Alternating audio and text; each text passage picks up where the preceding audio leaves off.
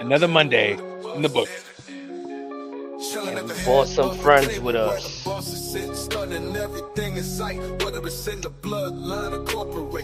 me out, they laid a big smile on handcuff our officers. Hold on, wait. They lost the script, we got some shooters.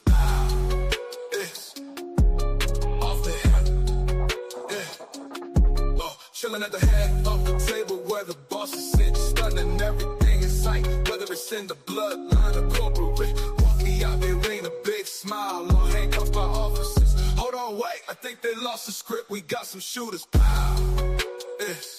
Chat, today is May 26th. We back with another episode, Off the Hip, Monday Night Raw. The future is now. Memorial Day weekend as well. Oh, happy Memorial Day weekend to everyone. Hope everybody's blessed. Let's go around the table. Razor, how you feeling today? What a weekend. But we will get into that. I love to hear it. My brother Streets, how you feeling today? Feeling amazing, bro. I'm not gonna lie. Feeling awesome. Sir. Glad to be, living another day. Love to hear it, bro. Baron, how you feeling today, Baron? Aaron. Pretty good. Good weekend full of wrestling and some good times. So I'm doing pretty good right now. It feels good to be alive on a Monday, Oh, what a time to be alive on a Monday night in Tampa, correct? They were in Tampa again, running it back. Yes, Tampa this weekend. Same Arena is Saturday. And Friday. I don't know if they went lazy. I know Friday had a different setup. I think Friday was at a different one because they either moved the ramp or something was different. Yeah, this is the same setup. They had the Saturday night. They had the Saturday night main event set up. Mm-hmm. That's what I was getting to. That it was like visually different. Entrance. Yep. How you guys felt about that? I like that it. for Monday night. I like that, bro. It makes it feel like it's more of like a PLE. It makes it feel like it's more important. You know what I'm saying? Like it's more of an intimate setup. Yeah, definitely. I like it. I don't lie. I would say last Saturday's main event is probably the highest feeling one of all the ones that they've had. Like it felt like it had the most like importance compared to every other one they've done so far. What was your favorite moment coming out of Saturday?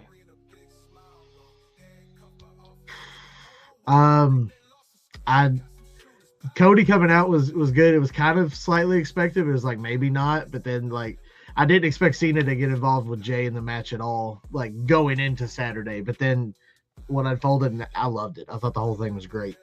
Cena and Jay. You gotta walk me through this. You gotta walk me through this. I see you got the Cena gear on. Yeah, he's going crazy. He's going crazy, baby. Let him know. So we got Cena and Cody again. Who you going with?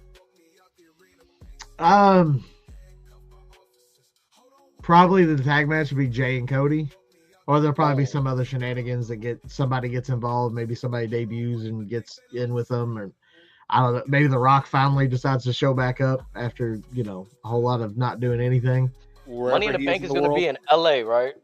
That is true. Yes. Travis Scott once again. We got to see T. Scott in there, man. We got to see him in there, man. Oh, man. I'll ask you this, Baron. If it came down to Cody versus Cena again, just a rematch. Okay. Who you pulling for to get the win? Who would you like to see walk out of with their hand raised, strap around their waist? Cody did good as champ. He was a good champ. Well, the best in the ring. What Cena's doing right now is fantastic. His promos have been on point. Program with Randy, even though it was really short, was fantastic. I don't know. I kind of want to see him carry it out toward the end of the year. I'm not saying leave with it. Maybe not leave with it. So who gets the belt off then? I think it'll be whoever gets that briefcase. Whoever it is that ends up with the briefcase, I think is who's taking it off. So it could be, everybody seems to think Knight. Maybe Sammy does it. Maybe in a big spin, Sammy gets it and cashes in on Jay. Well, maybe. Spoiler: Sammy didn't qualify. Seth did tonight. Yeah. Maybe I mean, he still ends up in it anyway. Also, Seth said whomever he chooses, he didn't make it clear cut that he wants to go for Jay. Yeah. I was gonna say in tonight's promo. Well, Seth's talking a lot about the future of the business and saving the future, and maybe this is him saving wrestling is taking it off Cena. Mm. Okay, I can see that. I feel like I still would be surprised if Sammy got in it though. I wouldn't be surprised if somehow Sammy ends up involved Oh, yeah. somehow. I'll say this too.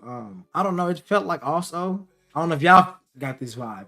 I kind of felt like they were alluding to Braun Breaker when Paul Heyman was saying, hey, in a couple years he's gonna be the one in WrestleMania going crazy. I felt like I'm gonna pull up the direct quote. Give me a second. Yes, pull it up for him, please, because I want to mess it up.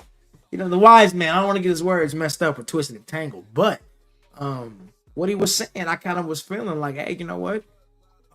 Yeah, Seth, you may be leading the pack right now, but who's going to be the person leading the pack in the next couple of years? And I feel like, yeah, Seth Rollins, you may get this, but I feel like we're going to see maybe some stab in the back to him like he did to Roman Reigns when they was in like a little bit of a trio group with the Shield. So I feel like, maybe they're laying the groundwork for Bronson Reed to be there with him now. But ultimately, I think that Braun Breaker is going to be the one who really takes off with this.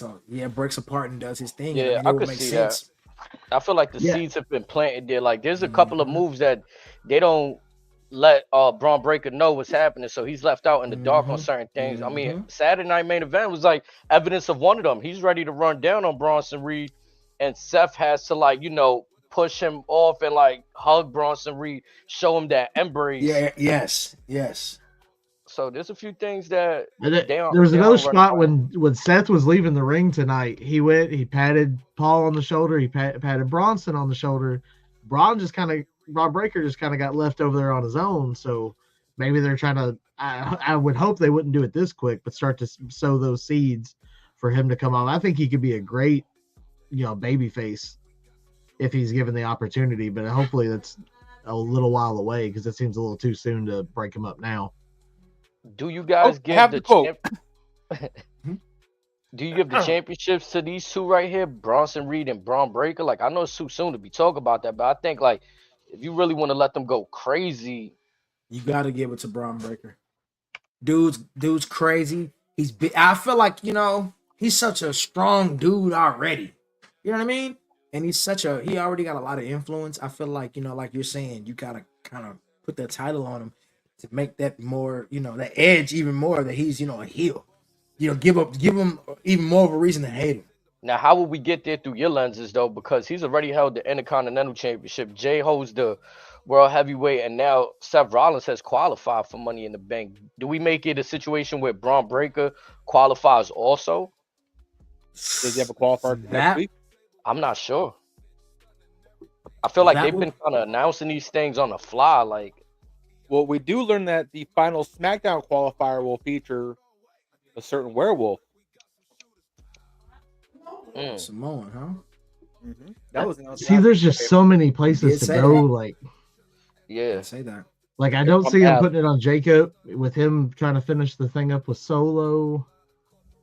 That's not even finished. That really hasn't even kind of started yet. It's still brewing. Either at home and Solo, for that matter. Solo, I think that time has passed. If they were going to do it, they should have done it before Reigns came back to give him that push. Or have Solo should have been the victor at the Netflix debut in January. Yeah. It kind of silenced. Maybe. Yeah, it kind of silenced it. Maybe, but I don't think there was just any chance that could have happened. To have Roman come take that. Can't do the tribal chief like that. Yeah, but back to Mr. Braun Breaker. Much like how Triple H won quoted towards Randy to Braun, the business is in his blood. This man is a second-generation talent. His father, his uncle, credentials, they're there. But as what Paul said about Braun, if Skynet sent a Terminator from the future and you asked it, who's going to main event WrestleMania 45, 46, 47, and 48? That Terminator would respond with one name, Braun Breaker. He didn't say Seth freaking Rollins. He said Braun Breaker. Saying that, like, hey, alluding again to maybe you're the head right now, but come WrestleMania when it matters, the granddaddy of them all, you're not going to be the one headlining the next couple of them, it's going to be Braun Breaker. And Razor, I texted Yeah. you. Seth Rollins says the future runs through me. So if Braun Breaker is the future that we keep saying, I Yep. think He they has they to run. That's gonna Mhm. be one hell of a PLE. Now the question Now, I is was going to ask you, is that a WrestleMania match or is that a regular PLE match? well, let's go a little deeper. If are we still looking at the Big Four as the Big Four? Because we've seen that. Yeah, yeah. Well, hear me out. Look at Rumble. The two winners of the Rumble. Neither one of them was the main event this year. First time ever. Yeah. So Hold on. What you? Oh yeah, true. Because they started it off. Jay did main event and Charlotte did Yep. main event. Uh-huh. So there's been talk that Money in the Bank is supposed to replace either Rumble or Survivor Series as being recognized as one of the Big Four. Okay, so look, I'll say this. Survivor Series was, I can see that going and Money in the Bank replacing it because Money in the Bank gives you an opportunity to basically chase after the championship. Just because you win Survivor Series, it's usually a group of people winning with you. And it's not like you usually are winning something besides bragging rights or, hey, we're ending the storyline here because it came to a head. With Money in the Bank, huh? So then you got Chamber. Yeah, Chamber is exciting because it's hell like Hell in a Cell. It's big, it's menacing. You know what I'm saying? It's always a lot of brutality in those matches. It's always gonna win. But I mean, if I had to pick one, I'd say Money in the Bank just because it gives you that opportunity to be able to cash in for the WWE Championship or whatever championship you want. Hey, she's gonna love this little fun fact. You know who created both Money in the Bank and the Chamber? Chris Jericho. Yes, sir. Wow. Okay, look, he said it quick. Chris Jericho, he knew he's on his shit. Okay, hell yeah. I love it. I didn't know that Chris Jericho had made the Money in the. He created both of them. Yes, sir. Yeah, I think the Money in the Bank was just like, what if there was like a contract and like you could just cash it in whenever, and then that of course it became what it became once Vince got to spin it with it too. But yeah, they wouldn't have either one of those if it wasn't for him. It's good shit, pal. The Chamber's always fun though. The Chamber is always a fun event. Always, yeah. Money in the Bank is too. Money in the Bank shouldn't be a PLE in my opinion anymore. I know there's two of them now, but I always felt like you should surprise us with that moment, even though it's a yearly thing now. It's WrestleMania. That's where it was created at. That was the first one. So you want to bring it back as one of the big events in WrestleMania, like it was? Yeah, I think WrestleMania needs a staple. I've been saying this for a while. We used to have the Undertaker. Yeah, we used to have the Undertaker streak.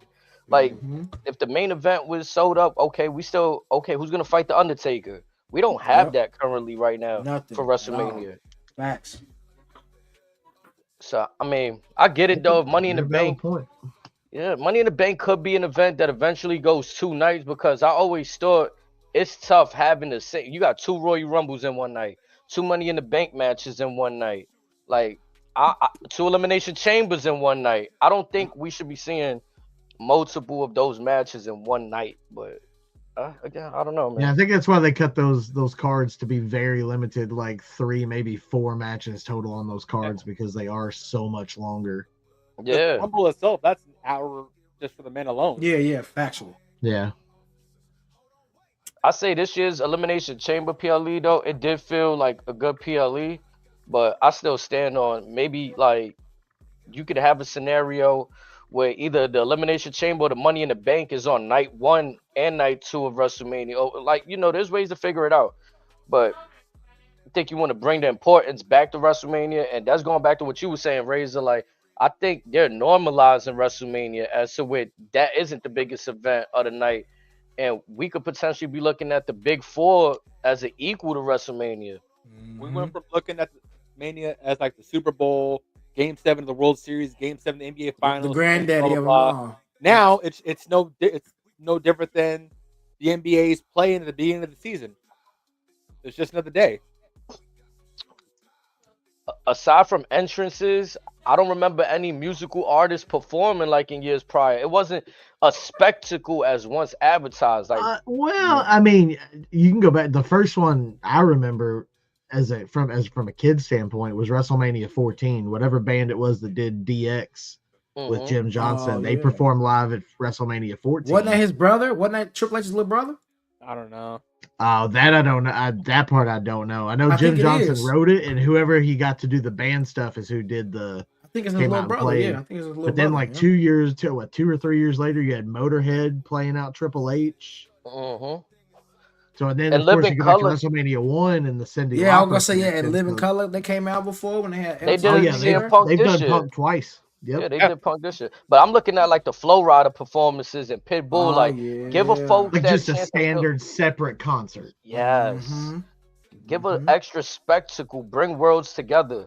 I know they tried a few years ago with Little Uzi Vert, but I think the pop music is like I said, the Flow Rider. You know, the years Yes, that they yes. So you're Jelly not a fan of Roll. Jelly Roll, is what I'm hearing. Say that again. So you're not Okay. a fan of Jelly Roll. Oh, I just said Jelly Roll. I said you could bring him back. Jelly Roll's cool. I know Jelly. I met Yeah. Jelly Roll in real life. Jelly Roll's cool, man. You know what I'm saying? He's cool.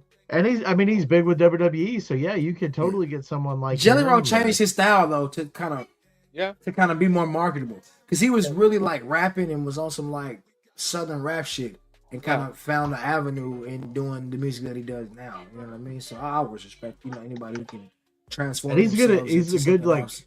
Yeah. bridger of people that like Yeah, for people that sure. like rap and hip hop or people Yes. who may like more country Facts. and stuff like Yeah. that.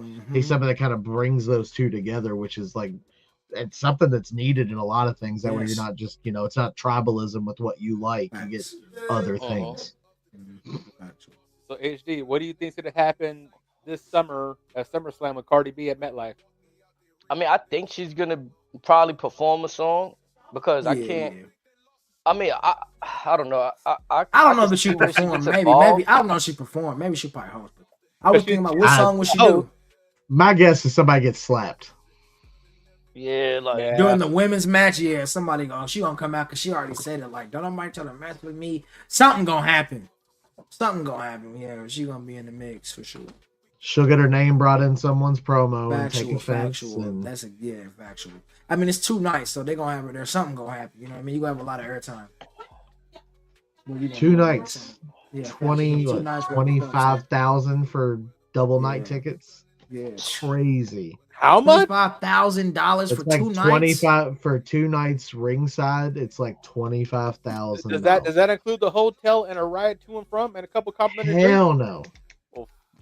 Shit. That is just Bro. the like VIP. And I did see this a couple Mondays ago here at Yum. What is included in that like Fanatics VIP TKO experience thing? Like they actually had a WWE executive walking them through like down the ramp and back. They got to take pictures at the commentary desk. All these little kids probably got more money than I'll ever see in my whole life. They're like 25 12 grand. years I better old. be on commentary with Cole, McAfee, Bruh. and Barrett. Right? Yeah, for You hear me? 25 grand, I'm eating Nah. with McAfee for 25 I want grand. personal phone numbers. I want to call them up and be like, nah, I don't believe you should say that on there. Say this. You know what I mean? Like, nah, I'm 25,000. paying 25 grand. I want to sit next to Triple H and start calling the match. Yeah, that's what I'm saying. I want to be like, okay, so look, on Monday, this is what I need him to walk out and say to make this make sense for me. Since I paid so much money now. You know what I'm saying? Like, because there's no way it costs that much money, bro. Like, that's nuts, Yeah, bro. it's ridiculous, bro. And I'll be honest, the scenery over there by MetLife, it's not even like, it's not Vegas. Extravagant, lot yeah, there. crazy. Yeah. Yeah, like Well, Like, speaking of it's Vegas, one we're going thing- back there again in 11 months. Has that been confirmed? whew. Yes. Or- they've announced it. or are we They going to don't know the Saudi? weekend, but it is Are we going going to back London? Vegas. No, it's going back to Vegas. Oh, shit. Looking Back to at Vegas. 18th and 19th. Okay. So Triple H is loving the 420 weekend, didn't he? You know he liked it. You know he was loving it. Speaking of which, look, cheers, nigga. Cheers, man. Cheers, baby. On me, shoot. Look, your boy just picked up something. Yeah. Like I don't know. I'm split on the idea of it going back to Vegas. 'Cause personally, I thought it looked cool. The wrestlers on the cards, the graphics that they had laid out, the stage, Yeah. everything was well put together. But if we continue this year round, where it's gonna be the residency every year, WrestleMania in Vegas, that's like having a Super Bowl in one city. Like I don't know how that Yeah. works. But I'm gonna tell you, yeah, and I say it sucks for the fans because I've always wanted to see a WrestleMania in real life, and it's like now I have to go to Vegas, and you know shit's gonna be so much more Or skyrocketing again, high in in a Vegas, couple bro. years, it could be to London, could be to Saudi, could be to Mexico, could be to Spain. Yeah, I think that it will go out. I mean, to be honest, bro, like if you're, can you imagine right now living in London and being a fan of the WWE and being like, bro, I want to see WrestleMania, but knowing that it may never come to your country. You know what I mean? So it's like, I imagine one of them, you know, one of these days they're gonna go, bro. It's just, if WWE's getting too big, it's Yeah. too influential. One of these days they're gonna give their, because you got, when you're worldwide like that. If it was just, you know what I'm saying, uh a regional thing, you know what I'm saying, or a thing just in the States, then yeah, you know what I mean. But the fact that it's global, you got to give those people like a chance, because you never know. How do you know the next Sheamus may not come out from that, or the next, you know, Snitsky, or the next, you know, whoever, you know what I'm saying, is from another country may come from there, you know what I'm saying. But if they don't never get to see it and touch it in real life, they may not never get that opportunity. You know what I mean? I Seeing is believing. that So, you know, being able to see those wrestlers in real life may be able to show you that you can maybe be able to get out there and make it happen. You know what I mean? I don't I have an issue with that, but what I do have an issue with is look at what's going on.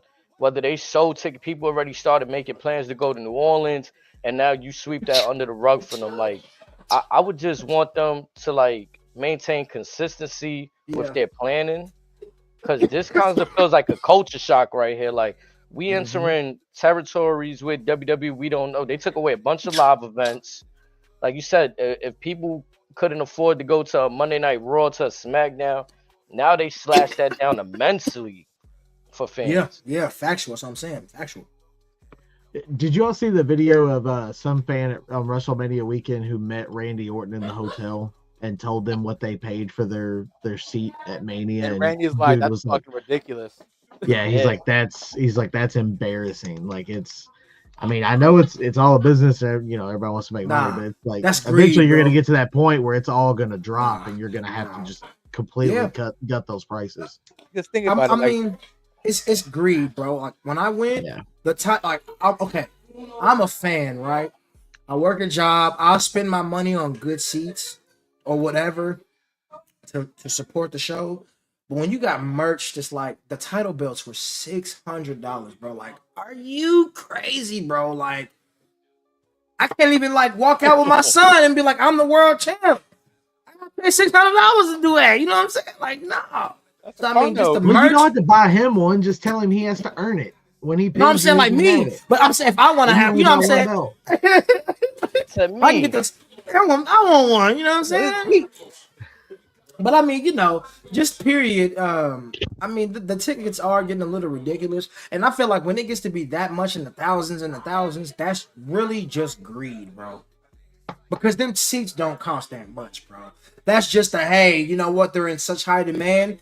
We'll put these at a yeah, high price, and whoever wants them gonna pay for them. and they'll say folks gonna buy them anyways. And that's the problem, though. You only know a certain amount of people, a certain type of person is gonna be able to buy that. Somebody who's rich, Green which shirt guy. sucks. That sucks, bro. Because But like, also again, not all markets are as lucrative.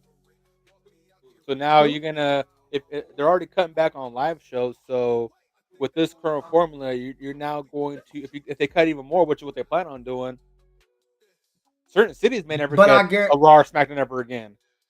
but these dudes is making money. They're not like, just because you're, you know what I'm saying, you're making more than the average. Sure. You sign with the WWE, you're making money. Money ain't, you ain't hurting for money. So the WWE is raking it in hand over fist for sure, but that is For still not sure. TKO's cash cow. Like right now, that's still UFC. Oh yeah, of Just course. because of their format, like you can fit another 10,000 people in the Well, same I'll say this. like I'll say this area. too. Mm-hmm. It's their cash cow because you can also bet on it. You can't bet on wrestling. That's Certain why. certain apps you can. So, but I'm saying at the end of the day, it's, people would say maybe some sports are scripted, and to a point, they I feel like they are. But it's more like you can maybe, you know, really bet on the outcome. Like this stuff is predetermined, unless something happens out there and they, and like something gets botched, and then they have to go and like make up for that. You know what I'm saying? Like the Cena and Batista match. You know what I'm saying? The The and then Royal Royal Rumble? Rumble win. Yes, type shit. 305 Yeah, Rumble.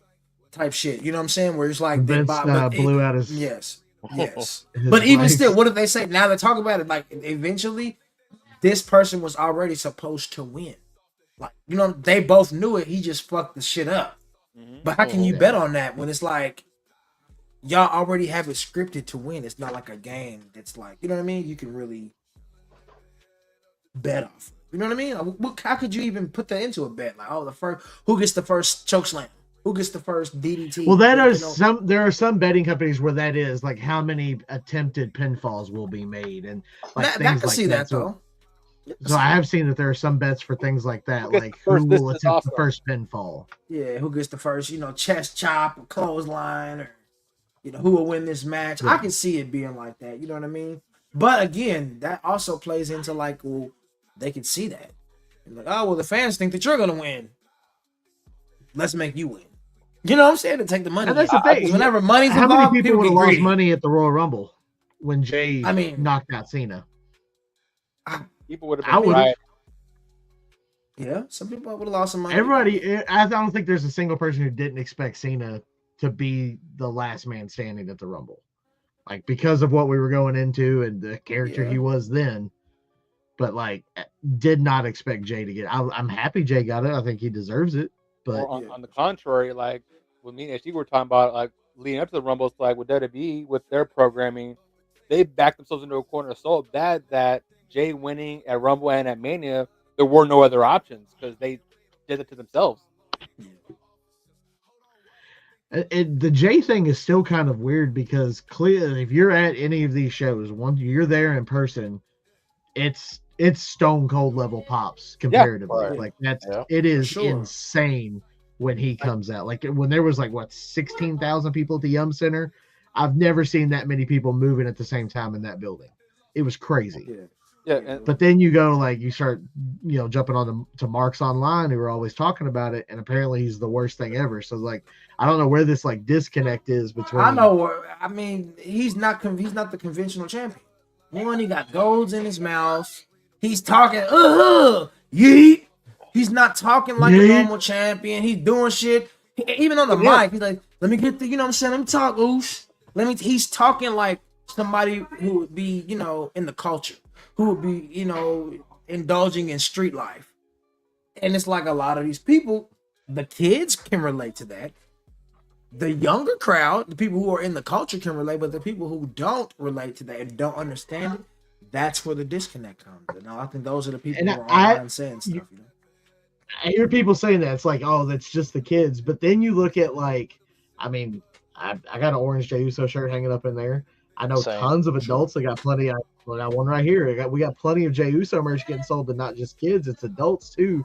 So it's just like, where's the not even just the kids, but the adults who are at these arenas and clearly are fans compared to these, like, is it just a few trolls online? Just like, I don't like Jey Uso. I think it's partially that and twofold. I think the opinions online shouldn't reflect the opinions of the people in the arenas. Like personally, like my wifey, she's a wrestling fan. She don't go on social media, liking posts, writing to people, engaging in conversations.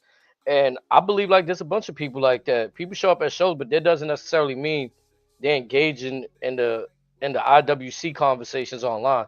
And to your point, it could be them small trolls that they have a backing, they got they people behind them, which is able to put these thoughts into the algorithm.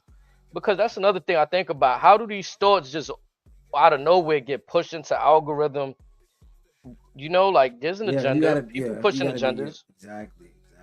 Yeah. And it's probably people inside the company who got a little bit of influence as well. You know what I'm saying? They humans at the end of the day. And they all, got an opinion. You hear about these basketball stars even, they'll go and make burner accounts just to kind of talk to people and see what their opinions of them or other people are. You know what I mean? So, who knows? It could be a person who's, they wrestling against you. Really Question: what is Triple H's burner account?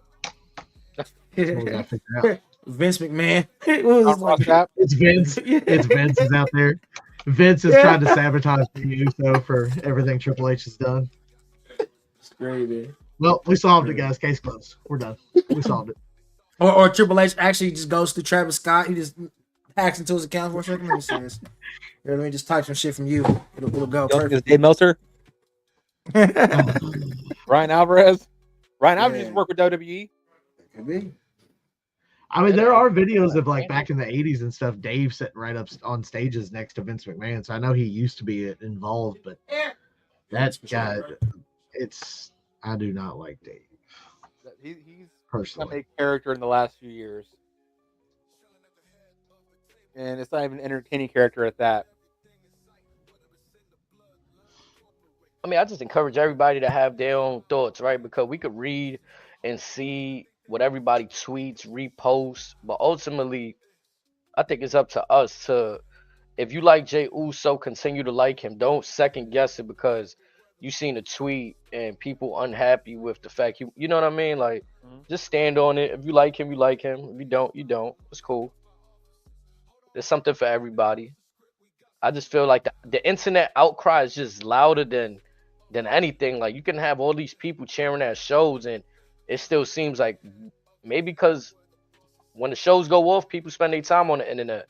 That could be a huge part of it, right?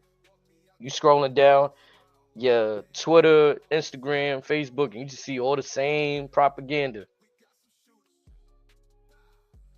Yeah, it's just a question of what they're doing. That people that clearly get how to make those algorithms pop the way they do, and I don't get it. Well, Bischoff Cause said it best: controversy creates cash. You got to yeah, Yeah. wall some people up just to get something going. Glad you brought up Mr. Bischoff. How do Uh-oh. you think that new promotion with him and Hulk Hogan is going to do? With the freestyle promotion. The some I don't even remember the name of Yeah, it. It so was not. basically, from what I looked at, it's more so just for like amateur wrestlers that don't go into WWE or don't go into UFC or anything like that. It's just something for them. I mean, I would hope it takes up because again, if more stuff for Give me one them second, right post back. NIL is Yeah. good for them, so that'd be great. But again, we shall see. But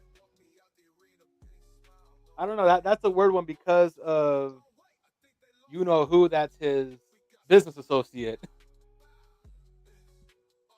What do So you I mean, mean, brother? you know, Jack. No, Back in it's. I think it's just 1988, him. To, you know, I built the Great Wall of China with my bare hands, brother. Me and Yokozuna used to go up and down Osaka Joe Hall and just run roughshod. I was Brock Lesnar's first opponent back when he came back from the NFL and the yeah, for the UFC. UFC. I was like pretty John Cena, but Oh, yeah, okay. And it was I'm 10 pretty sure years it was after John you because fought. Cena had the green shirt on and just took like a Yep. million F5s. It was the day after he lost to The Rock. What was that? 28 2012. WrestleMania 28, 2012. 24. Oh, okay. No, 2010, 2012, one of the two. Yeah, whenever he had just wrapped up with the UFC after the diverticulitis stuff. man, Yep. Hulk And then Hogan, man. yeah, he just lost to The Rock, and the crowd was chanting for like the signs were. They thought it would be The Rock. Oh, that's And right. This was the once in a lifetime. That's right. Yeah, that was a yeah, long then we time. got a 364 days later again. Seems like just yesterday. No, but one more. Oh, don't forget their Survivor Series Classic where they teamed up against R-Truth and The Miz. Right. Yeah, and that's when we got we got R-Truth smoking on Raw and SmackDown. Oh, was it? I don't remember. Yeah, he I had. wouldn't Yeah, be surprised, but this is the very start of the little Jimmy stuff. Yeah, he lit up a cigarette, I think it Yeah, was. and he sit on the table just stressed out, just keeping it hard. I remember the little Jimmy stuff was good. Like when he came out in that Confederate gear, marched all the way to the ring, pretending he was like. I think Vince was in the ring with him, and he was talking about how he was a good soldier, and like it was just all like it was entertaining, but also like super kind of cringy looking back on it. But Very, at the very time, cringe. it was funny. But a lot of Vince's old stuff hasn't seemed to age very well. Yeah, It just feels like two No. different worlds, to be honest. Like two different lifetimes. And it's almost like the place on Wednesday nights is trying to emulate what McMahon and Russo tried to do once upon a time. That some of that stuff I tried to give them such a shot, like personally, and it's clearly I'm obviously a WWE fan, but like, and I tried. You want more wrestling out there, but that some of it's just so not. Let's see. What was it? Was it the pizza cutter? Was it the hypodermic needle? Was it the cinder block? Was it setting Jack Perry on fire? Or last night? Was Or last night? What was it? Marina Shafir pulling out Swerve's tongue and stapling his tongue. I didn't watch last night's. I was watching Battleground, which I was very happy with. That was very entertaining. Battleground was incredible. But like honestly, what turned me off more to AEW is just like the stupid stuff Tony did, like back with the whole Punk thing and just how he handled it or chose to handle it. Yeah, or lack thereof. Yeah. There's that, and then you have Ospreay, to where anytime when an interviewer's trying to have him basically hype up the upcoming pay-per-view or whatever, first thing out of his mouth is fuck WWE this, fuck WWE that. And it's like, dude, we don't care about that. We want to know what you got going on for the pay-per-view coming up. Yeah, he's definitely got, like, Triple H lives rent free in Will's head for sure. Bro, I'm not running from the grind. I mean, that's the same stuff Punk was talking about in that big interview, how like everybody wants to show up, work for an hour, film their stuff, and then disappear for a month. Like, I mean, I get he's overseas, he lives in England and everything, but like, no wonder you're not at main eventing WrestleMania. His family's all in Scotland. Gunther's family is all in Vienna. But and it's tough too because he's responsible for the success of the Jacksonville Jaguars. So it's like, it's like, how do you put all your eggs into them two baskets right there? Well, they also run some soccer teams in England too. Yeah. So this should be an easy thing for Tony, one would assume, as far as. I mean, Jacksonville's ass though. I don't know what the England team looking like, but Jacksonville has been historically terrible. So right, and from what I've heard from very little from, I think it's Tottenham, whatever, they can't stand the Khan family. Jags can't stand the Khan family, and it's like, again, I don't think there's nothing wrong with him owning AEW. Just let someone else run it, oversee like the. You have Taz there. You have Jim Ross. You have Nigel McGuinness. You have Daniel Bryan there. You have all these great minds there that could easily help you out and fix your problems overnight. Yet you're choosing. Go ahead. I'll say, but you're choosing to listen to the Young Bucks. You choose to listen to Mercedes. You're choosing to listen to Dave Meltzer and the Sickos. Let Daniel Bryan head creative. Like, if he's done wrestling, let him head that. Like, I agree. There's no reason you can't just let him, like, yeah, sure, you have veto power if you want to override something that bad, but like, let him handle it. Or shit, what's the worst Jarrett can do? TNA had some good stuff back in the day. Exactly. I mean, the worst thing they did was bringing in Hogan and Dixie. That was it. Yep. Ring of Honor and Russo. As NXT. What was that, HD? I said Ring of Honor should be treated as NXT in every sense. I feel like they still trying to keep it separate. Like they gotta find a way to convince. Get Kerry Silken on the phone. Problem solved. They gotta convince WB to put that on Max or something. I don't know if they already have it, but no, Honor Club is just Honor Club. I think, if it's still a thing. Yeah, you'll put. What is it, like a streaming thing now? Like you have to pay some website. Even when Ring of Honor was still Ring of Honor, before the pandemic they launched Honor Club. I want to say like 2015, or like the network, the whole library is there. The pay-per-views are there. If you're an Honor Club member, you get the pay-per-views discounted. You also got a discount on merch and some other stuff and ticket sales. And then when the pandemic hit, that shut down. Tony Khan brought Honor Club back, but just for the library. Makes sense. I mean, that's why Vince bought some of what he did strictly to get libraries. So that's not that's a very common wrestling practice. But at least with WWE, you're, at least in this present day, you're using that library to build up your current stars. Whereas them, Tony's doing the old Vince McMahon method of you're just buying the library just for the sake of the fact that you own the library. Because he Yeah. bought Ring of Honor just so he can own the original All In. Which still blows my mind. I feel like it's a cheap way to make more money, but it's like imagine if when the WWE network was out, if Vince just said, "Hey, yeah, but for 10.99, you guys could pay for the NXT like next up pass." Like You'd be like, NXT an extra $2. The big pay per Yeah, views, you pay an I've extra done it. $10. No problem. Yeah.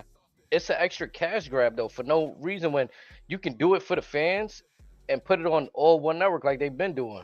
The only part I don't agree with, I asked you this earlier. I was like, how would you feel if we really had to pay $50 for pay-per-view still? I was thinking about that the other day. Like, that is crazy. And I think about it, like, go looking back in like AEW that time frame. That's crazy. UFC is what, $100, give or take. Boxing's about $80 to $100, depending on what quality you want it in. Yeah, to me, AEW just does things that's all over the place. Like you're with a streaming service, you still have pay-per-views you actually have to pay for. It's like I just don't, I don't know. What happened with their Triller deal? I think I don't know. Like, I think that been ended or they. That Sick it- it, I it know just Fight got- TV canned yeah, them right overseas. no. Fight became Triller. So, They- but they- did Well, they let's- can let's- the partnership with the overseas for them? I don't know. I don't know if it's still going on. I know it's funny. People are like, oh yeah, I'm 100% buying this AEW pick. I'm all in for them all. I'm going to get them all. And then I find out friends that did that and talk like that were buying those like, oh, I got all 12 pay-per-views in the year for $30 from this overseas website. It's like all these people who are just such diehard AEW fans don't even believe in it enough to back the product. They'd rather pay Okay, for that's a good way to and- look at it. and Okay. get it discounted from somewhere else. Right. I wasn't even thinking about it like that. Okay. Yeah, I just like thought it me, I don't mind paying for something if I enjoy the product. Like Same if here. I like it, I will buy it so that I will get more and different versions of that product. Support Like- it. Yeah. Exactly. Like I don't mind paying a few dollars a month for a streaming service. That means that I'm going to keep getting content that I enjoy and like I can fill my time with. But like all these people are like, oh, you got to support AEW. I don't watch that Fed trash. And it's like, oh, you bought a 12 for $30 special from some Afghanistan website that's streaming it or something, whatever you did. Like it's just so like disingenuous. And there's more than one friend I have that's done that. So like it's like apparently a common thing amongst the elites. What still cracks up is their merchandising situation because I don't know why they haven't locked in an exclusivity deal with Pro Wrestling Tees. Yeah, because that's basically all they have. I have a buddy that works there, and that's all that. Like they're in there constantly. Like he's sending photos of meeting people all the time, and but they still have all that other stuff that they do too. That's not AEW. Yeah. But that's a Tony question. they make better shirts than Shop AEW. I'll admit that right now. I honestly have never bought an AEW shirt, so I have no reference to the. When Shop AEW first opened up, I bought a Le Champion shirt. Within one wash, 80% of the ink's already gone. Damn. Now certain WWE shirts were like that for a minute. Me and HG had talked about that. Where we'll get some shirts and then one maybe two washes, the paint's already gone. But in days past, or even with Pro Wrestling Tees, where I got shirts to where they still look brand new. I'm going to reveal too much and be the point of no return here. Not going to lie, the entire Skittles collection of John Cena shirts from the 2010s is in my bedroom. They're still wearable. Yeah, they may have a little fading on them, but they're like, 15-year-old shirts? Hey, And they that'd be a perfectly collector right readable, there. look fine. It's actually the first WWE shirt I ever got as an adult. My wife took me to Raw in Lexington for a wedding present, and that was the first John Cena shirt I got. Now, which color was it? That was the orange. That was that was when Sheamus was the WWE champion. We're getting ready to go into the we're going way back. Money in the Bank. And then I got the purple one. The purple was next one with the Nexus thing. Mm-hmm. Then what? Red. I think red was the U.S. Open challenge. Well, no, that was way later. That was in like 2015. That was several years later. Right. He had the orange and green. Oh, how do I remember this? He had then he had the blue with the khaki shorts. Anyway, there's a Skittles bag of John Cena t-shirts in there. It's every Now, I've had some good luck. I've had NWO shirts, Seth Rollins when he was champion that stood the test of time. There was a few. Then I don't know. I felt like they got lazy at certain points. Like maybe around after pandemic, I felt like they got lazy with the shirt making, and we slowly gearing in the right direction.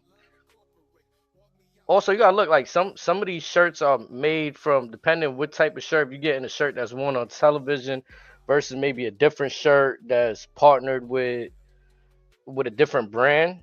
Like I see now they're hooked up with Fanatics and stuff. Like whatever Oh, what's material. that? Was it Ripple? Yeah, like like premium ones. mm-hmm. Those are I got the Jay Uso one. I think is from Ripple Junction. Don't they got some stuff with Mitchell and Ness too, or Mitchell and Ness clicked up with Fanatics? They might. I know they got there's so many. Like, all right, yeah. So there's our featured brands. I'm on WWEshop.com. ProSphere. Yep. Ripple Junction. Roosevelts. the Roosevelts. Roosevelts. Oh, okay. Yeah. And then like there's Funko. Like that's a nice like button-up shirt. And then 500 level and contenders, which looks like shorts, gym shorts type stuff. They doing a good job branching out, and even I've seen as far as on Hollister, they've had a Austin collaboration. Like they got Austin shirts at Hollister, like so. They're still in Hot Topics. Yeah, they sell those are the Ripples. The Are Ripple Junction. Yeah. I almost bought the Tribal Chief one not that long ago. I had to acknowledge him. Hell yeah.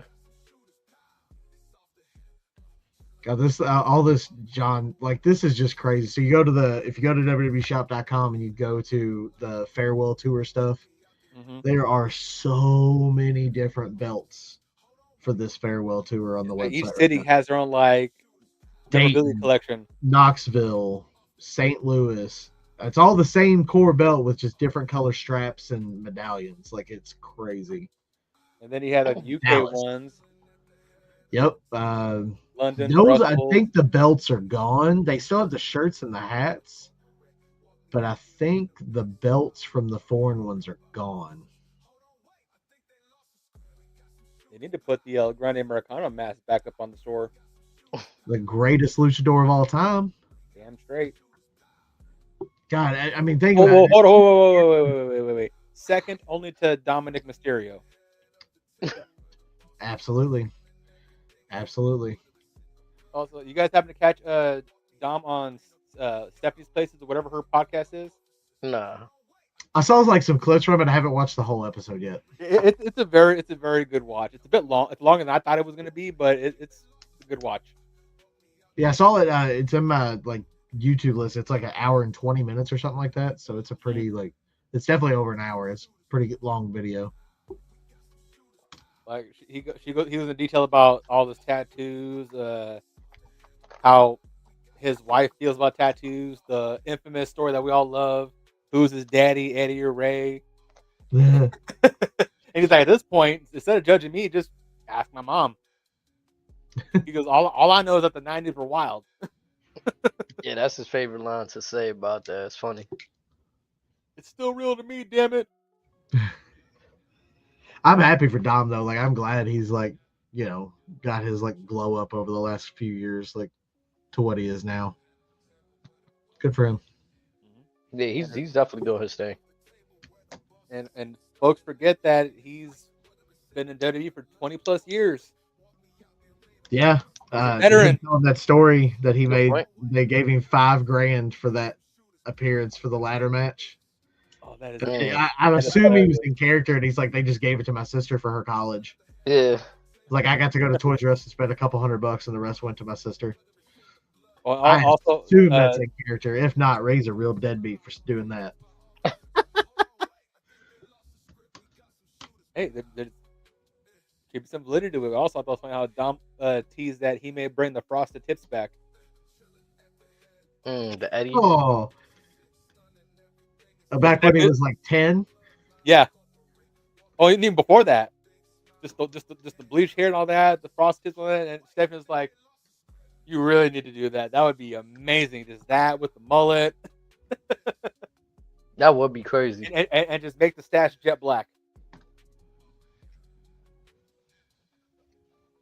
So where do I y'all mean, think the story with Liv is gonna go? yeah, I was just about to ask that question. Since we talking about that, like, let's head in that direction a little bit. Oh, brother.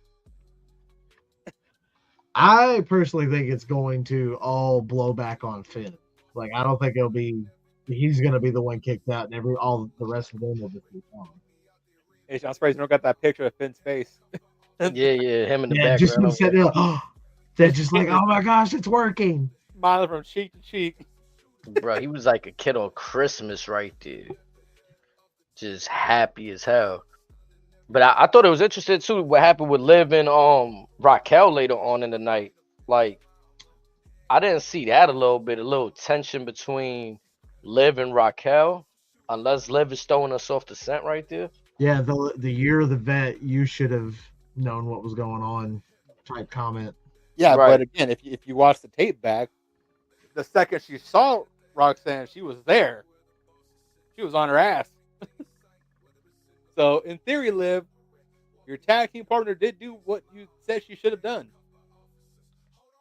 Now, how about this? Would it be crazy if Liv kind of fucks with Roxanne, kind of likes her, and Dom is sitting there with both of them? Like, So you're saying we recreate the whole Dom, Liv, and Rhea love triangle?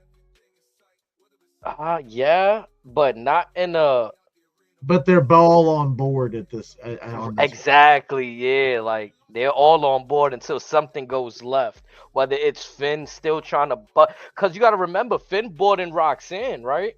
So this Yeah. could be like fucking up what he got going on if Liv actually takes a liking to Roxanne.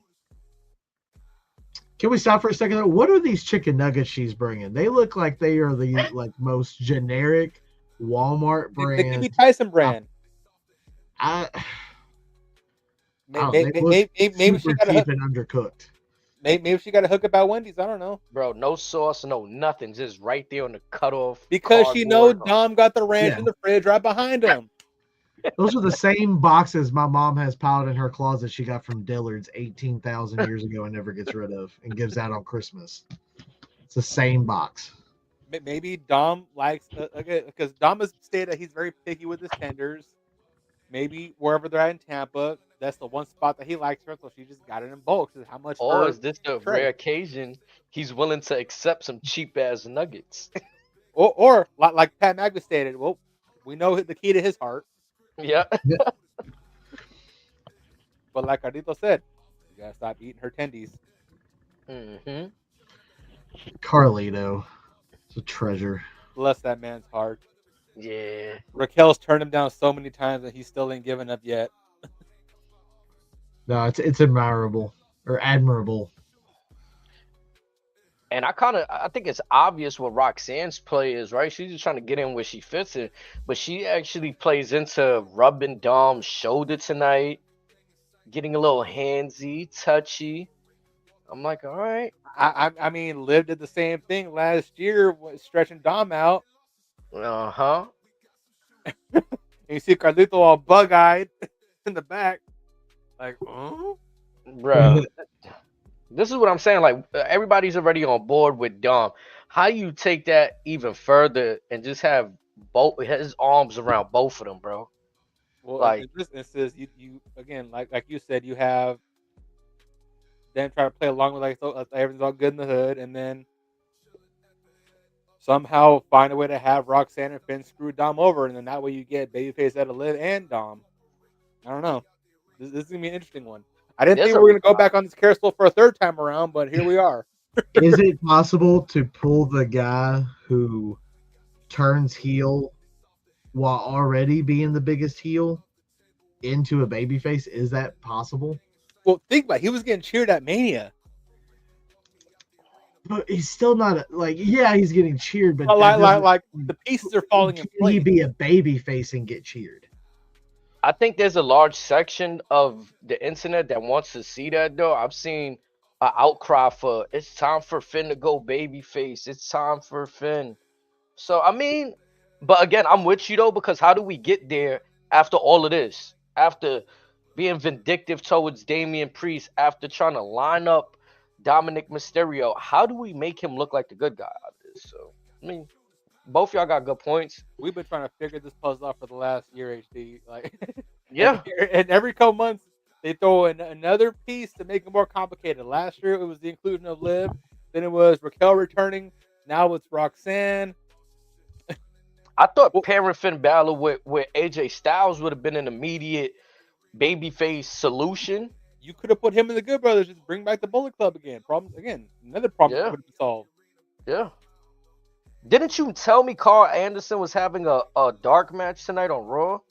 From what he stated on Talking Shop, he had a dark match tonight. Okay. I That mean, was that's a new record of unemployment time. Was that only like 5-6 weeks? Maybe a little longer than that. Seems like, was it right before Mania they all got let go? okay, so if you're talent, let me ask you, are y'all bothered by if WWE has to cut you just to make a financial statement to TKO and then they willing to hire you a few, it's kind of like a temporary job slip when you Well, working and you working a temp job. he kind of touched on like with all his side hustles he's got going on that he ain't sweating this money. He's good regardless. He's locked in with New Japan that That's I know dope. of. That again, if they hit him up for a dark match or whatever, even if it's just to enhance someone else, he's like, I'm good with it. Okay, okay. Take a nice little just one-time payment to show up. His his joke was, if I want to hang out with my friends afterwards, you gonna kick me out?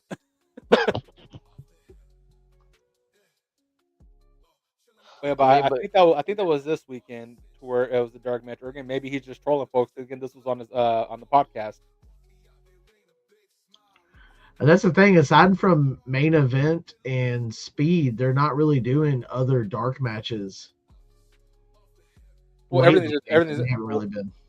all the dark matches I think are at the very beginning of the show, like before everything starts. So again, it could have been main event. It just could have been unaired, untelevised, just because. Well, I think I know at Louisville they did not have anything. Like the very first thing was the opening speed matches and the main Main event, event, yeah. which was they had a carrying cross match, and that, once again, place went crazy. Like they mm, absolutely lost it. Did you guys For a have a main Ludwig event, sighting? so that's good for him that he's getting that. Hopefully that turns into. I guess him and Sammy are going to start something now. Cross is teased up with everybody on both brands. yeah.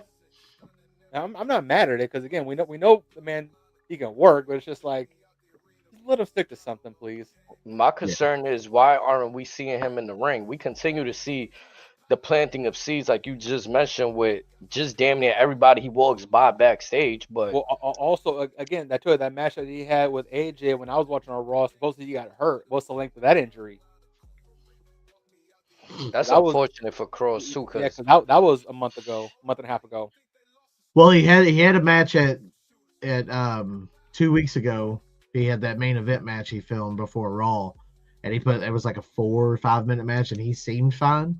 Okay, He pretty much dominated the whole thing. I don't even know if that episode of main events aired yet, but 'cause I thought he broke his ankle with that spot with AJ. no. So I mean, he was walking fine, and like I said, was Yeah, performing 2 weeks ago. and then his style's fairly simplistic for the most part, just a lot of brawling and technical stuff. So again, the light stuff is probably doable for him. All the outside of the ring stuff, or even stuff around the corners, might be a little challenging depending on who he's working with. It was Tyler Bates was who he was in that Oh main yeah, event yeah. match. That's an easy just 5 minutes. Just get the blood flow going, get the crowd going. It was a good match. It was a decent match. It'd been nice to have it on roll.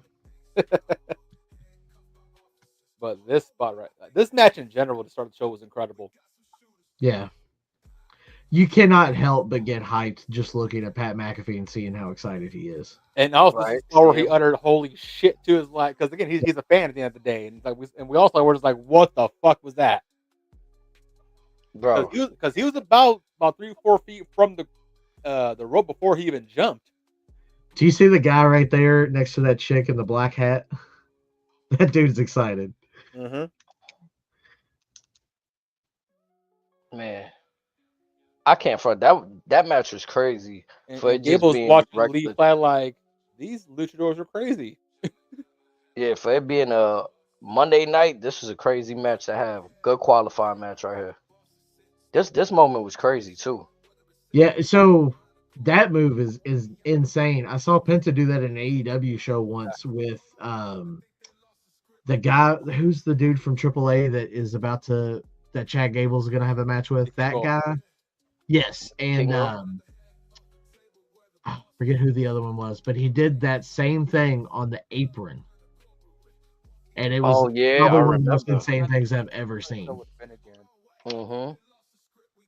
Forget who the third guy was in that match, but that was a dark match they filmed prior, either at the end of after the show or the beginning of the show, and that got more reactions than the crowd stuff did. Like it was going to be put on like AEW Dark or something, and it got a better reaction than their main event stuff. A lot of stuff on Dark got better reactions than Dynamite. With the exception of MJF, that was the only thing that really blew up that night. Oh. Penta picked up the victory here, qualifying for the Money in the Bank.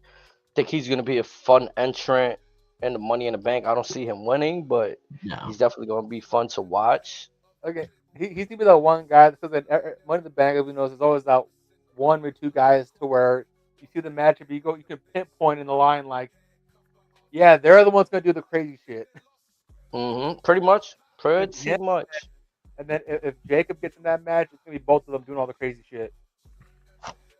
I not going to try to keep up. LA Knight going to springboard on something. We got Penta, Solo, Seth. Yeah, it's going to be... It's going to be quite the match. Oh, Seth. Yeah, Seth. How we feeling about Rusev's return so far? We're going to get into what happened after the match. I wanted to like this. I really did. I mean, if you assumed it was going to be anything other than less than 2 minute squash, then you're probably crazy. Well, I'm crazy, but I had to take for 30 seconds. But again, Tozawa, I commend you. I'm a little confused as to why we're using Alpha Academy to set up something plausibly between Rusev and Sheamus.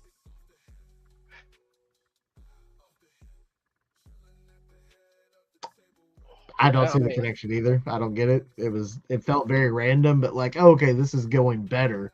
I don't know how we got here, but it feels better. And the only buildup we have is last week where Sheamus basically tells Tozawa, "You stood up to him. I respect you." I respect you. Yeah, I mean, maybe the fella joins the Alpha Academy. Who knows?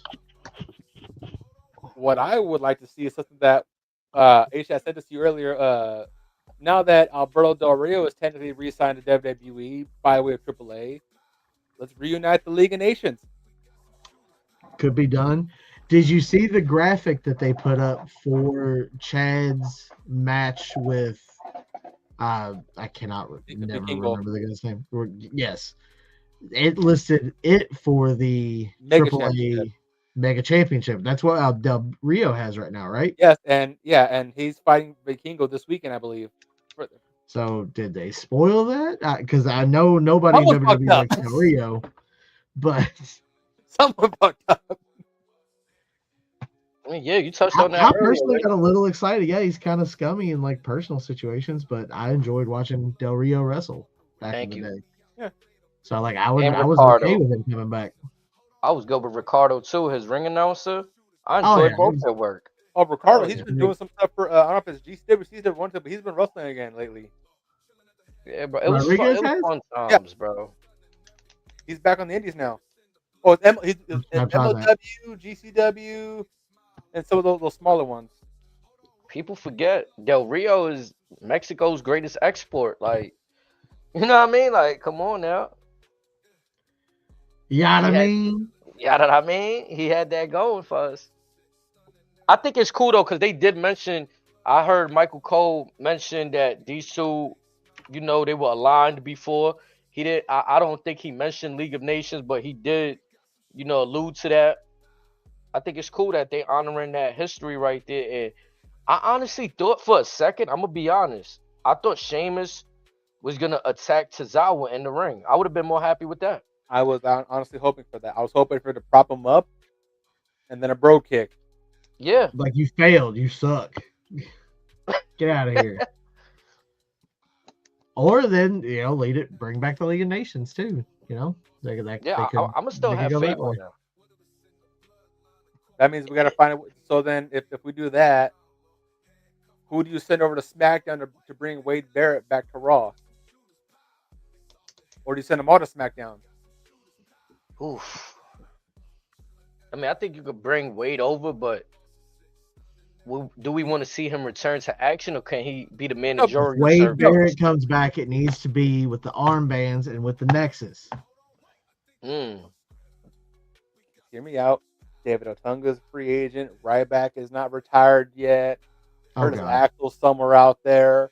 How do I leave this? How do I get out Justin of this? Gabriel may have just retired. What He about said Tarver? Ryback. What about How do I Tarver? leave? How do I leave this thing? He said Ryback. I'm done. About. How many times has that guy promised to retire now? I lost count. It's bad. So bad. I mean, this thing got legs on it because I've been wondering what's the idea. Like, if and maybe this is why I'm not booking things, right? But listen, when I see guys come back, I'm thinking we're gonna throw them right into the mix. Like, we're gonna throw Rusev into contention for. I would have had him qualifying Well, for the Money in the Bank. Next week could be a thing, but still, put him in the match. Like I joked with you when they first brought him back, is everybody wanted to sing or just sing the praises of Rusev Day, so that proves that there's still links to that. Yet we're not even touching that because it's a Vince thing, technically. Okay. The Rusev Day is. So there's speculation behind it, or it was popularized when Vince was around. Yet Aleister Black got his theme song back. So there's a lot of hearsay with that. And we just trying to identify the differences. And again, like you mentioned, Aleister Black, like he gets to keep his old stuff. Rusev seems like he's coming in as a version of the Redeemer from AEW, but the crowd seems to upon his arrival, chanting Rusev Day, but we got him as a heel right now. I think that was a missed opportunity. We talk about like Raw not having enough credible baby faces. I think that's a chance right there to make him a credible baby face upon return. But I mean, again, this is why we're not in the writers' room at the moment, right?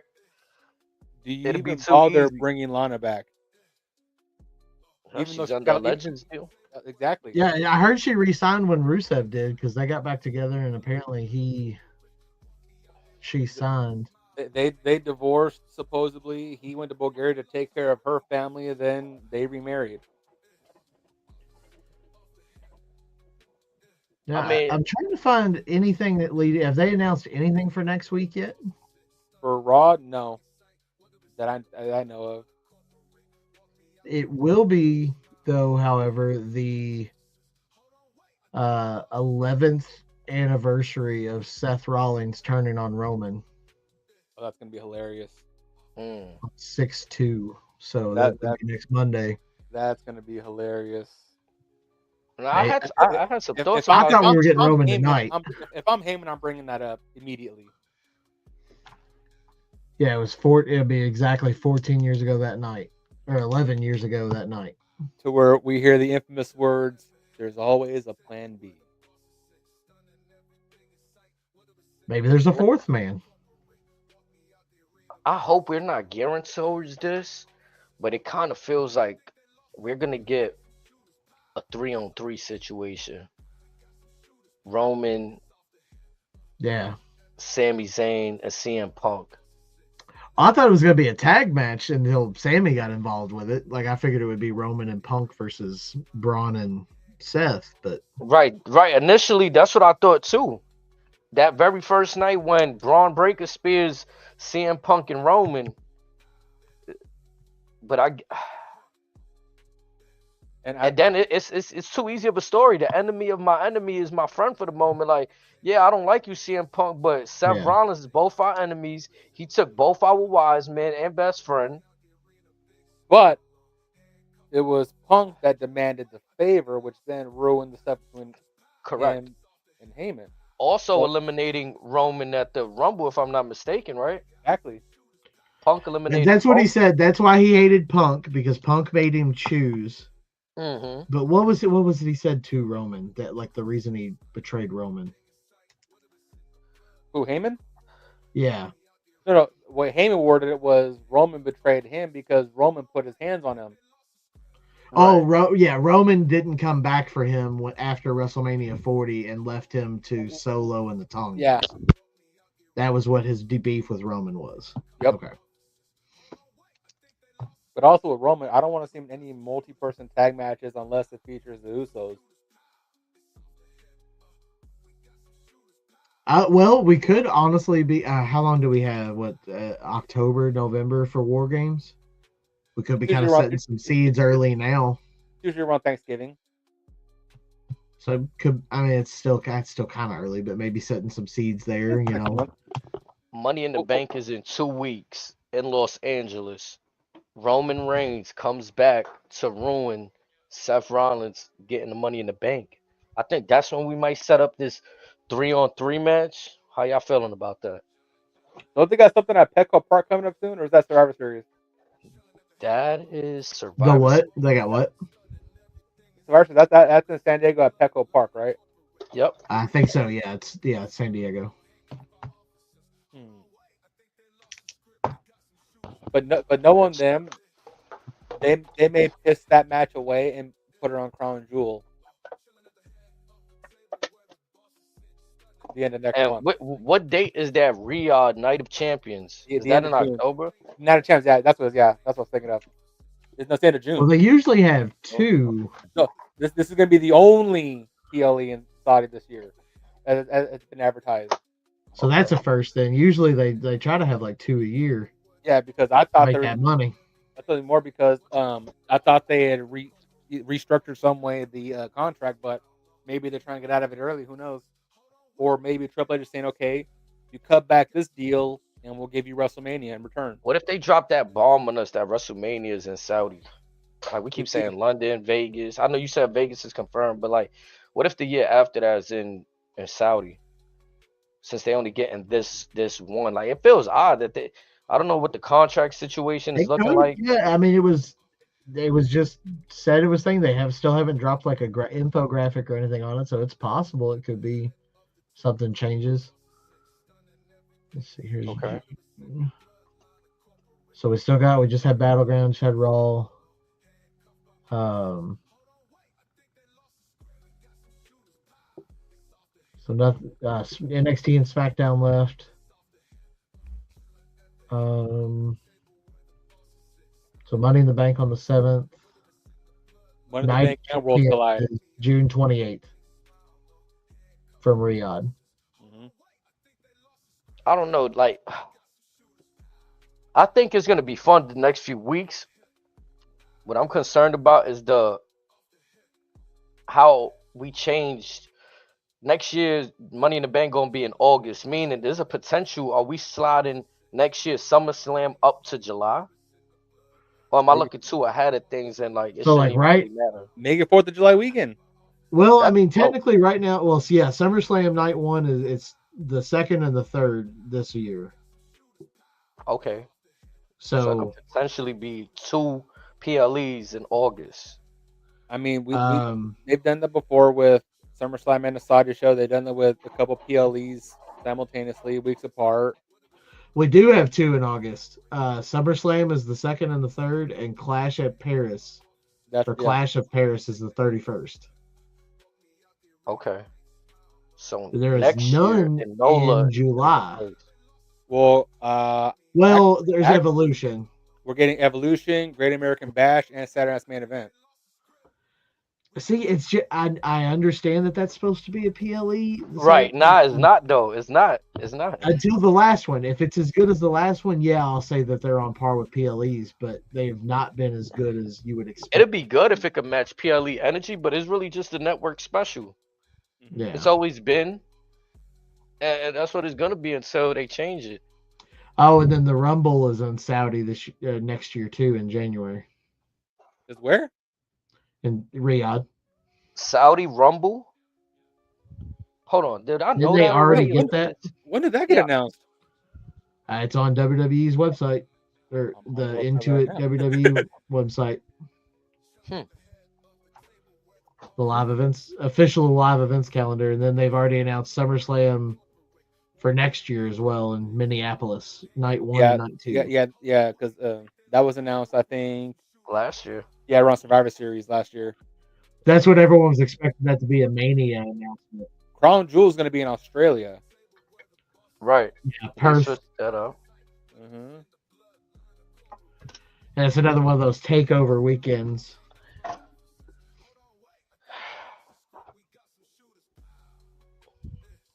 Hmm. The King of the Ring tournament hasn't even been announced, which I have kind of an issue with because in retrospect, that's what fast tracked Gunther to take the belt off of Damian Priest. I mean, it don't really matter now, but like again, I would like consistency. If we're gonna have a King of the Ring, that at least a championship match at SummerSlam, do it every year. Could be. I mean, maybe they started it. If that's at the end of June, maybe they start building something after Money in the Bank to do at Night of Champions. I would hope so. I could give it, yeah, I could give it that because that's how last year's King of the Ring was, if I'm not mistaken. Like the buildup It was kind of ended like, in Saudi. yeah. I That was Randy actually in the Orton. building for a double tape in a SmackDown when the OG Bloodline got back together, and that it felt so weird because the way that they double taped everything, it was just like we didn't know we were getting a double taping that night. I bought the tickets for that live SmackDown. It happened ahead of time. Like, so if they gave a live delay, SmackDown comes on at 8 o'clock Eastern time in Madison Square Garden. They actually went at 7, but I don't know. It was like the way they edited was a live delay. So when 8 o'clock I know that. actually hit, you're not seeing us in real time. You're seeing whatever happened at 7 a.m. I mean, at 7 p.m. Excuse me. Kept saying a.m. At 7 p.m. Excuse me. That's because we were getting to the play, there was like a noticeable delay in the matches, Hmm. and that's when we learned that you got stuck with the double tape vortex. Yep. I didn't know they did that. I didn't know that I thought they just filmed it right after. I didn't know that they bumped it up, which is nice for the people there. So you're not there till 3 in the morning. But Yeah, it was a different pacing because usually you expect to see those like you said, those early main event speed matches. Nah, that yeah, night they got right to business. Like it was like, okay, yeah, 7 o'clock. We gonna do this live delay footage capture right here. Even when they did the second part when Roman, Jay, and Jimmy was standing in the ring, it's kind of like we all popped because of what was happening, but yeah. we didn't really understand that we were in week 2. Like there were people next to me about to leave after the first episode of SmackDown, and I'm like, nah, nah, nah. They're I doing. found that out afterwards. I'd be so pissed. Oh yeah, brother. There was people about to go. I'm sure some people did, Yeah, and then they get home, they're like, "The fuck you mean shit's still going on?" yeah. It was like that night at the Garden when I went to see Raw. Remember, and I told you people around me started saying, "Oh, Roman Reigns is supposed to come out." Like some folks is about to leave. If it was straight just Seth Rollins and Punk to the Oh, end. for that cage match. Yeah, Hmm. some folks got word around, and some folks started walking back to their seats. I'm like, damn. I'm on they're looking at just tickets they have available right now. We got Money in the Bank coming up. Let's see what they got left.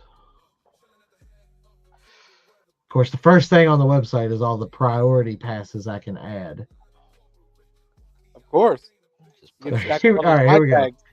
So you have 4 ticket packages to pick from. You have silver, gold, champion, and elite. Silver starts at 700. You get upper level. Oh, that's upper level seating still. You get in before everybody else, a free lanyard and WWE credential pass, and then on I can location pay $700 support for a staff. lanyard. Sign me up. That does include your ticket to the show, though. So for you want gold, you get lower level seating, an all-inclusive pre-show hospitality with Tiffany Stratton, Jay Uso, and more to be announced. I mean, you had me already with those two. I'm on board.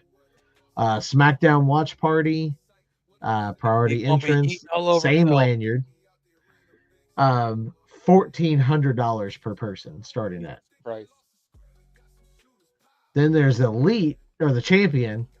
You get ringside seats, ringside photo ops. That's the thing I was telling you about earlier, where they have they walk the crowd around and get it like pictures with the ring and all that. Still get to meet Tiffany and Jay, and tour the TV truck. That's $5,500 a person. They know how to sweeten the pot. I seen a video, one of those VIP passes. Oh They let shit! people ring the bell at the live event. I think it was at WrestleMania. Yep. Green shirt guy got to do it at WrestleMania. Yeah. He rang the Now bell. the elite, it doesn't say the prices. Like you have to literally fill out a huge form before, and then they'll They want to know you. you're actually interested in not wasting their time. Yeah. So the elite experience, and it doesn't say a price, but it will be at least 1,500 or 5,500 or more.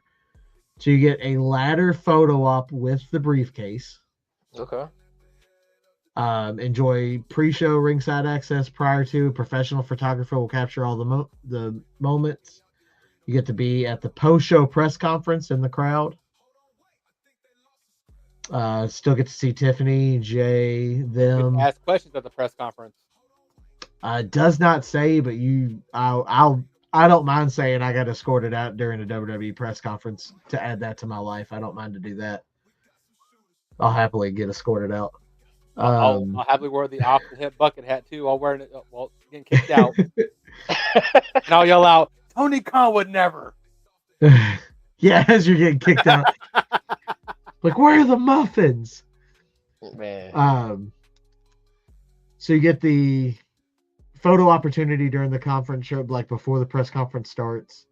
You get pre-show hospitality with Tiffany, which includes all-inclusive food, an open bar, and random superstar appearances throughout the night. So that's cool. I don't think it's, $10,000 cool, but then same thing Friday night SmackDown watch party with the same thing, food, appearances, drinks, and all that. You get a meet and greet with the AAA wrestlers. You get to go in Gorilla and then come out through the front stage.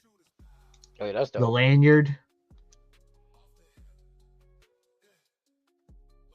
That's, pretty. Oh, and you get free elite gifting, but it doesn't say what those are. So it's a swag bag, basically a hat, a shirt, maybe some wristbands, a sticker that says "I was here." You do get, of course, your chair, but they will ship it to you directly to your home, your commemorative Money in the Bank chair. I can't even walk out with it. That's bullshit. Apparently not. I guess they just don't want you to go out there and hit somebody in the back. It's a padded chair. So I got the one from a SmackDown I went to. I was doing some work with Rupp Arena and got to sit in front row to fill a seat so that it wasn't empty on camera.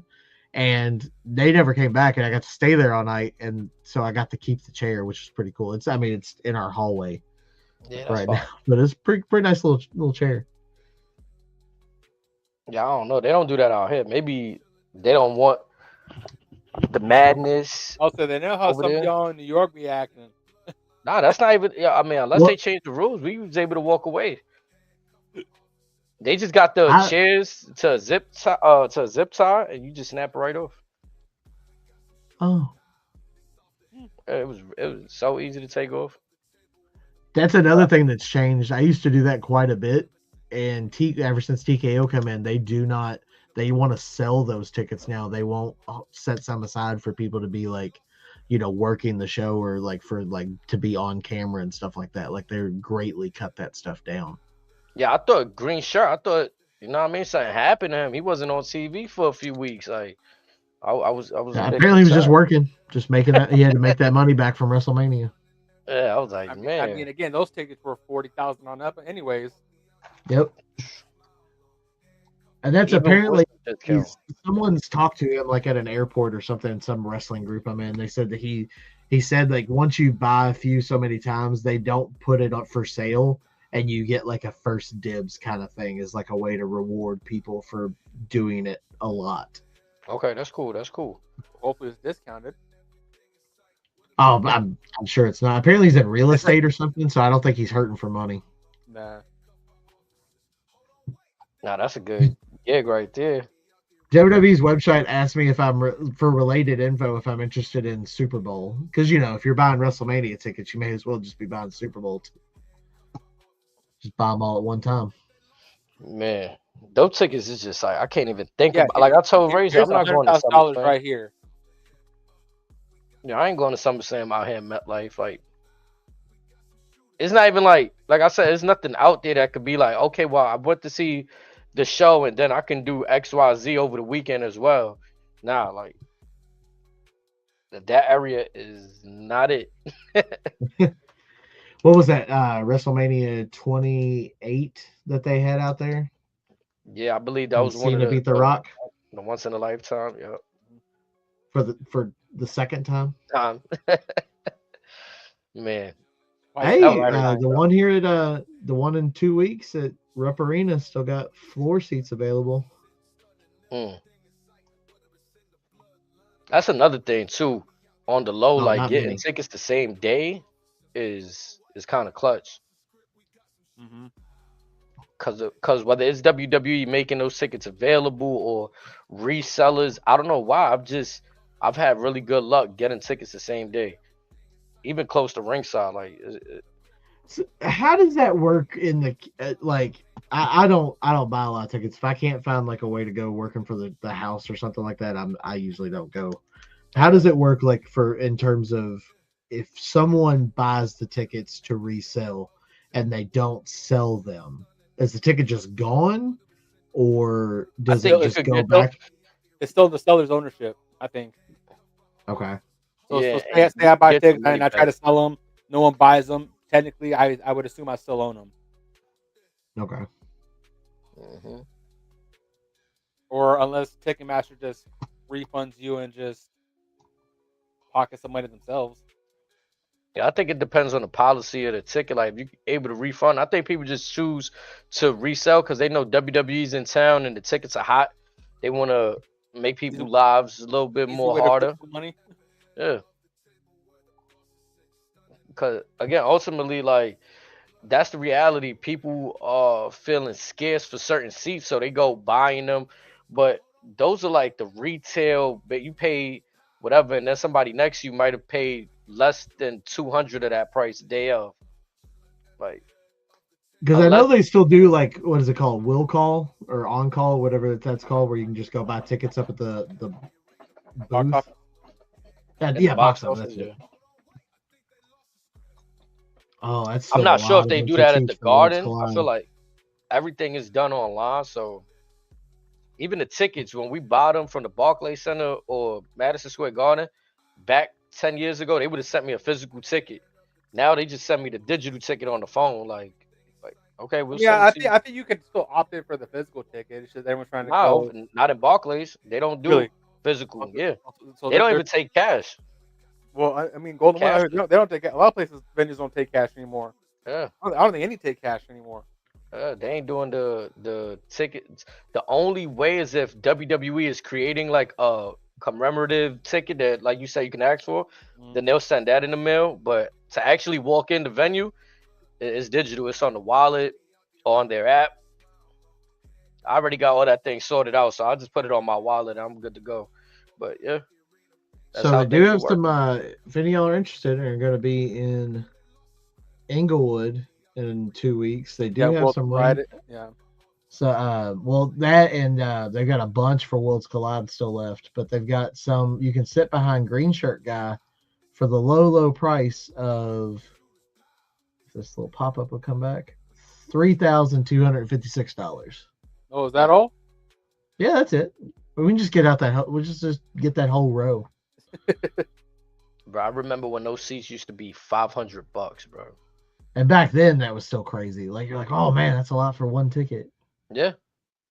You sit right behind or right near Pat McAfee for $2,300. And usually I'm paying for two tickets. I'm taking my wifey with me, so it's kind of like, yeah, yeah.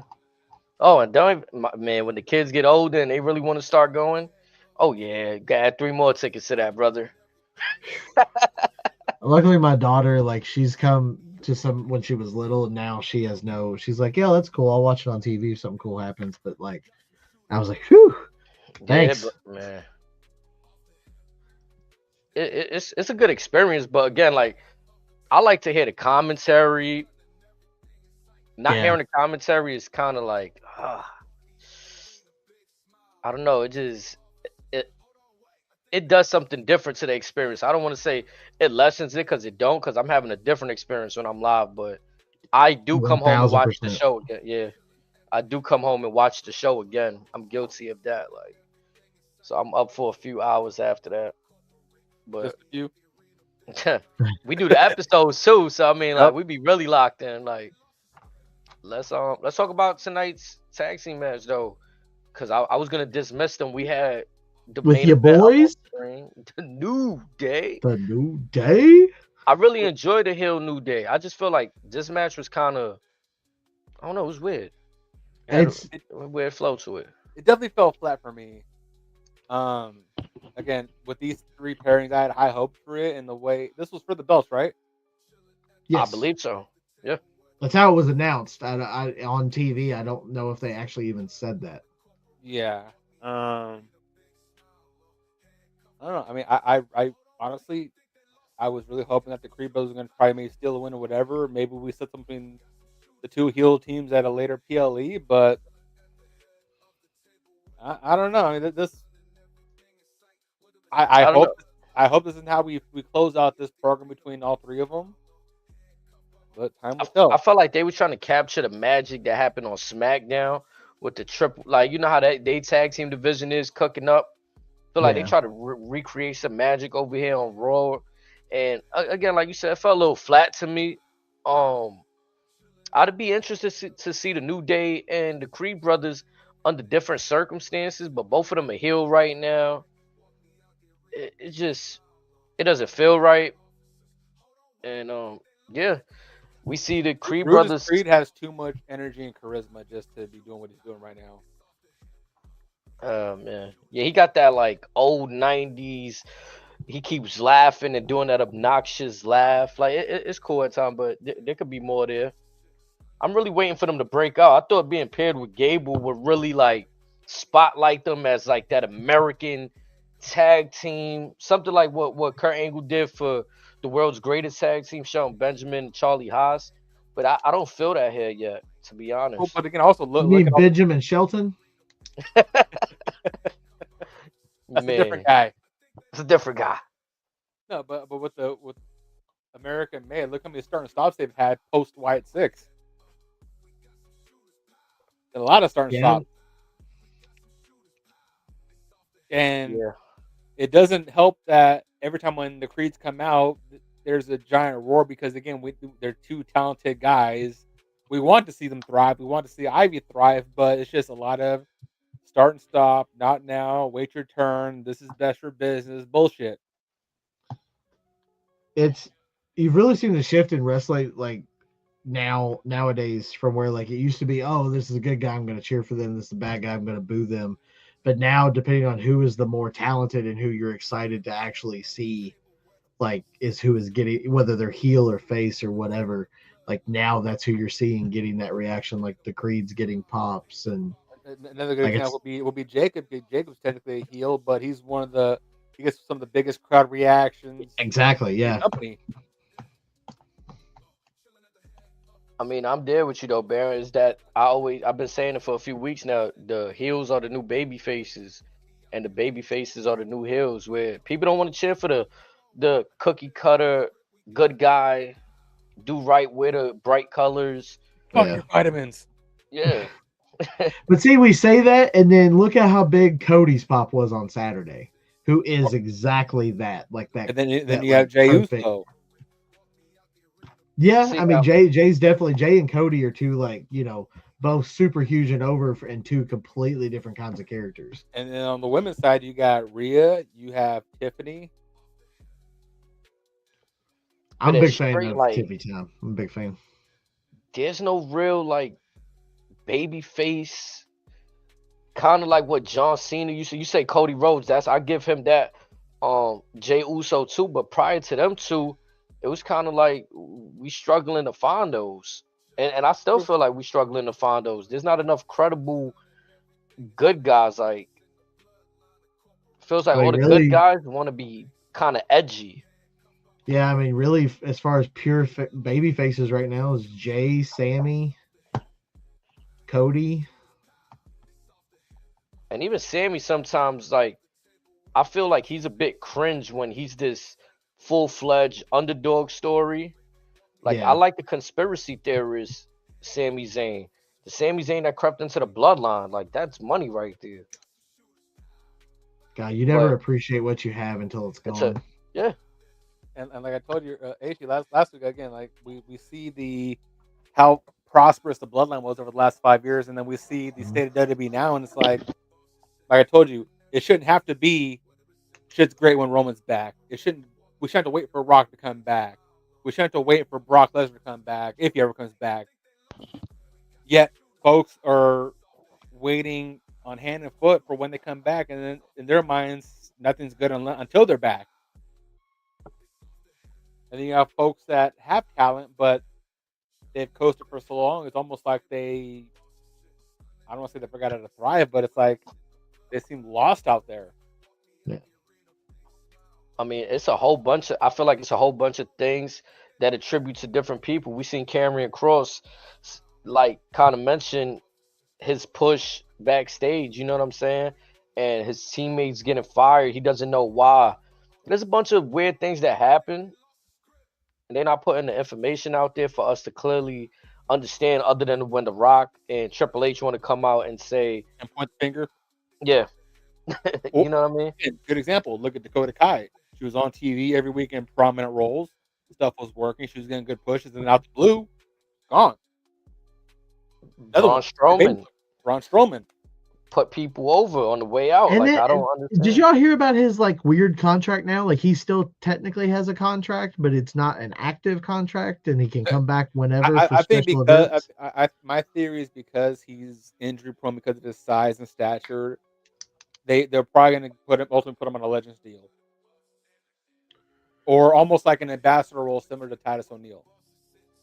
Could be. Apparently, he's like 30% of his leg or something like that is like completely paralyzed. Yeah. Which is like crazy. Yeah, Like you and think 1% is bad enough. it was the side that he tore his groin on too. But I can imagine like the business has grown 2025.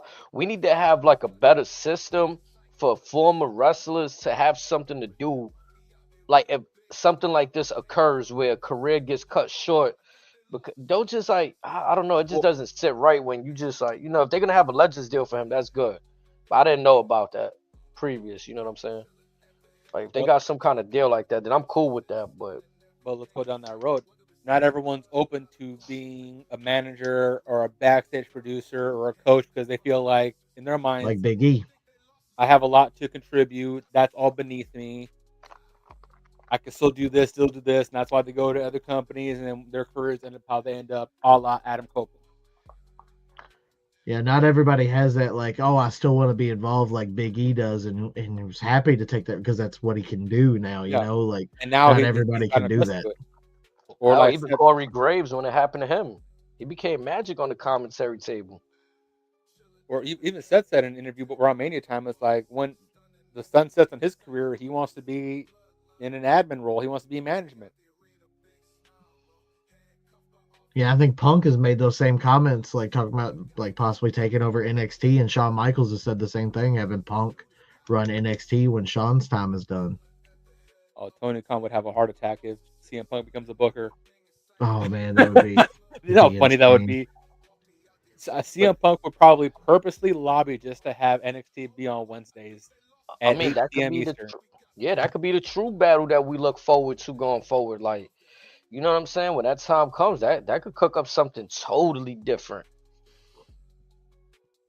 Were any of you all expecting Trick to get that 1, 2, 3?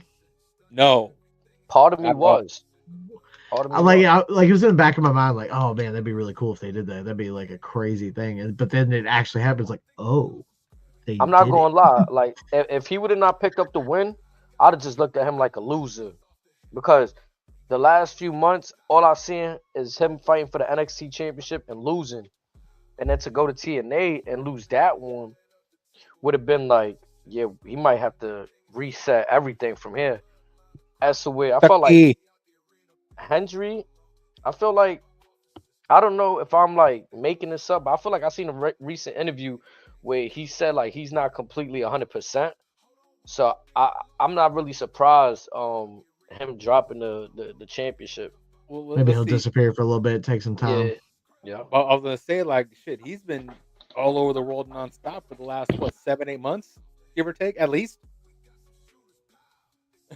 Whether it's He's been a little bit everywhere. yeah, like Rumble, Mania, all the TNA shows. He's active on NXT, and then everywhere else that he's been doing media stuff for. He's been all over the world. So, yeah. So again, if he's taking a break, well deserved. Now Also, with it, just give him the time to introduce him into the John Cena match if that's ever to happen. Joe Hendry and John Cena. He's been trying to speak that one into existence for some time. I can I see know. it now. Mhm. Maybe we get to the point of the farewell tour where, considering it was one of his like highest rated segments of his career, maybe he brings back an open challenge. Maybe it's Mm, Hendry that comes out and accepts it, mm. and he like cuts it like maybe just that close to getting it or taking the win from Cena and see like, well, I'm not doing that anymore.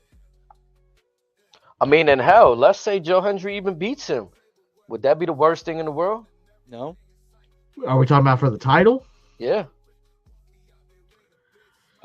Maybe. If he is still under TNA contract, I don't see any way they let that happen. If he's fully with WWE at that point, maybe. Well, think about it. You have Trick, who is a TNA champion. You had Omos, who was a tag team champion, undefeated in Pro Wrestling Noah.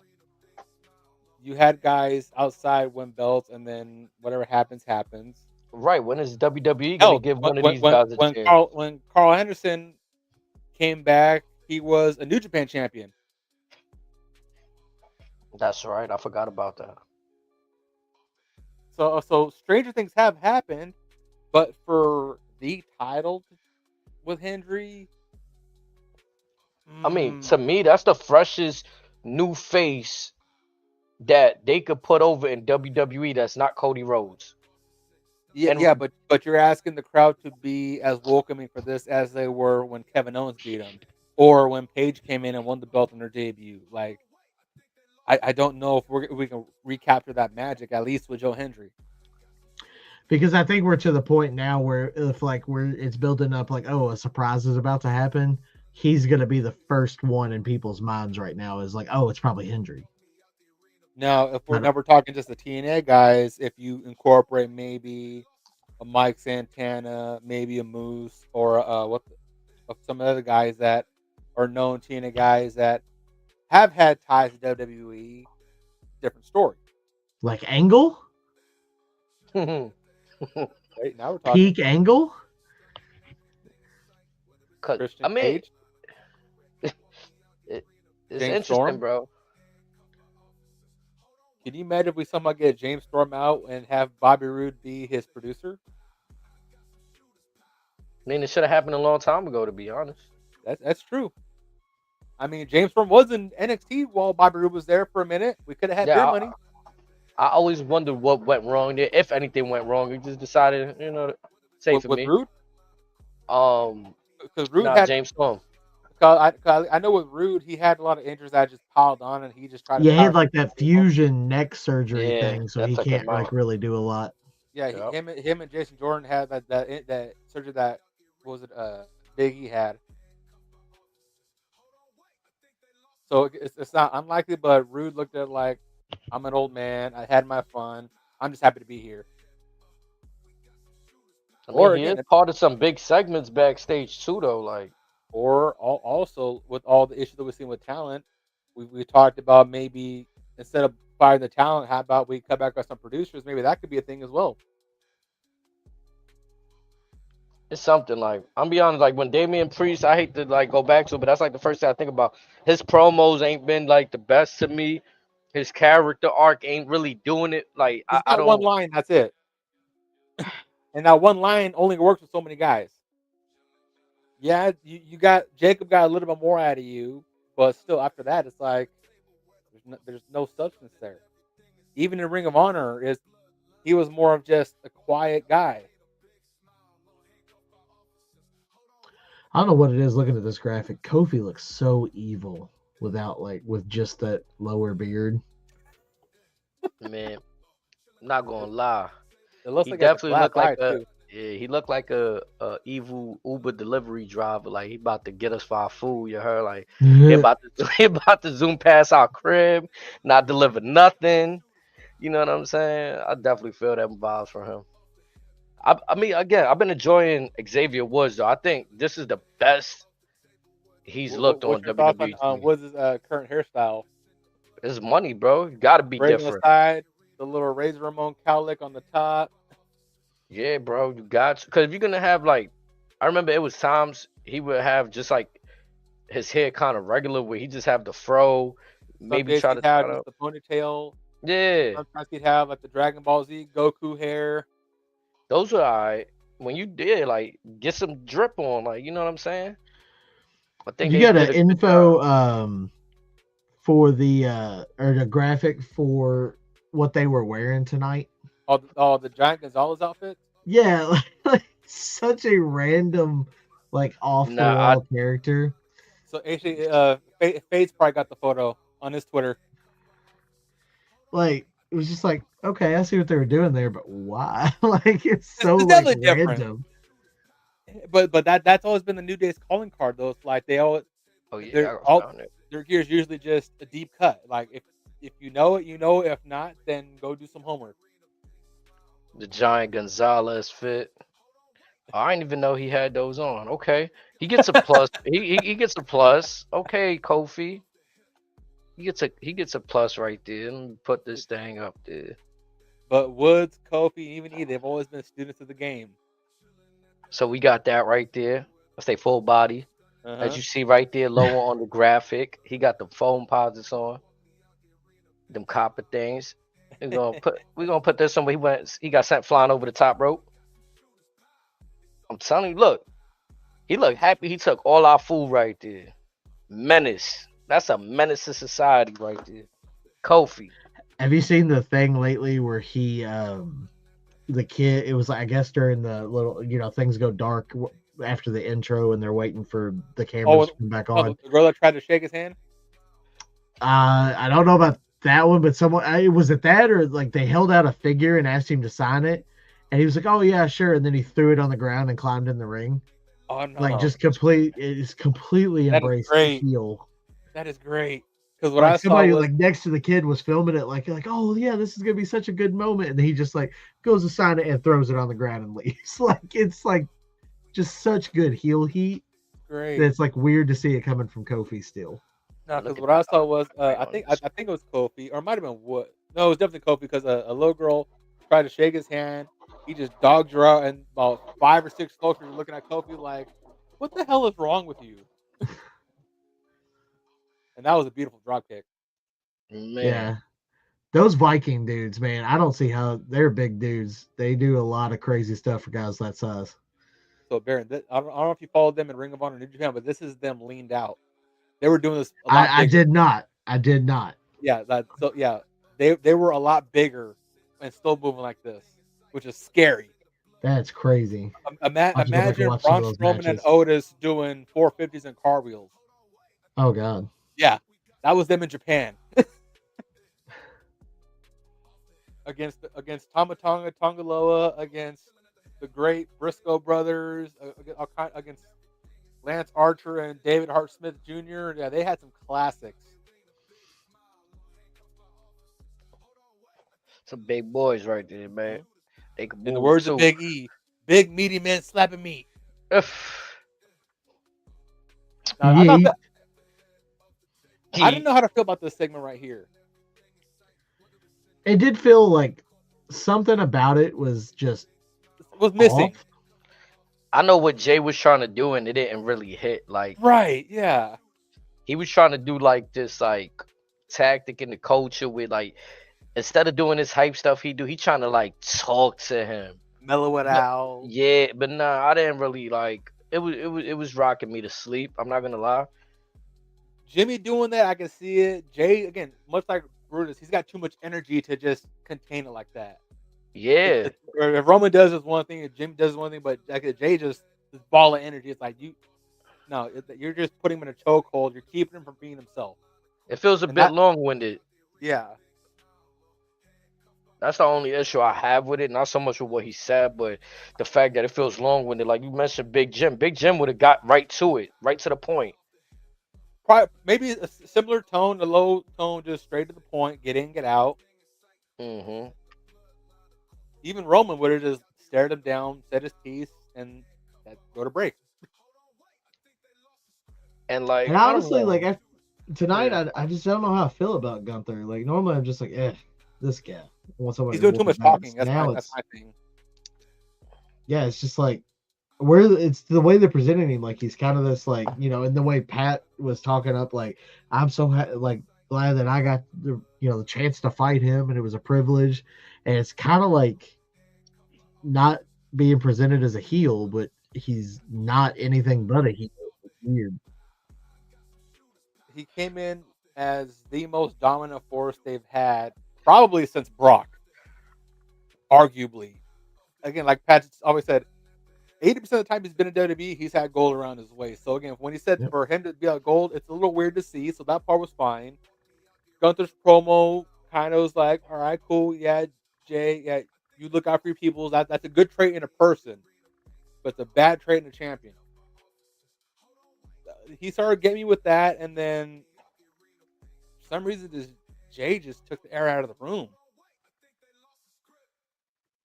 It I started don't know. out Yeah. Maybe it tonight's started the out start different. of It was the different. I balloon was like, deflating. okay, I'll hear it out, and then it just kept going and going, and then he ended with, "I'm gonna choke you out," and I'm like, or so whatever he said, and it was like, that's it. Like it Hear me out. started. I would have kept him off Raw after that loss to Jay. I'd have kept him off Raw until the draft and threw him on SmackDown. I would have kept who Gunther. Yep.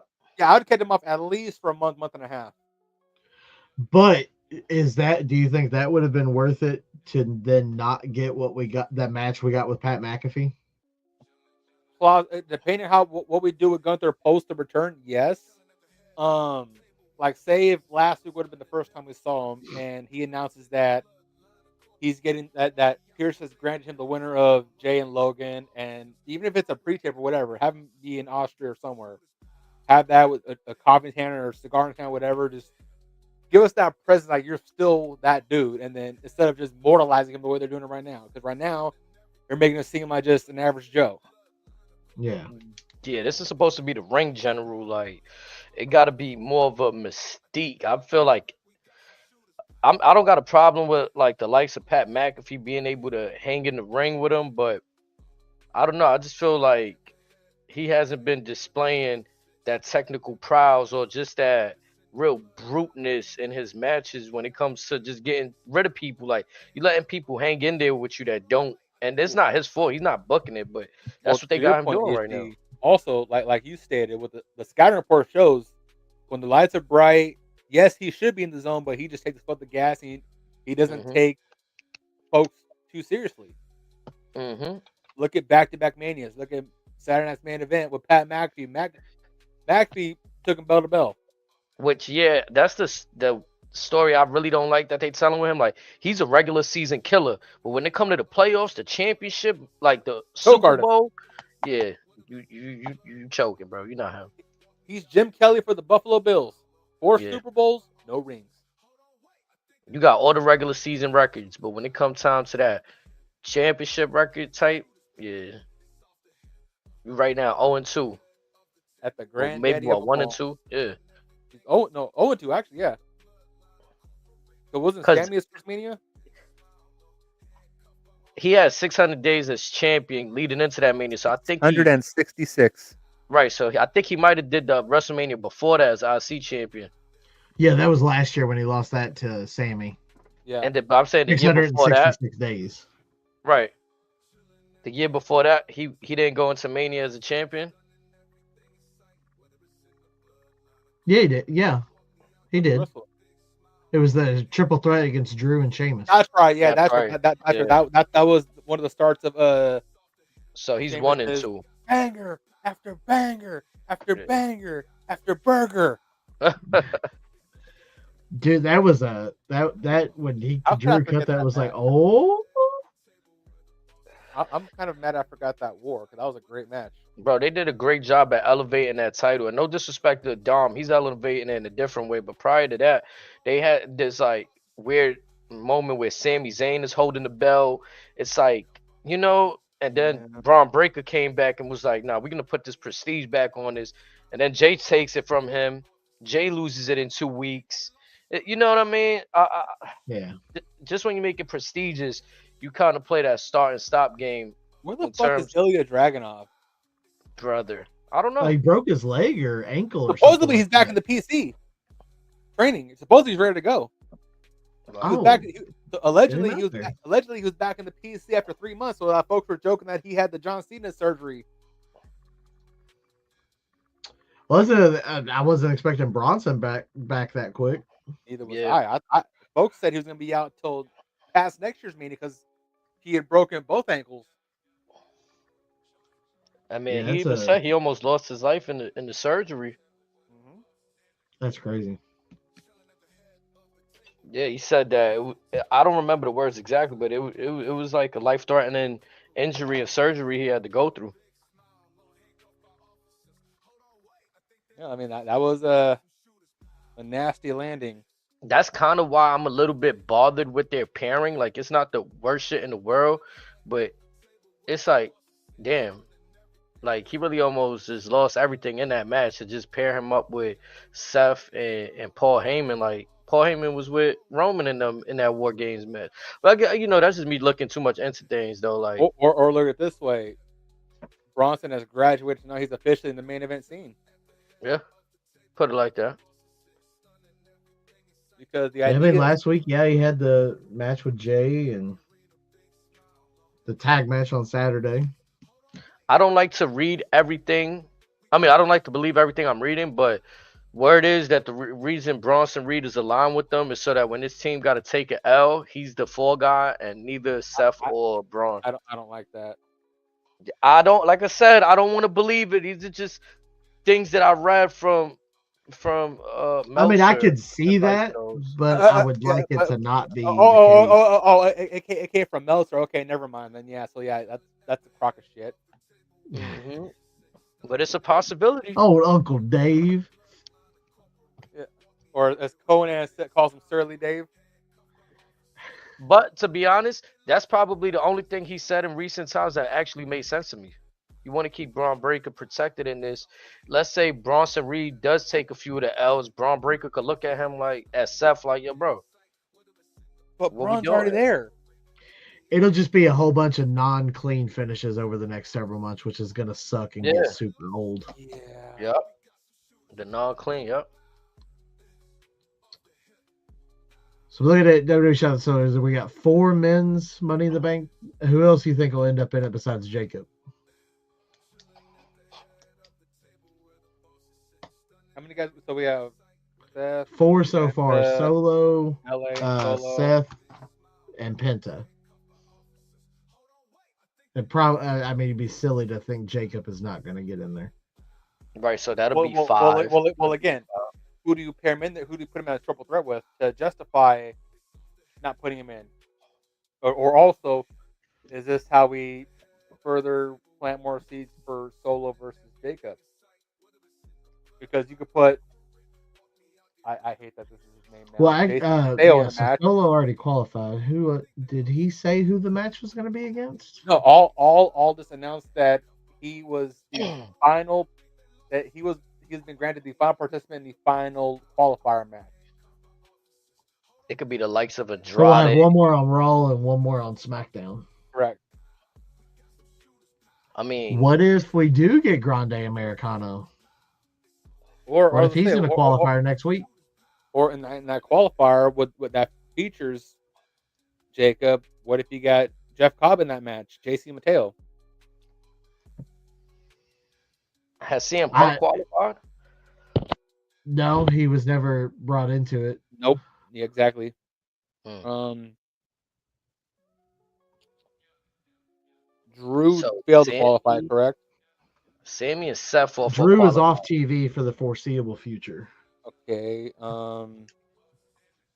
So it would be Jacob we know for sure, and then I'm calling Punk for Raw. So Punk for Raw. If we have one more match on each, because we only have 2 weeks, so maybe Punk Grande. Okay, so how many Raw guys are currently in the match? Just 2? Is it 2 and 2? Yes. Okay, yeah. So yeah, it should be an even split 3 and 3. Unless they get an NXT person in there, which could be, but unlikely. If it was NXT pick, my pick already got fired, so we can't go down that road. Who? I would have preferred to again. You may not have been high on him, but they barely used him. I wouldn't mind seeing maybe the likes of an Eddie Thorpe get some main roster love, but again, he's already been fired. He's back to DJing full time currently. Or even a Carl Anderson would have been fun to watch. But as far as qualifiers, what about Dom? What about Randy? Randy could be in the match with Jacob on. Well, no, we haven't seen him since Backlash when he RKO'd everybody and their mom. Literally. I'm surprised he didn't come out in some fashion on Saturday, since R-Truth messed up his match. He kind of just left all of that alone. We haven't heard from Randy. Well, again, all this price suspended him. But it hasn't been announced, or if they did on SmackDown. I think I was kind of in and out watching SmackDown on Friday, so I don't know if it was ever mentioned or not. But nothing was mentioned about it. But that could be. I mean, what if Solo does? What if we all thinking he's gonna qualify and I mean, I said Solo, Jacob, and Solo costs Jacob. I was thinking Solo's already in. Then I said you could have JC in to maybe try to screw him over.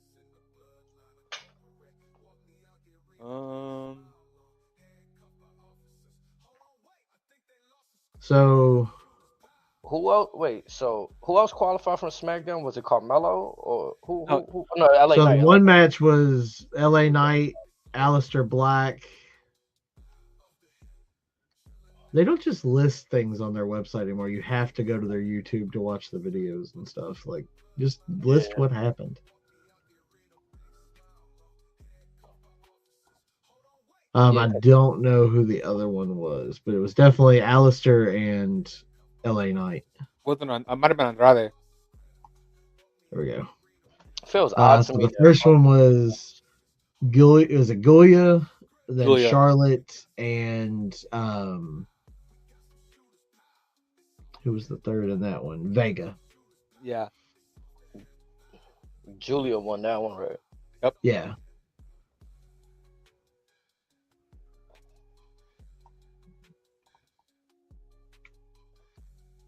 It was LA, Alistair, and Shinsuke. That's right. Yeah, It LA was, it Knight was, won it was that one. someone. It was someone we never see.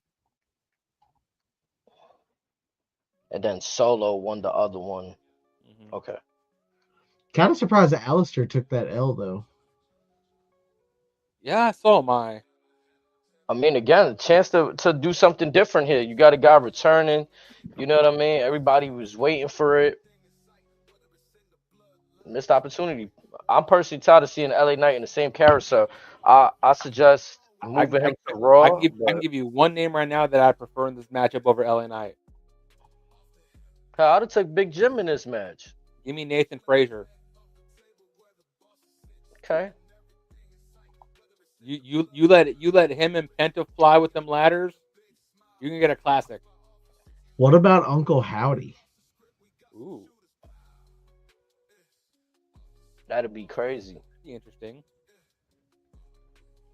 I mean, honestly, if you just want to have them show up and prove dominance, have the entire Wyatt Six come out and lay every single person out in that Thank you. ladder match, and he takes it. They should be doing things like how when they debuted cause chaos. Like Where take people over. are like, "Oh my God, they shot Chad Gable in the face." Like, That's never gonna not be funny. Bro, for real, like This man had a bullet in his head and then was on TV and then did a podcast the next he day. just had a small band-aid like on Raw the next week. Like, no big deal. bro. Then they That looked at us like we added was crazy. security. They looked at us like we put too much thought into that. Like what? Like, Like, y'all crazy. Yeah, you did you guys not see painted the a picture car for us. facts? The car facts are there. Damage to the head. About the size of the exit wound. Like, what are we doing? I mean, we said it this past Friday when Y6 re-debuted or resurfaced. I feel like that's the right look for them. Throw them around the gold. Throw them where things matter, not just into meaningless store. There was meaning behind it, but the results where we got to, the navigation wasn't so clean. Like destination wasn't it. Right. Again, I look at Chad Gable. I don't know what was the purpose, but he came out that feud looking better than them. And that was, think about that, when you know, shoot a guy in the head and Allegedly. destroy everything, what do you do the next week? How do you keep that going and not just look crazy? It's simple. Yeah. You do what Vince McMahon did in 2007. You blow up the limousine. Well, but then some other random wrestler will die the next day and they'll have to cancel that storyline. Yeah. I mean, I don't know how feasible it is to do in 2025, but if everybody's on board with it, this is your chance. You could have Inferno matches, Buried Alive matches, These are the right people to do it with. I mean, they're doing that on AEW on Wednesdays for free TV. Yeah, nah. Those premium, hey, this has never been done before and will never be done again. Yeah, here you go on a random TNT Wednesday. We're gonna set somebody on fire. Yeah, no. We're gonna have a deathmatch guy carve up Chris Jericho with a pizza cutter while playing a Domino's commercial. Yo, I love Bully, but did you see him light the table on fire and put Enzo through that shit Yeah. at that I don't know if it was you seen that shit though, Razor? Mm-hmm. Bro, oh my. Enzo's back though. He must have pissed Bully off at some point. Yeah, that's one of those. Maybe Enzo might have stiffed Bully out on a bar tab or something, and Bully had to get his lick back. Yeah, because there was some oomph behind that power bomb. yeah, I can imagine like they could do a safe Inferno match where like, you just got the fire around the ring. We don't gotta actually burn people, Like That was the point of the Inferno match. Well, yeah, I mean, luckily it was Kane and it was the perfect thing. But like him being on fire, that scarred 8th grade me. Like that was like, I was like, this dude got set on fire again. Do you remember Kane versus MVP in an Inferno match? I know that one I do not. That's probably like the time where I kind of wasn't really watching or paying attention. MVP got fucked up. I did not know this was a thing. That's why I wouldn't suggest the rules in 2025 to be you lose by touching the flame. I would do it more like how the one time they had it in the WWE game where the flames are just around the ring, right? Yeah. And yeah, you just can't escape the ring. And then you have like, and back in '98, it worked with Kane. You know, dude's already in a full body suit, or that Right. arm's completely covered. It ended like, you know, we could have the glove catch on fire. But like, yeah, it's. I did not know that Kane had another MVP, or him and MVP had an Inferno match. Armageddon in 2006. The full match is on WWE's YouTube. Yeah, MVP has spoken about that shit too. I did not know that. Yeah, around 2006, that was kind of I hadn't got back into watching religiously yet. Oh, around that time, I was getting into TNA. I mean, hell, even the Fiend rested so he was lit on fire. Like it's part of they Well, that one was luckily in the pandemic era, and that was you know, controlled. Yep. It was just it wasn't him. It was just the costume and Yeah. The prosthetic body, one would say, I guess. The prop body. The gimmick body. The MVP's entire jumpsuit got caught fire. Yeah. Because that's the thing where it's tricky. You're putting on a whole match with this substance on, right? Like, that's why I wouldn't really suggest that the spot be for people to get burned towards the end. I would just look at it more like a cage match, but with the, you know, you tease the idea. You gotta win in the ring. Basically. Say that again?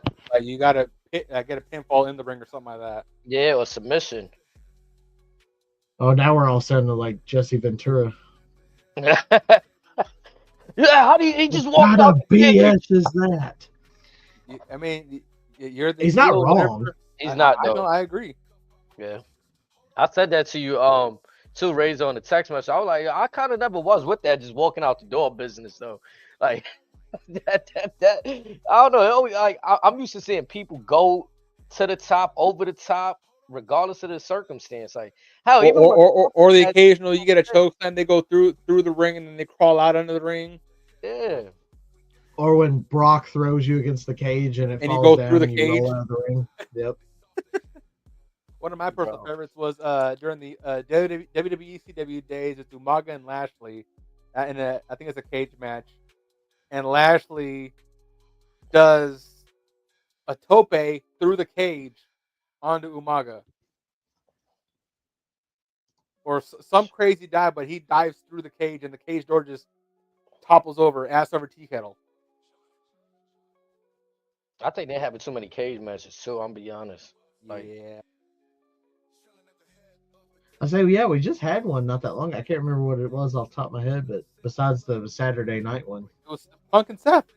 Yep. And then a couple. Yeah, that's right. And then a couple months before that, you had Cody and Solo. Yep. And then we had the Hell in the Cell with Drew and Punk. Oh, and don't forget the cage match between Liv Morgan and Becky Lynch. That too. That's 5 cage matches in less than 6 months. Because Liv definitely won the title like that in that cage match. Are we counting Dom in the Shark Cage too or no? Honestly, I was in my head. That shit, you know, I just stayed quiet. But I didn't want to sound too petty. Again, I'm counting every cage we've seen in the last 6-7 months. Bro, we gotta watch War Games, Elimination Chambers, Hell in the Cells, and there's nothing wrong with them except when you gotta find the people to put them in. Like, if the match fits the story, I'm all for it. That's why I'm glad they've dumped Hell in a Cell as its own event, to where now like it's only going to come up if a story was to call for it. Rightfully so, because that was meant to be the be all end all for any blood feud. That, the last man standing, that's where you finish right there. Yeah, bro. When you think of a Hell in a Cell, you shouldn't think of cool spots. You shouldn't think of, oh, who we gonna put in here today? You should think, oh my God, a Hell in a Cell? No. Like, you should just think of all the terrible moments that have happened. People falling off the cell, through the cell. You know what I'm saying? When you, Yeah. Versus what AEW did with Osprey and Fletcher, to where Mark Davis ends up bringing weapons in the cage. There's weapons. They leave the cage. Good. With weapons come back in. Blah blah blah. And there's weapons everywhere. And you forget it's a cage match that's like the year that until that final WWE. spot. Yeah, WWE did that with the ECW Elimination Chamber. Remember, they had weapons hanging everywhere and shit. In I do theory, it remember that. sounds dope. It sounds cool, like, but it just makes for a shit. Sometimes there could be a little much, and you're just, Yeah, I'm gonna say right now, TNA did it better, and it's called Monsters Ball. yeah, that match is dope. So someone commented on the chat they think Rhea Ripley will win Money in the Bank. Yeah, I see homeboy doing little predictions. Buddy from Malaysia. Now, are you okay with that? With Rhea Ripley winning? I feel like people think she's been inserted into the title scene too much. I don't can't think she agree with needs it. Right. I can agree with that. But so far we got Julia, we got who else in that match? Didn't Liv ask him to get added to a Money in the Bank qualifier? No. She's gonna be in the qualifier. Alexa She's up next to the Bliss, qualifier. That's then what I it is. Yeah. think. Yeah, Bliss is in, Julia's in, Rhea's in. Roxanne. Who won the Roxanne's triple in. threat? Okay, about to say who won the triple threat when Storm, what's her name? Zoe Storm? Oh, Zoe Who's Stark. Pardon me. Oh, Zoe. that was Rhea that won after she blew her knee out. Yeah. Okay. Because they made that a 1-on-1 with her and Kyrie. Okay. But yeah, I mean, I'd say I don't think Rhea needs it. I wouldn't be surprised. It'll be a big pop, but I don't think she needs it. Like, I mean, she's getting, arguably the biggest pops in the arenas right now. yeah. I know I'm going a little left here, but because I'm thinking of the competitors, how we feeling about Becky Lynch and Lyra Valkyria running it back? It'd be a good match. The match would be fine. I feel like I'm just not impressed. I mean, it won't be with the end, though. There'll be Lyra's one more. There'll be a third, I'm sure, but it'll good match, it'll be but I good. don't think nothing they doing is helping Lyra come. Oh, like she got the crowd reaction when her music hits. You hear the crowd, woo, doing the bird, but not the bird. They're doing the Ric Flair woo. Gimmick infringement. Hey, if they ain't wooing, they booing, right? I mean, All I hear when Leia comes out is a Timu version of Finn Balor's old theme, is what it sounds like to me. correct. Yep. Like, it's just very much taken off of. A lot of the Def Rebel songs sound the same. Nah, I get it's it so too. Though, bad. like all she's missing is the conducting of the crowd with the lights. Yeah, she's Have missing. you all of heard Sheamus's or not Sheamus, Shinsuke's current theme with the blood moon in the back? That sounds a lot like Demon Finn's theme mixed with the Judgment Day theme. Yeah, But a lot of Def Rebel stuff is not like they It's went not and changed LA Knights for some reason. they changed Bliss's song. And it don't seem like Def Rebel going away anytime soon. I've read a couple weeks ago UFC plans on using Def Rebel music for their fighters' entrance music. Remember how historically Now, did they say for sure? I heard the same thing, but it was they were hiring in-house musicians. Are they going to use Def Rebel for sure? Probably because they they're haven't already under contract. confirmed, but yeah, Ugh, gross. Bring back CFOs or if you're gonna do all that or shit. Rehire Jim Johnston. bro, that'll take Shit, away put from the Joe scope Hendry in charge of it. bro. There you go. Let Joe Hendry do it all. Xavier Woods can play the bass. Bro, if I'm a fighter and I can't come out to whatever music I wanted to, that's shit. Or think about it. They're charging their arm and a leg already. Folks aren't really want to pay that. You're paying for the license fees for the music. Yeah, finding ways to cut costs.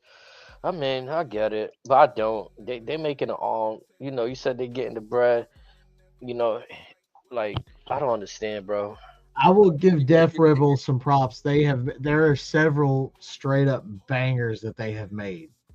I like Like- solos. Solos, Romans, But Jay's is good. But the original Bloodline one, was that Def Rebel or was that still CFOs? The I Am Greatness was the new one is Def Rebel.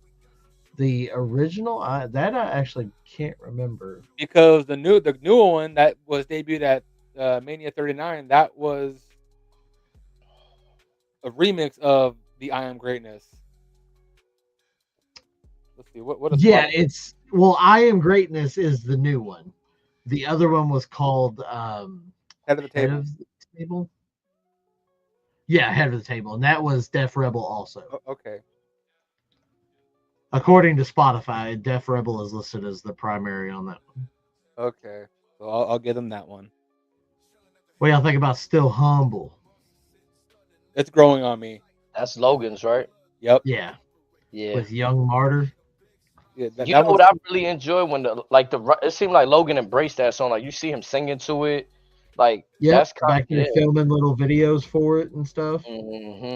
Yeah, like he embraced that. So I, like you said, it's growing on me too.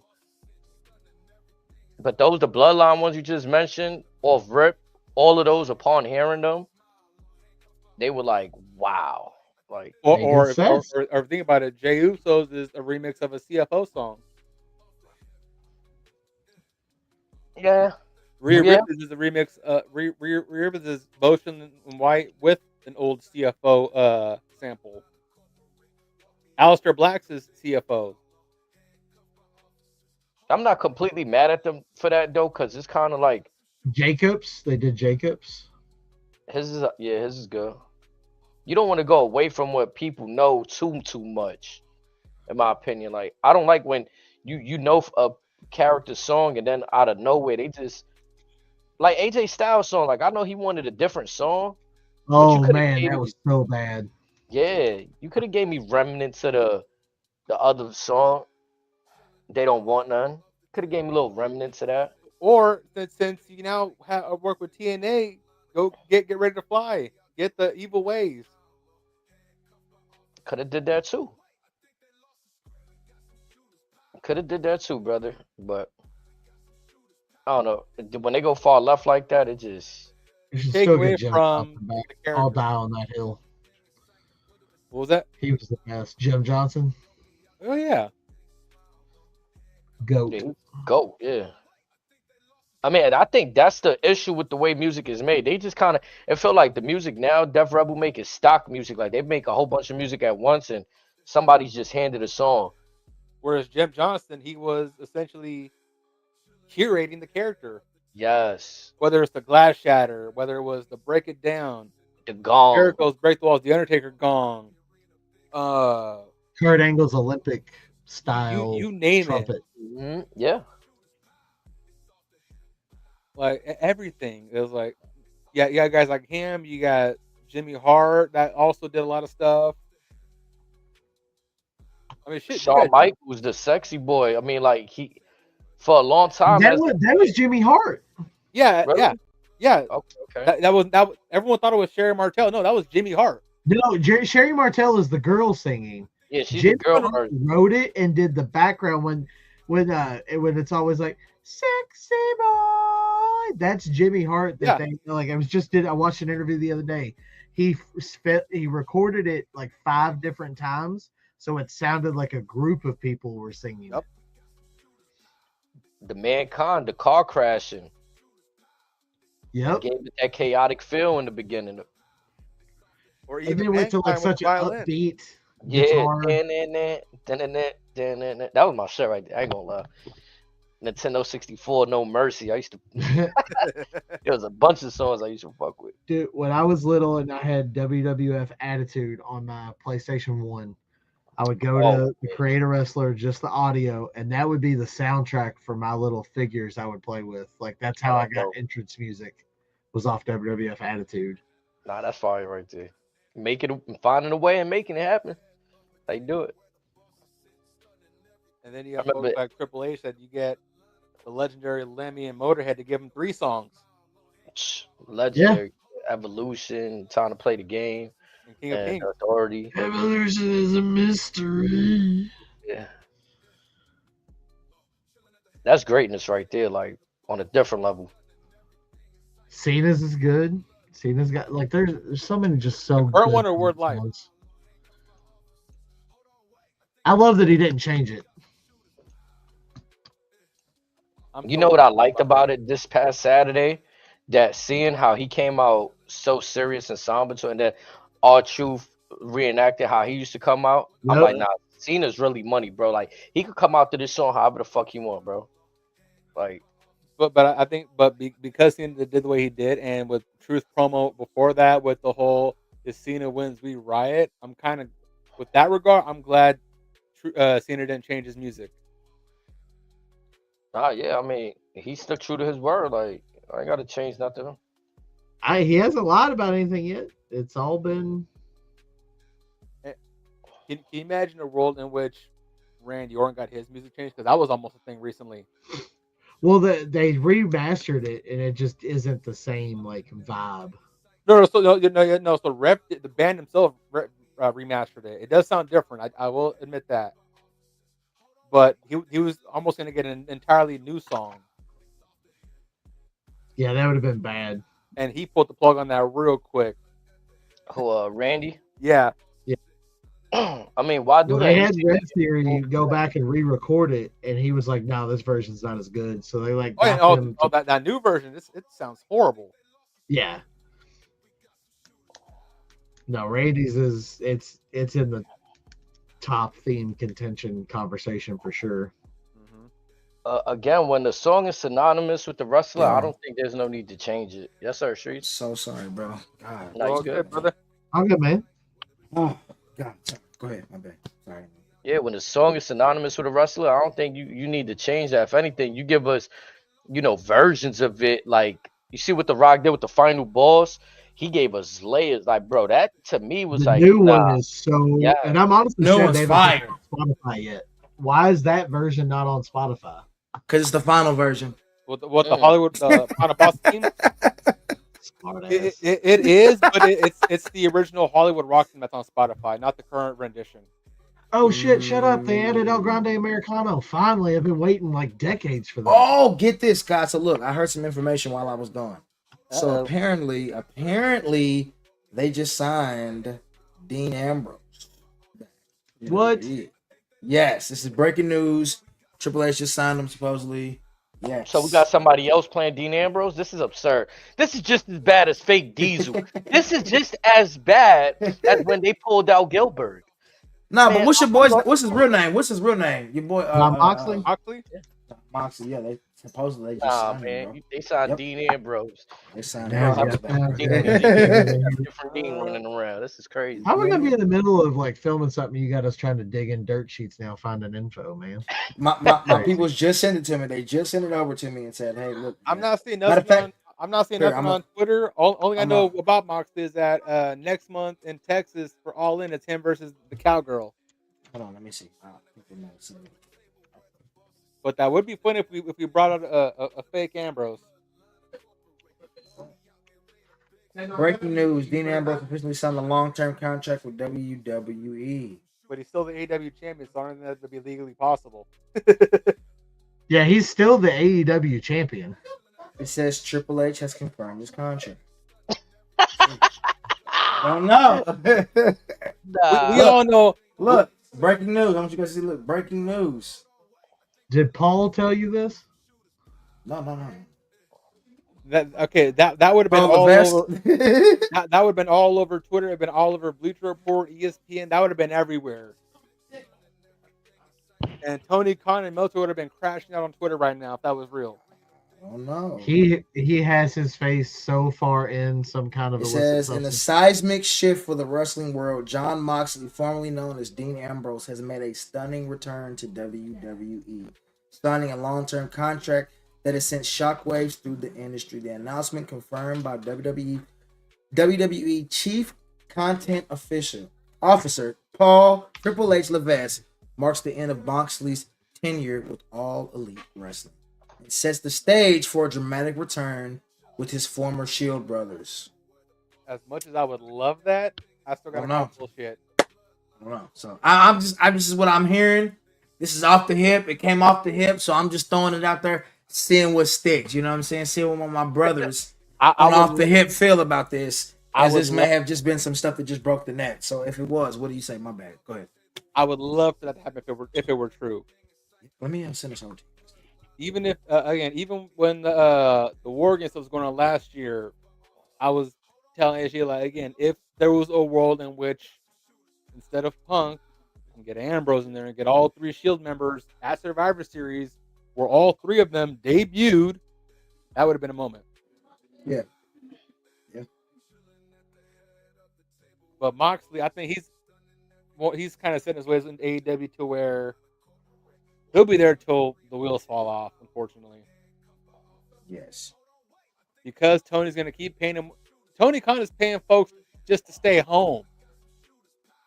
Yeah, I ain't gonna lie. The way Tony Khan play, he ain't letting people out their contract, especially not somebody like Dean Ambrose or John Moxley. I mean, was it Buddy Murphy's contract was almost up, and basically he got damn near got Roman Reigns money just to stay at home.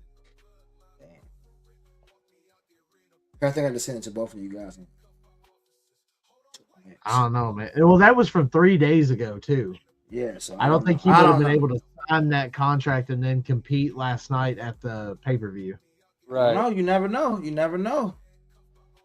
Well, he's gonna pull a Lex Luger and be on both shows at once. Yeah, hey, look, I will say it ain't like it ain't happened before. Now, you know what I mean? Who knows? The only way I could see that is if he been on a handshake agreement this whole time with AEW, kind of sort of what Cody was on when he finished up with them. Yeah, but That's Cody the was an only EVP, way. so I think it's a little bit different for him. Right.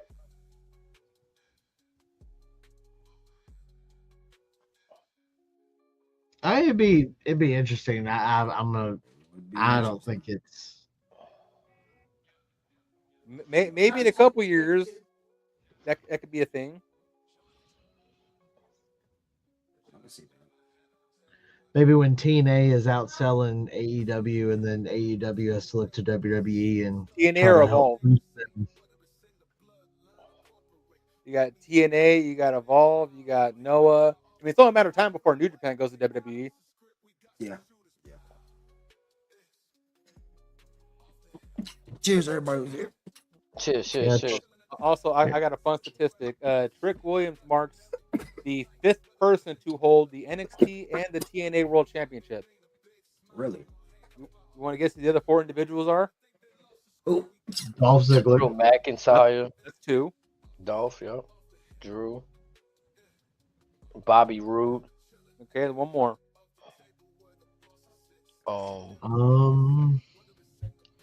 Was it Eli Drake? I don't want to Nope. jump out. Yeah, I know he ain't win the NXT. He won the $1 million championship on NXT.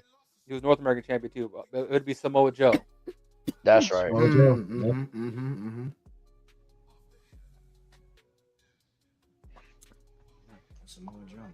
I ain't gonna lie, AW fumbled the bag with the TNA partnership.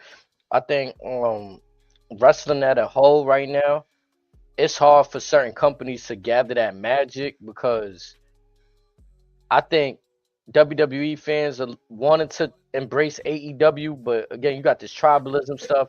Oh, how could you like the WWE? Like TNA don't got that going on, and they was able to bring us stuff like the Hardy Compound. They were able to do different stuff. So, just since the announcement of the WWE TNA partnership, all of TNA's pay-per-views have been sellouts. Yeah. Yep. They going up. I mean, and a lot of the people are complaining that WWE is the one getting the advantage out of the deal and stuff, but I don't see that. Like the only advantage I see is that they're proving to everyone all over the world that they can play well with others. This regime is extending the olive branch, and they want to. Again, they just got $5 billion from Netflix. They're trying to share that wealth with everybody to get more money.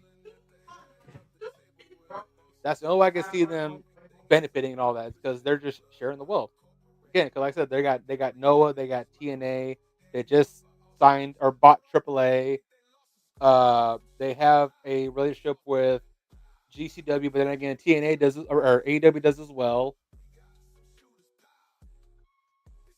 The only thing I'm gonna be honest that I feel like I don't enjoy, if I had to critique something out the partnership, is that I feel like WWE plays TNA where they on like a footing on the same level as an NXT, where I feel like they should just be like maybe main roster, but I could see where like they helping the NXT. That's their way of helping NXT.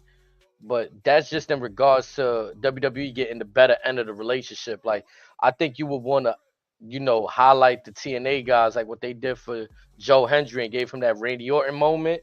I think I Yeah. might want to see more of that also, rather than them just helping the NXT people. I guess that's fair.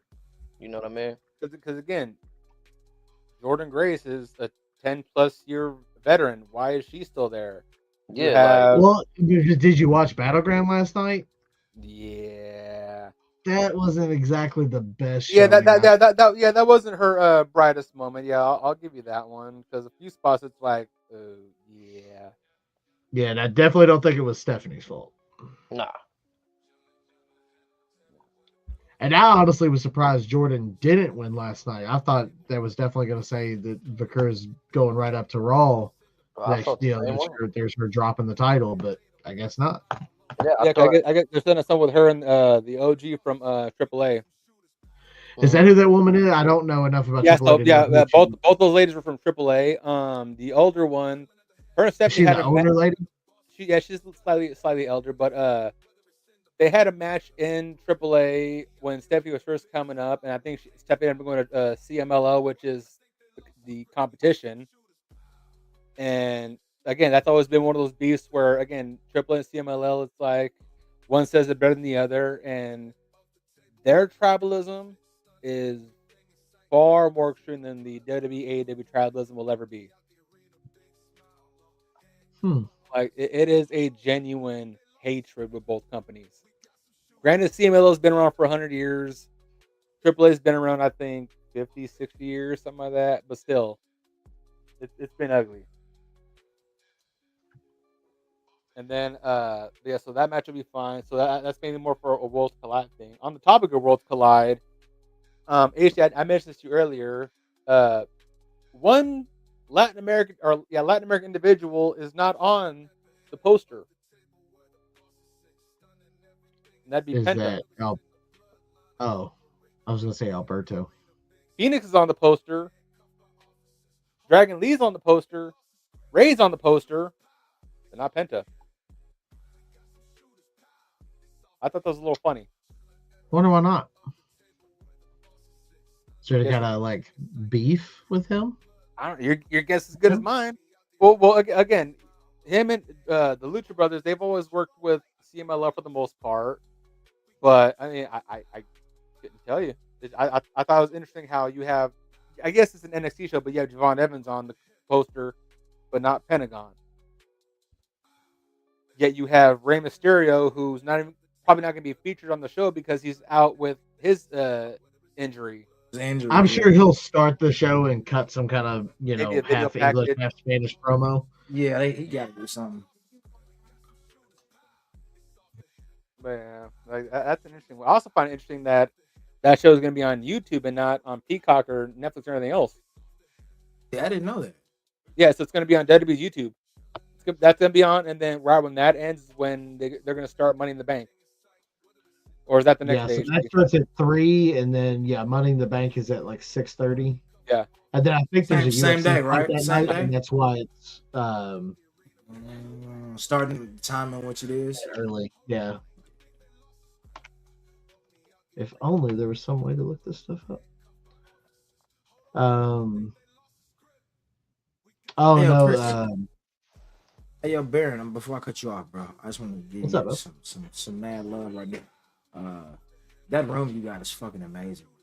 Oh, thank you. It is Fire, bro. Yeah, that shit's building fire, bro. stuff. Yeah, you going in, bro. And we got a lot of people coming in right now over on TikTok. Yo, Mr. Milton, Ghost Hunter, Nathan, Henry, thank you so much. Torres, Manny Brown, F2N at you, Chip Kip, Bob, J Ace, Karina Cruz, thank you. V Starlight, thank you guys for being here. This is Off the Hip Podcast. We're going in right now with my bro HD, Razor, Baron Von Stroud. We rocking in, yo. Egg, welcome in. Jared, welcome in. Paulie, welcome in. Cod, said, welcome. I'm sorry, said, welcome in. Appreciate you guys being here. So, in case you guys are new, it's your first time here. This is Off the Hip podcast. We do this every Monday, and Fridays, and especially after the PLEs, you'll catch us on the weekends too. So, hopefully, this won't be your last time, and it's your first time. Welcome in. Yeah, so Hell yeah. Mona, thank you for being here. Roberto, Mr. Gray Kitty, thank you guys. So there is also a UFC fight that night, but it is not part of the weekend thing. It's in New Jersey. Yep. Okay. So that will start. It says 6 p.m., but I would assume they still do the normal times, and the actual main event fight won't be until like 11 or midnight or something. Right. Yeah, for sure. So that explains why it's starting a little bit earlier. Goddamn time zones would throw me off.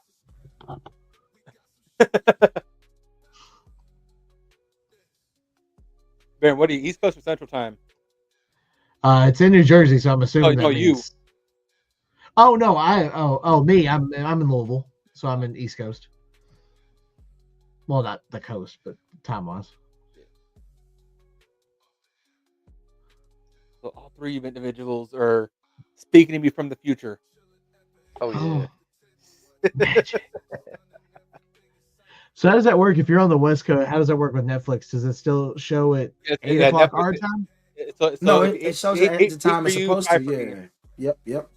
That needs to be somebody that have to get used to. Like Raw would come on at 5 o'clock in the afternoon. I'd be like, or even back in the days when I would have DirecTV, whatever, all this stuff would be on What's Eastern up, time for whatever reason. So I whatever it was on for you, it would be on for me over here. yeah. What gets annoying is a lot of the overseas PLEs like the UK or Saudi. Oh yeah. So for me, it's like early, 9, 10 in the morning. What was the last one? And I had to wake up really early for it. It was like I had to be up at like 8 a.m. to watch it or Crown something. Jewel or some shit like that, wasn't it?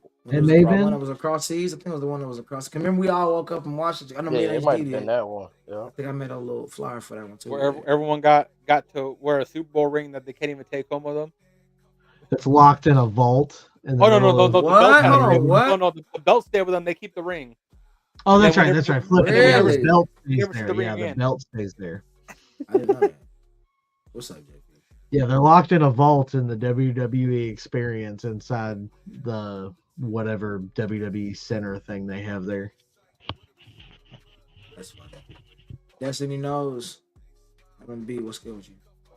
It's insane. They got that built before a physical Hall of Fame or anything got built here. They got that. Don't get me started on that. Yeah, ain't that crazy, bro? Guess when you have a quintillion trillion dollars, it's not hard to get whatever you want. And again, with many people throwing money, billions of dollars, you don't even got to pay for anything. Just tell folks, hey, I want this money allocated to this. Bro, this is what I don't understand. With as much money as they're making, I feel like Vince really took the like he rolled the dice on a lot of shit. Opened a WWE WWF restaurant. New York, yep. Yeah, all of the toys that they had would, bro, like you had wrestling toys that they had the what was that shit? The entrance ramp with the Titantron that played. I had that. Yeah, When you put the little wrestlers on there, the little magnets on the feet. Yeah, magnets on the feet. I had those coming up as a kid, man. Those was ignorant. Came with Vince McMahon. That was the only way to get that Vince. He was. Yep, I had that. I actually have that toy of Vince McMahon, bro. I used to keep it, bro. Yeah, in the gray suit. I used to keep him in my little setup. He'd be right here above my little thing. It was just a white San Diego. It was all like open. Yep. It was the exclusive way to get that figure. Yep. I'm saying, like, now they got their little versions of, they got they $60 detailed action figures, but I just look at it from a standpoint of effort. Like they do the bare minimum with almost everything to just get our money, and that's my issue. You know what I mean? Other than that, you know, the talent themselves, they do what they got to do to perform. I'm looking at the other stuff. What's up? Yeah, I remember like you used to buy when Jack Specific made all the WWF toys. Those are the official ones. Like you get a title belt. Oh man, yeah. I had this one, the Stone Cold, where he had the gym T-shirt on, like the rattlesnake was lifting weights, and it came with like a big barbell that you could put in Stone Cold's hand, like just the most random. I had an X-Pac that came with like a JVC boombox or something. I had that one with the big yellow JVC. Yep. Yellow and I have that. I still got that in my little bag of toys in my storage. I still got that for I sure. used that for like I did like regular toy photography, and those props from the old WWF toys were still the best things that were out even today. Yeah. You They might just- have a couple They gold They had mines like for Scott garbage Cardona. pan. I mean, had like the garbage can with the lid. They had one that was like a CD case that broke in half. Because that was back when they had like the kitchen sink they was giving you and different little toys. Yep, Breakaway draws came with the tables, kitchen the sink. Yep, your ladders, drawers. I had all them. I had all that. Yep. Man, that was. I still got the kitchen sink barricades. too. Yep. Came with the kitchen sink. I still Yeah. got that one. And they had the little little WWF blue plaque or the black and gold plaque they used to stand them on. Just what I'm saying, bro. Like I love Bully Ray, but he said something the other day that I was kind of like, damn. He said people shouldn't be caring about what the stage where they located at for WrestleMania. Like to me, yeah, as an adult, I hear that, right? But we always constantly say, oh, they doing things for the kids and the kids. So I remember as a kid, those places and those stages used to matter. And video games, watching the program. So it's easy to say on the surface, yeah, you guys shouldn't worry about that. You know what I'm saying? But let me peel it back for you then. You feel me? Because like those you touched kids, on- those kids grow up to be, men like we are right now, and Exactly. with opinions, and you know what I mean. Like I said, when I was growing up wrestling, you couldn't tell me a kid that wasn't out there, telling somebody to suck it or doing, trying to do the 3D or walking like Stone Cold. You know what I'm saying? Even if you had a soda, you cracked it open, you was chugging it like Stone Cold, like you was raising your eyebrow like The Rock. So everybody, like you said, as kids was getting influenced by that. So to say that they don't matter, man, that's kind of crazy. Back to Bully's remarks, it's like, yeah, that's one side of it. But the other side of it is, what about the individuals and the families that have already paid for that weekend for New Orleans? Mm-hmm. Yeah, that's a whole nother layer too. Like, you know what I'm saying? Like people playing in these things. See, I don't know if anybody did because I don't think they had put the actual WrestleMania tickets up yet. I don't know if you would really. Oh, the pre-sales were up for Mania? Yeah, because there was a lot of folks that are posting on Twitter about how they got their tickets, they got their room and board all ready to go, airfare ready to go. Just they did. Mania. That's but I mean, it's so far out. I guess what they're saying is, hey, it's almost. Card is always subject to change. Things can happen. Yeah, if things can happen, you can change your flights, you can change your hotels and stuff. But like aesthetically, that. But Razor mentioned the SmackDown fist the other day, right? Back in the WWE SmackDown game, you was able to climb that fist, jump off of Jeff Hardy, do a swanton. Oh man, you go crazy, you go ballistic. Yeah, I remember that. That was it. You climb up the King of the Ring chair if you wanted to. You can do a whole bunch of shit. Mm-hmm. I remember that. The backstage fighting. They had a whole bunch of stuff that was just stuff. So you take that shit away. You taking it away from the experience of the video game where we could, relive and do more. You know what I mean? It's just a bunch, bro. So it's like, I don't know. Bring back the boiler room brawl. I can see no funny brawls, shit, bro. Man, wow, you already know. I don't know how other kids get into it sometimes, but like my kids really not into wrestling. Like how, like the first second my parents put it, bro. The first second my parents put it, I was hooked. I put this shit on for them. They not that like they don't see nothing. Yeah, like my crazy, kids. like, And my thing is, my sons are the same way, bro. They're like. They'll look at it and be like, nah. I'm like, hey, y'all don't want to go to Raw? Y'all don't want to go? It's live. Like, you gotta no. you gotta talk them into it. Yeah, my daughter and then go see mommy in person. She's like Moana. Right. The only, you know what? My saving grace is my daughter. She will sit up here, and if wrestling's on, like tonight when I was watching it, she came up and was like sitting with me and was watching it. So she's into it, and it's not like she just likes the girls. Like she likes the actual wrestlers and be into like the wrestling. So that's and look, cool. here's My 3 sons. They're not feeling it yet. My daughter only watch if The Rock is on, and because she know The Rock from Moana. Oh yeah. So again, that's the power of Dwayne Johnson in my household. I don't know about nobody else's household, but they want that extra view and purchase from the merchandise. Y'all know what to do, man. Final balls, baby. I ain't waiting on you, but if you pop up, you know that love, dude. You know how that shit go. But again, for the rest of that roster, like they should look at that as like, again, if everyone's waiting for him, then I gotta step my own game up. Yeah. Yeah. I be telling my daughter all the time, look, the girls wrestle. You know what my daughter says? Oh, why is her butt out? Yeah, I can see that. Like that be the first reaction. No funny shit. I know we love it. We love it. Yes. We love it. Let me Mickey say that, James don't like everybody, it. we love it, Yeah, right? Mickey. I was about to say Mickey James is not a fan. But my girl, my daughter look at it and she like, oh, why's her butt? She think they in their underwears, like for real. Yeah, and it Why makes they it wearing weird. underwear? Yeah, like why they wearing underwear, and I you don't want mean, to have to explain the reason why. You know what I'm saying? I tell them what it But is. That's they don't wrestling show her gear. Lita back in the day. Whale I Tail. mean, Lita had Exactly. the long pants though. Lita had the long pants though. Yeah, she did. She had a thumb pulled up, but she did have the But she long had the long pants on. pants. Yeah, for sure. Oh, you could show him the live sex show. I ain't gonna lie though. on They say the Raw. same shit when the guys be on the TV. Like, why they in their underwears? That's why my Or son, he like Cody Rhodes. My other Yeah, son 'cause like he wearing the Roman Reigns. pants. or show her Yeah. show them Melina's original entrance with the splits. I ain't gonna lie, my kids ain't jacking nobody in their underwears. That's funny as shit. Yeah, they ain't feeling that. They're like, they're not feeling that one. Well, even my other son, he was rocking with John Cena before he liked Cody Rhodes. He was a John Cena, then Cody just took over for him. I'm like, okay, American Nightmare, okay. But I think Had a it'll lot come to do around with the to song. The it. Could be whoa. the age limit too. Because I ain't gonna lie, like when we was a kid, no video game had a grip on us the way that like Fortnite has a grip on them, bro. Like Right, right. Well, that's what they again, caring about is Fortnite, Roblox. well, like, we had Halo, we had Grand Theft Auto. but I'm saying that- back when we was young, we probably had like No, I mean, I didn't get Halo until I had a job already when Halo was out. Like, I was gonna say that we was the didn't when first we was thing- young. My We first had Nintendo 64. was that Mario Party. Yeah, type shit. We had like WWE, you know what I'm saying? Like the WCW, PS1, NWO Nitro. 64. Yeah. Yeah. The very first couple SmackDowns. I used to remember going over to my homie's Yeah. house in like middle school and being like, oh, you got SmackDown versus Raw? Like, staying up all night, getting a bag of Skittles, we eating candy and playing the game. So, you know, we had stuff like the wrestling game had a hold on us, but like Fortnite got like wrestlers in the game. You know what I'm saying? Like they got everything.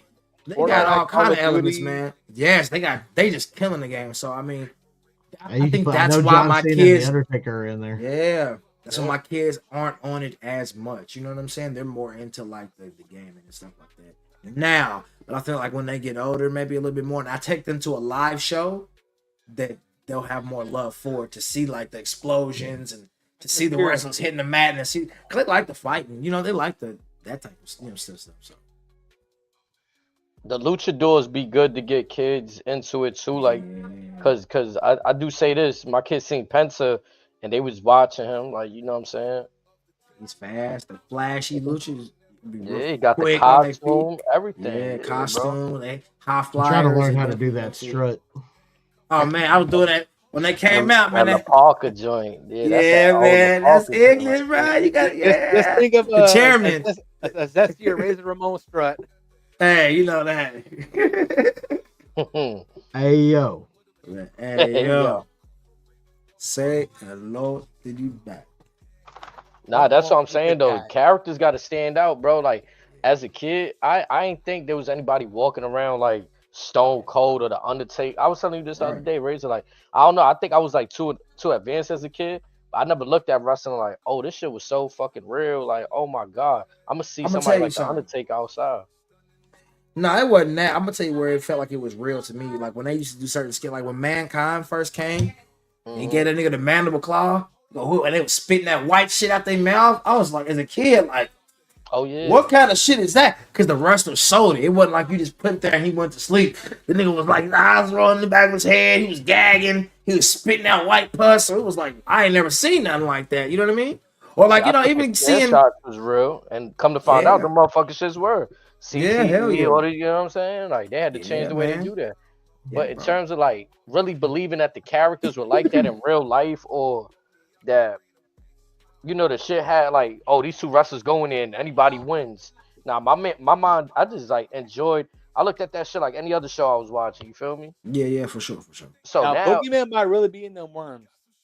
I mean, that, he you know, has like, to do he it probably that has some often on nasty TV. He friends has eating to. insects. You know how there's people eating fucking crickets and lollipops these days? Like, come on, bro. People do I remember shit, in middle like, school, I hurt my. Wait, you I hurt ain't my never had a knee. chocolate covered cricket? HD? I'm saying, Oh, nah, gross. I ain't have one, but if you might have had Yeah, one. yeah. That just killed me. Like I have some Because people the with them cane little store here suckers. that Yeah, sells them. yeah, they be happening, especially in Cali, bro. You definitely about to see some shit like that for sure. That's why I like Boogeyman. I used to laugh at him like when in a good way though, not like trying to like, but like you know what I'm saying. I'll be like, oh nah, he cool for that because he doing the most right now. Like Yeah, he really putting on. I'm not yeah, eating like no worms.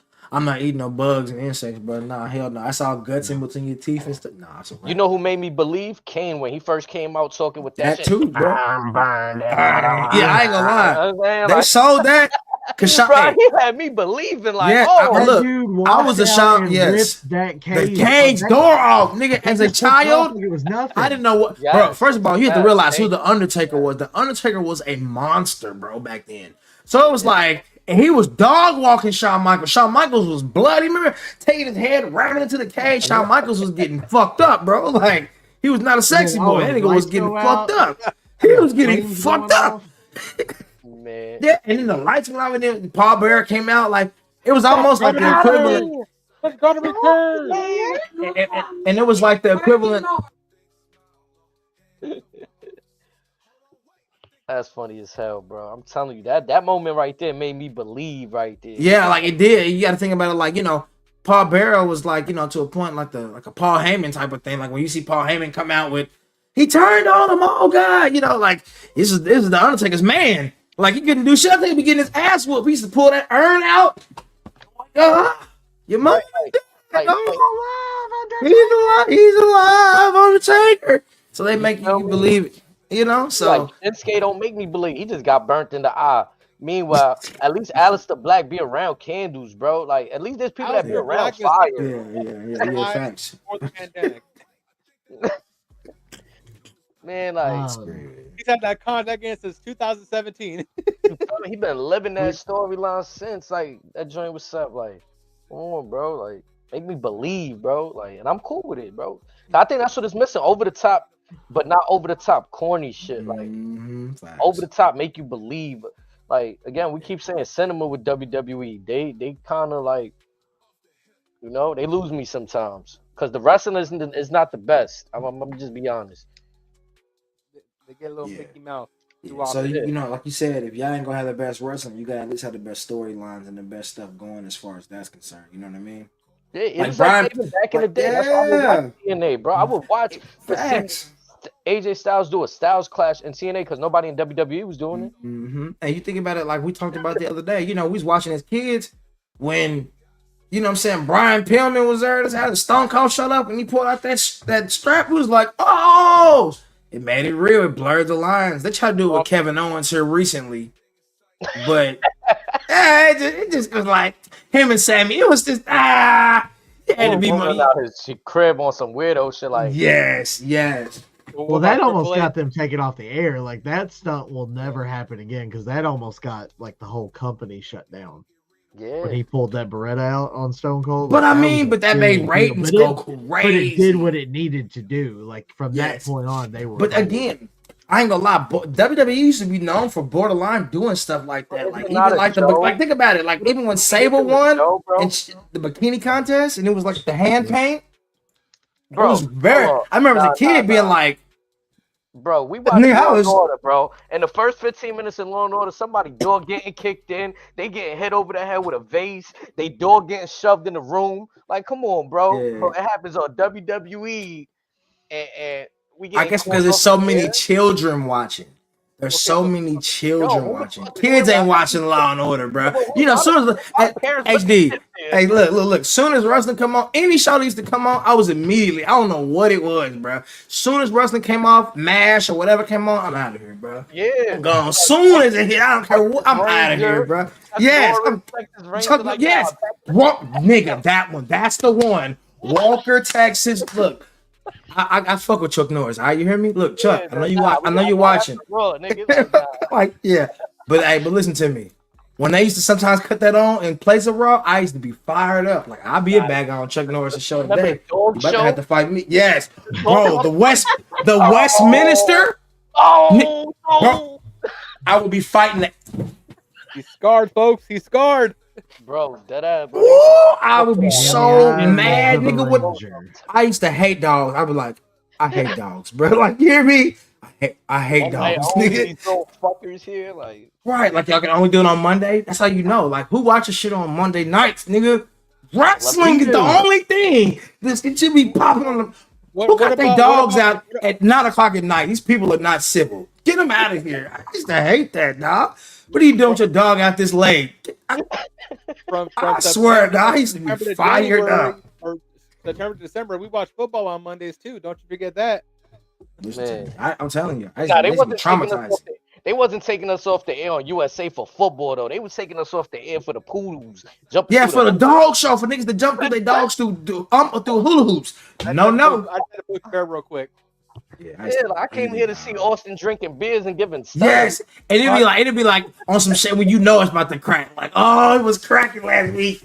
This week about to be fired. You gotta wait for 2 weeks. Hey, boy, that's the worst feeling in the world. Sometimes, bro.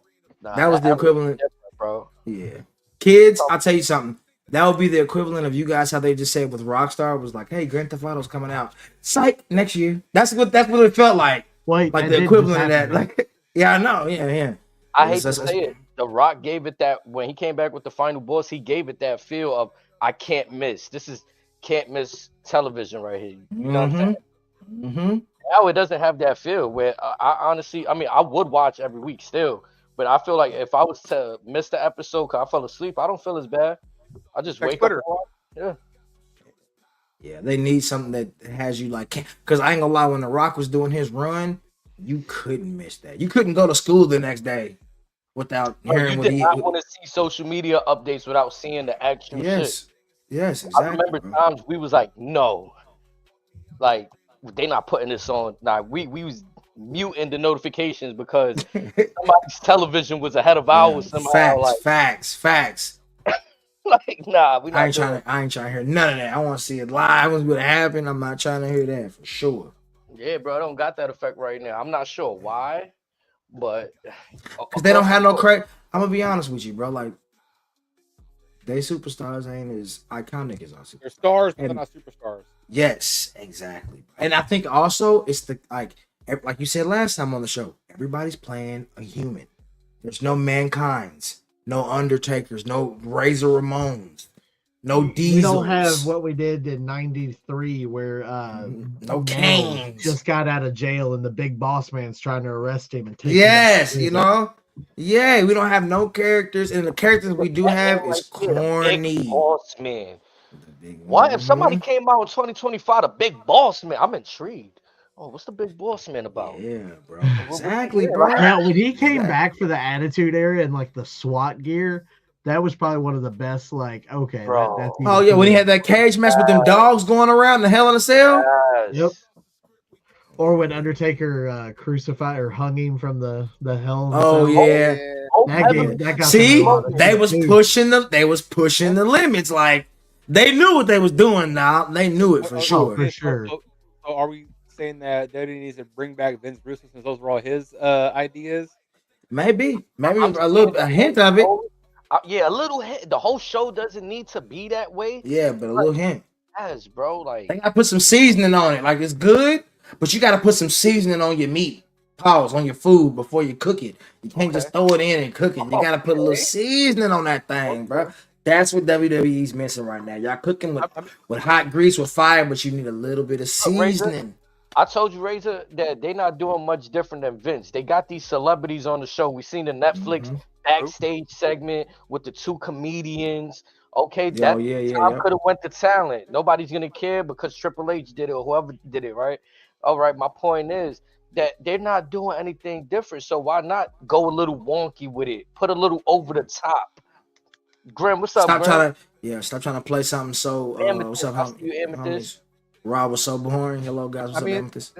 They're trying it with Judgment Day, but again, we board exams. Let's go. We've seen this episode already. Congrats. Say that again, Razor.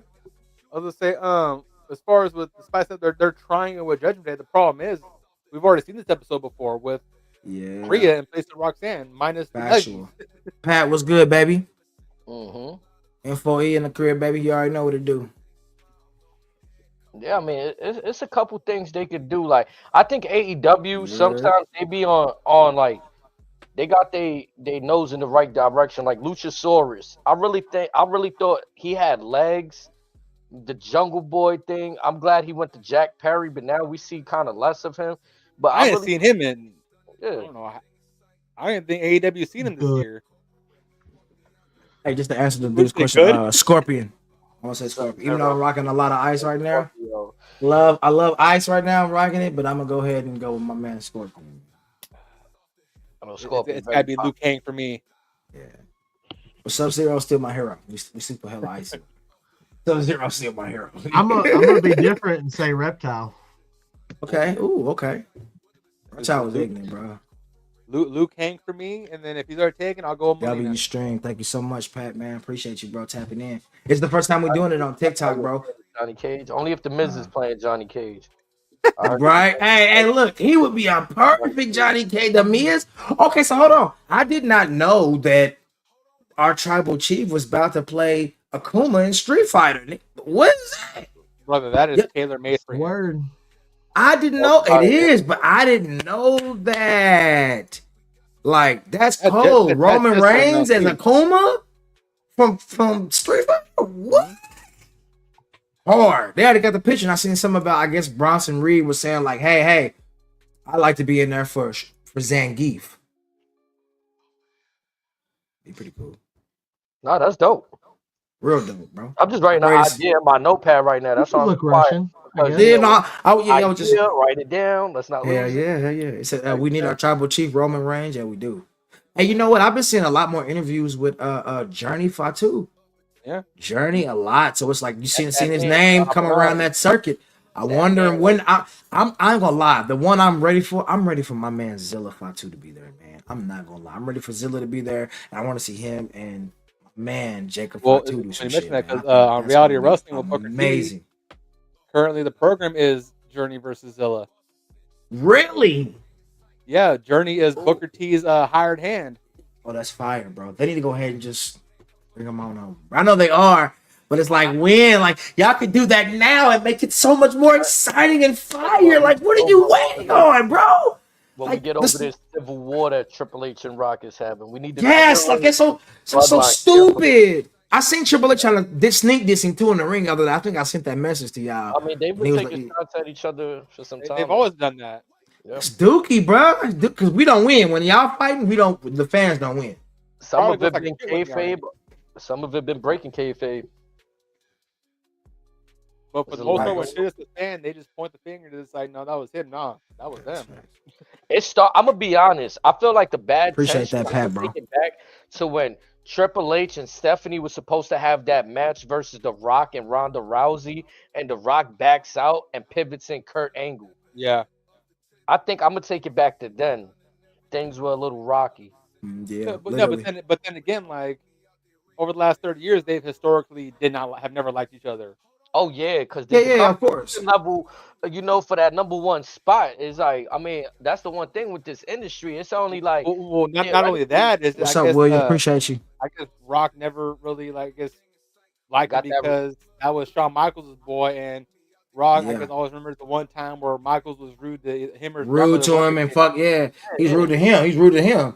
So it's like, you know, he was trying to get him fired. He was trying to get him fired. You know what I'm Didn't The saying? Rock like threaten to like whoop Sean's ass backstage or something? Yeah, they got Business into brother, it. yeah. Yeah, he got into it because he tried to get him fired. He was trying to be cool with him. Even on the Young Rock show, he was talking about it in the show, saying that, you know, he didn't want to say his name. He put him as something else, but he was basically Shawn Michaels, and that, you know, Shawn was trying to get him fired and talking, you know, shit on him and shit like that. And back in the day, them guys, them older guys, they didn't really want to put over somebody The newer new, right? cats, yeah, And, you know factual. what I mean? And you know, Shawn was who he was. Rock was coming in early as Rocky Maivia, had to quote unquote prove himself from that. And I mean, but they end up sharing the ring one moment when Shawn ends up super kicking him in the short shorts. You know what I'm saying? But that comes years later. But yeah, I could always see the tension between, like, I always question that. Why did Shawn and Rock never tangle? Like, that's a match you never end, you know? 'cause, yeah, I they guess at the time before Sean went out for that retirement in '98, his like smile. Rock yeah, mid yeah, card. when he lost a smile, yeah, Yep. Yeah. yeah. Well, no, that was well after that. That was when Austin beat him at Mania 14. That's from he was talking his shit, ain't he? Well, we were just talking about Kane, and he was when Undertaker threw him over that casket. He got hurt off that. herniated a couple discs in his back, so he had to fight all the way through Mania. Oh yeah, when he threw him up. Oh yeah, back. Shawn Michaels. Yeah. Yep. So then he on the retired. He didn't turnbuckle. come back till 2002. I ain't gonna for, lie like, though. the commissioner. Shawn Michaels shouldn't have been doing that dumbass flip in the corner he used to do when he used Well, to it get. wasn't that. It was when he got flipped over the top rope onto the casket. His Yeah, he hit the tailbone. casket. His back hit the casket, and Yeah. he rolled over it. Oh, okay. It was a weird, like you look at it and you're like, I don't see how that did it, but it just Then it you hurt. look carefully, it's like Taker's off by maybe half an inch. Yeah, that's not. You can't. That would really be help fire. that, you know what I'm If saying? he come out with the true family. It's But- like that time he dumped Hulk Hogan on his head and Yeah. almost killed him. Clearly, Undertaker's just dangerous. Shoot, he ain't more dangerous than that nigga Kane used to be when he used to be doing stuff. Kane used to be fucking niggas up, boy. You ever heard that story about Hogan when Now, Taker first beat him for the title? Is this Hogan? And he was like, "Oh, he dropped me right on my head. I couldn't feel yeah. some things." And then Undertaker went back, like he was like, "Man, I can't believe I did that to the guy." And then he went back like 10 years later and he How you watched the doing, footage Rose? and he's like, "That lying son of a bitch." Like he was just so mad at Hogan for like bullshitting that whole story. Hogan tried to hold Like, him he back. felt right? bad. He had years of guilt for dropping Hogan on his head, and then looked back. He was like, he never touched the ground. Like Queen it was Frost, bullshit. And Hogan just meant that don't work for me, brother. Yeah. I don't take no It's- job. Hogan's smart too, cause from the story, Undertaker dropped Coco Beware on his head on the first tombstone he delivered. So like maybe Hogan's thinking, well, I could run with this one. You know what I'm saying? It gives me Hogan, an out in the Hogan also future. said he was going to be. Right? He was asking Led Zeppelin. Yo, that's funny, Yeah. bro. Yeah, I'm around Slimy with this work one, bro. right He there. already dropped somebody else on their head. This is perfect. Yeah, they wanted him for the first UFC. They wanted him involved in that. Oh, Yeah, he was going to be in Led Zeppelin, some other stuff. He was asked. Yeah, to, he's a be really owner good of bassist, WWE. apparently. Hey, I remember when the WWE Undertaker started doing his little acting thing for a minute or two, and then he stopped. But he was trying to, cross over. He had some shit on USA, I believe, some little TV show he was doing, some scary stuff. It's Suburban Commando. Is that what that was called? Something. It's some little show he was on. He was trying to be scary, dark, tall, to the moment. They're all Taker? bad. It's all. Yeah, Taker. Yeah, he did some guest appearances on some TV show. I remember back in the day, I was a huge, like I said, fanatic. He was a guest star on that Hogan show. He actually played one of the assassins coming after Hogan. Mm-hmm. But it was some little show that was on USA. I forgot what it was. That came on like after wrestling or whatever. Taker was a And guest thanks to appearance Paul on that. Bearer, who would have thought Taker's biggest fear is a cucumber. What? Apparently, Taker hates cucumbers. Wow, cucumbers are delicious. What's wrong with Yeah, that? they're apparently- delicious. Apparently, he absolutely hates them. I guess then Paul Bearer used to fuck with him about it. He put cucumbers in his water and all types of shit in his food, and he'll just be laughing it out. And Taker just look at him just like, "You motherfucker." Like that's crazy, bro. Like, yeah, And he just never liked. I guess his mom would always like make him eat healthy, whatever like that. And I guess he's always just hated cucumbers because of that. Oh, that's wild, bro. I ain't gonna lie. Cucumbers in a I love salad. cucumbers. Crazy, man. Like a chocolate. Yeah, they go crazy. So just walk up to Taker, just eat some cucumber chips right in front of him, see what he does. You smack the bag out your hand. Ah, get this disrespectful shit out of my face. He might shoot it. It's funny. Did you ever hear the story at the same Mania at 14? How he didn't think Shawn was going to drop the belt to Austin, and so he stood in gorilla the whole match and had his hands knuckles wrapped Just ready to go. just in case. And then apparently, as soon as Tyson counted that 3, Taker's like, "All right, I'm going home. Like I'm done." Just took the wrap I off. can go He's relax done. now. Yeah. Well, what he thought? He thought that what? He thought that. He thought Shawn wasn't going to play business and was just going to like try to either like stone bag Austin or try to walk out with the Taker's title. Or ready. something. Taker's rated him with we can do this the hard way right now. Unless Michaels went through Hey. the crowd, the only way back to that locker room was to go through Gorilla, and that's where Undertaker was standing. Was on the other side And of that. Lord knows that Vince wasn't entranceway. going to stop Taker. No. At that point in '98, he was already Yeah, Taker was the one guy. of the top guys. Yeah, Taker's a big dude anyway. He's a big boy. You wouldn't have been trying to mess with him no way. You know what I'm saying? And 300 pounds. I wouldn't even try to mess with him now. That's what I'm saying. He's a big dude. So Sean looked Wish he like back in the day, he just enjoyed getting knocked out for no reason. Like he'll just start problems with niggas for no reason, bro. Yeah, Like yeah. Sean was Well, really like, think about it. When you got Like 6 Big Marines Tex, in a Kevin bar? Nash, and Razor Yeah. Ramon, Yep, like you can put that shit on somebody else too. Like you, Sean, you walking around with Kevin Nash, with Scott Hall, got Paul Levesque, a sober Paul Levesque next to you. Right. These big ass niggas, dog. Sean Like, Waltman. Yeah, like word. Sean legit knows Waltman's shit probably too. passed out Yeah. somewhere. Shit face He's too, there in right? spirit. Man.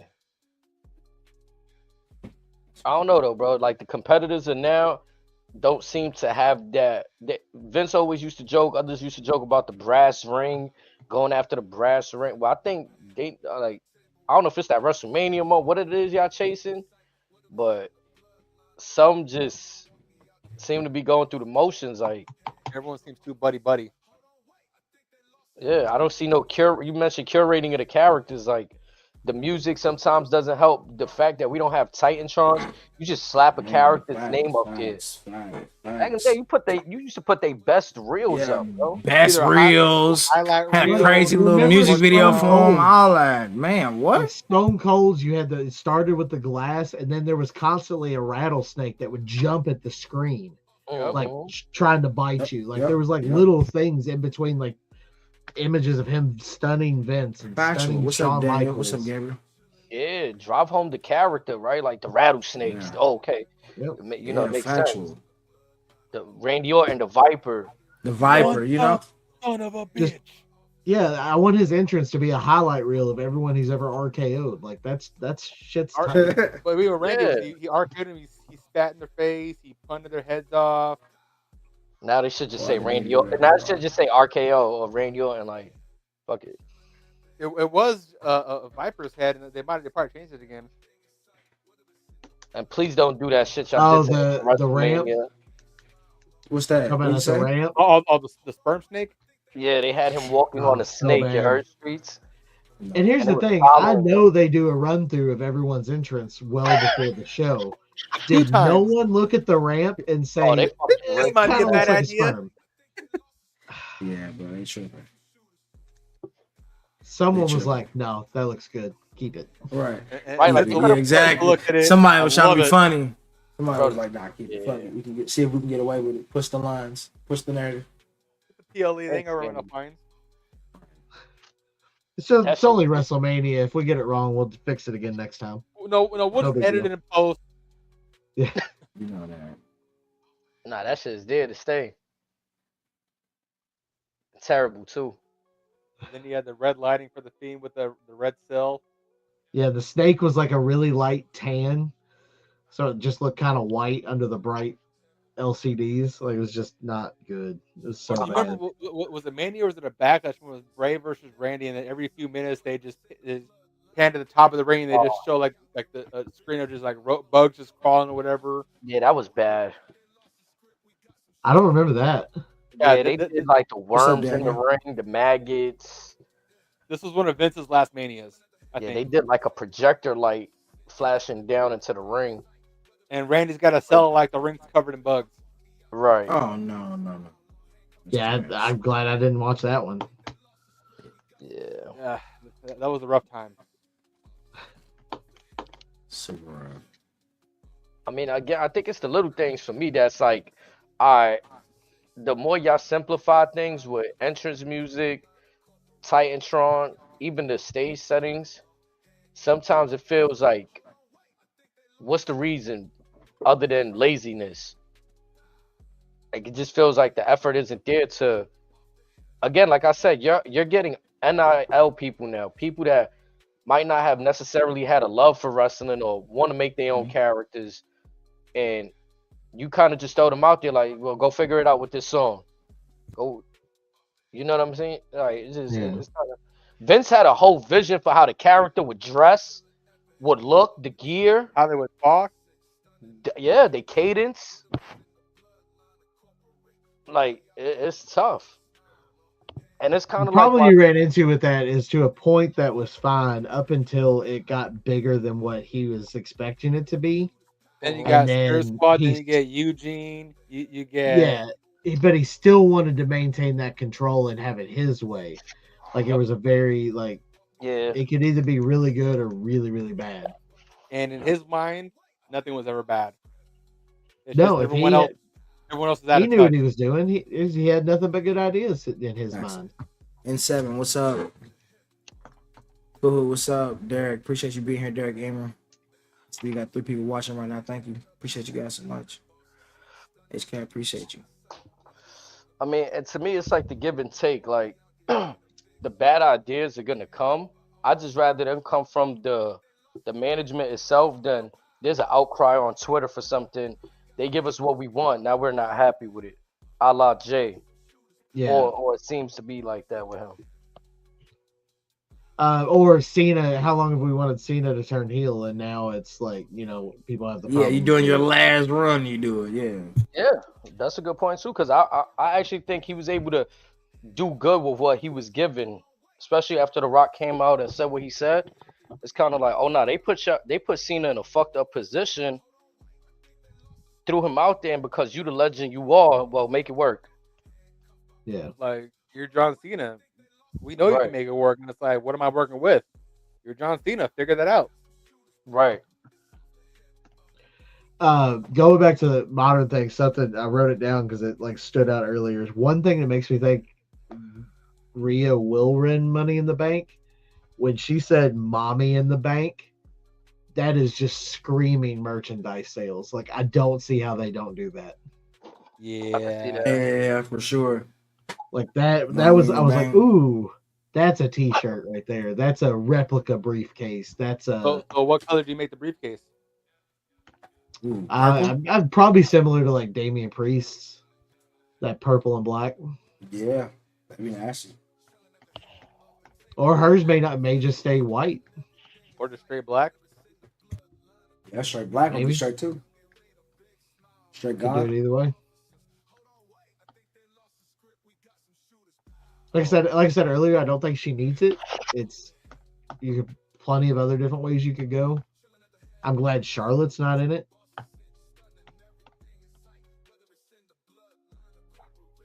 That seemed like would be a wasted spot, but I'm glad she's not in it.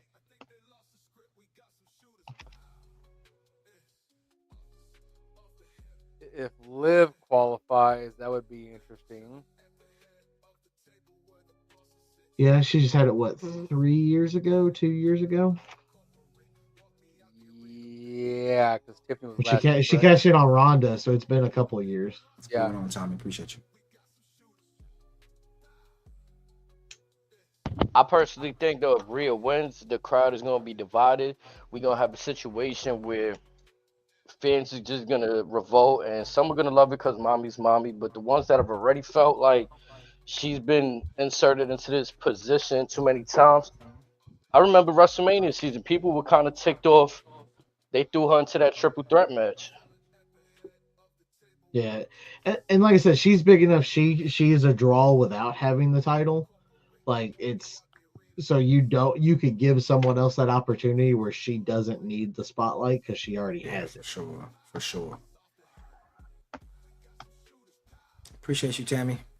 But then I'm gonna be honest, the overall feeling when I start seeing some of these people that are like we say that about that they could do fine without the championship.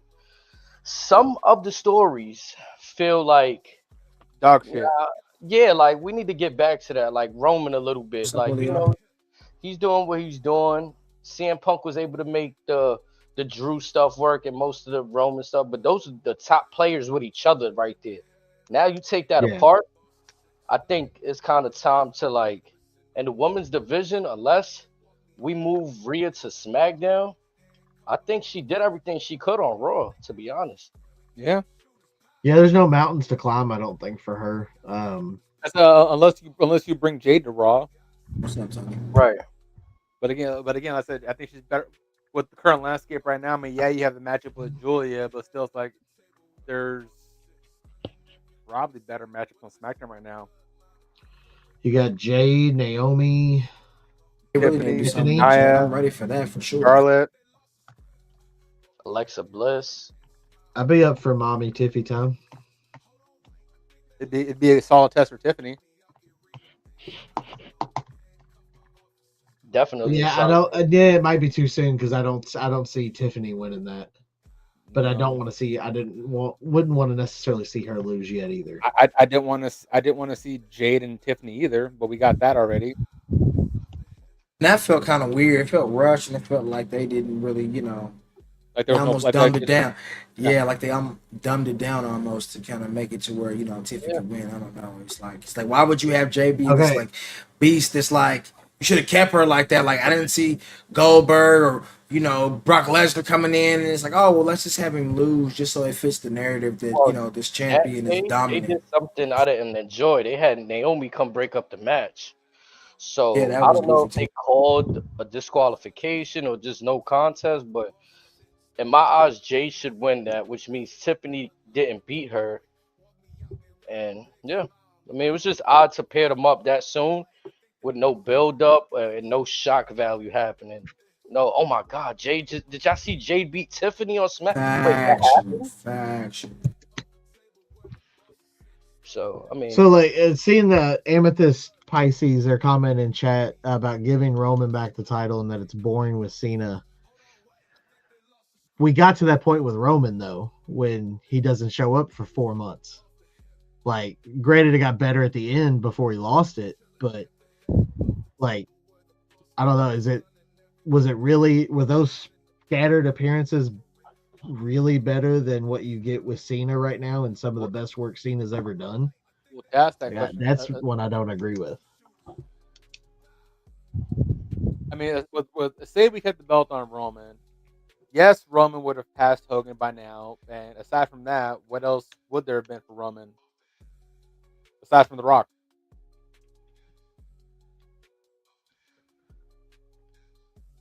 I continue to mean, break the record.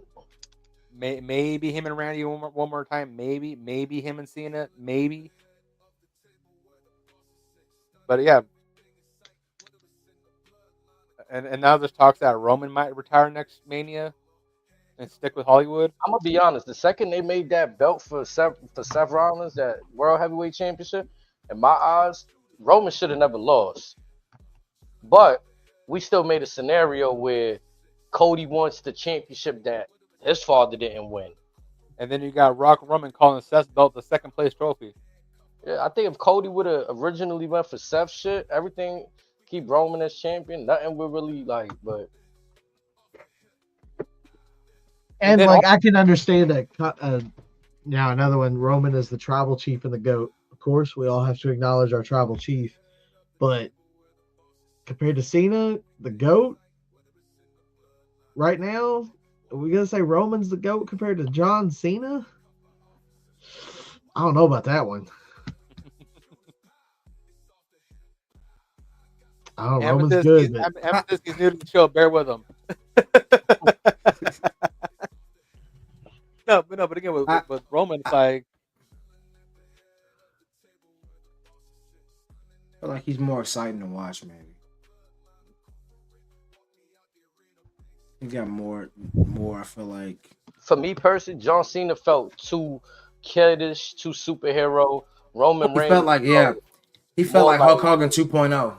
well, Get your vitamins. that was Vince's whole point. Yeah, but I mean, okay, so we can't really blame him for that. But I mean, look at they got him tribal chief, and they not everybody acknowledging him, and it's just so much better. You know what I'm saying? Like he's that's wearing. real upper echelon shit. Right there. Yeah, it's like you know what I'm saying. John Cena was it's like bro. It's like they came from two different eras. He's more like in a new era where shit's cool. John Cena's like the last of like Entirely different worlds. the last of the Mohicans, really. You know what I'm saying? If you're thinking about it, he's the last of his kind. Like Randy's he was still there. he was. I mean, yeah. I mean, it's true. There's still some people that's around, but like, that dickhead committee, I ain't gonna lie. He with the he with the shits. yeah, Cena was he that with the stand-up shits. for Yes, the- facts. Yeah, facts. And then also a big animal man up in Saskatchewan hasn't formally retired yet, and Brock Lesnar. I But tell you again, what, you he's talk about also- people he's losing part of their that area, absolute he is. shit.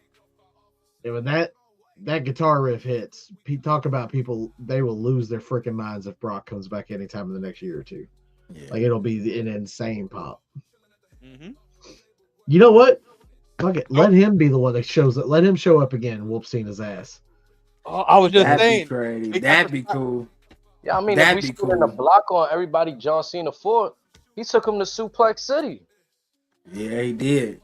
Well, Yeah, at he their did. second go around, but that when he first showed back up and like F5 Cena, and then next week we had the thing, and then Cena was like, "Oh yeah, by the way," and just slapped the dog piss out of his mouth. That's And why his Brock kind of forgot he wasn't in UFC for a little bit when he started throwing them elbows right in Cena's mouth. Like his finisher that he was named a after Brock Lesnar said the FU. He had to just switch it to attitude adjustment. Facts. Yeah, the AA. Yeah, yeah. yeah. It used to be the FU because of that Brock feud early on. FU and the F5. Mm-hmm. And it seems like W has a chance for Cena to spin the block on everybody but one person, Oh, Edge. As far as his greatest rivals, he with the limited time we have left, he can hit everybody but Mr. Copeland.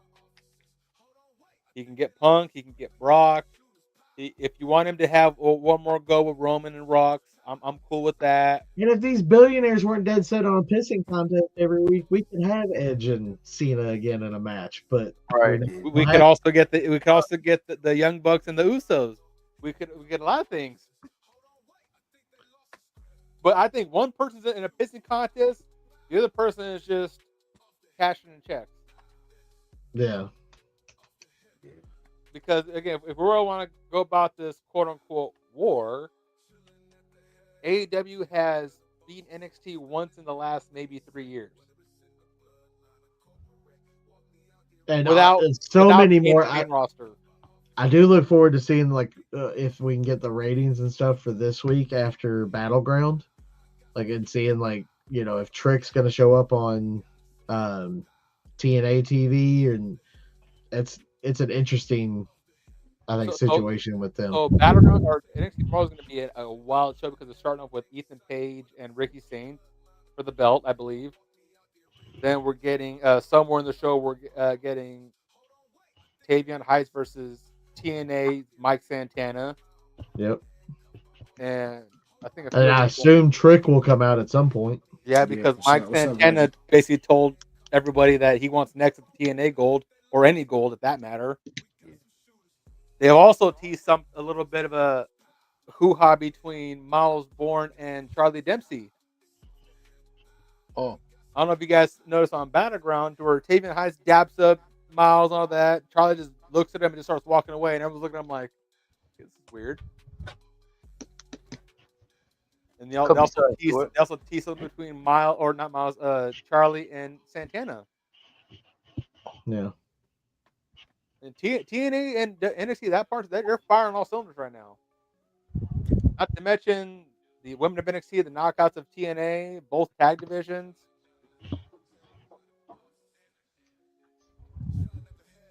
There's something interesting that several months ahead, honestly, in terms of wrestling content. There's some dope stuff coming down the pipe. They just can't fumble and drop the ball. Continue. Mm-hmm. Just give me Jacob Fatu versus the madman from Boston himself, a TNA icon, Eddie Edwards. I will be a happy man because that will be an absolute dogfight. Yeah, yeah. Give me should have Moose and Obafemi running back. that was amazing too. Obafemi, yeah. I say this, man. Jacob Fatu is my dog. I'm riding with him. Riding with Jacob Fatu. I like his character. All gas, no brakes. All gas, no brakes, man. He's been, super explosive since he came out the gate. He's just been like a badass. Like I said, he reminds me of like someone who would fit in that Stone Cold pocket, that era. Like who's like, I'm not good, I'm not bad, I'm on my team. And if you don't like it, Vince had access to Jacob Fatu back in the day. Golly, bro. And the way he is right now, Taylor fucking made.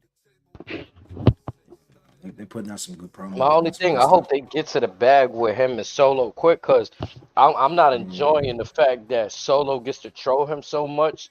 Yeah, And it's almost like he's making him like he's a goofball, like a goofy. You know what I'm saying? I don't like it either. yeah, yeah, I ain't really doing nothing. You got the championship, but I can still talk down on you. Like I lost to Roman Reigns, but so what?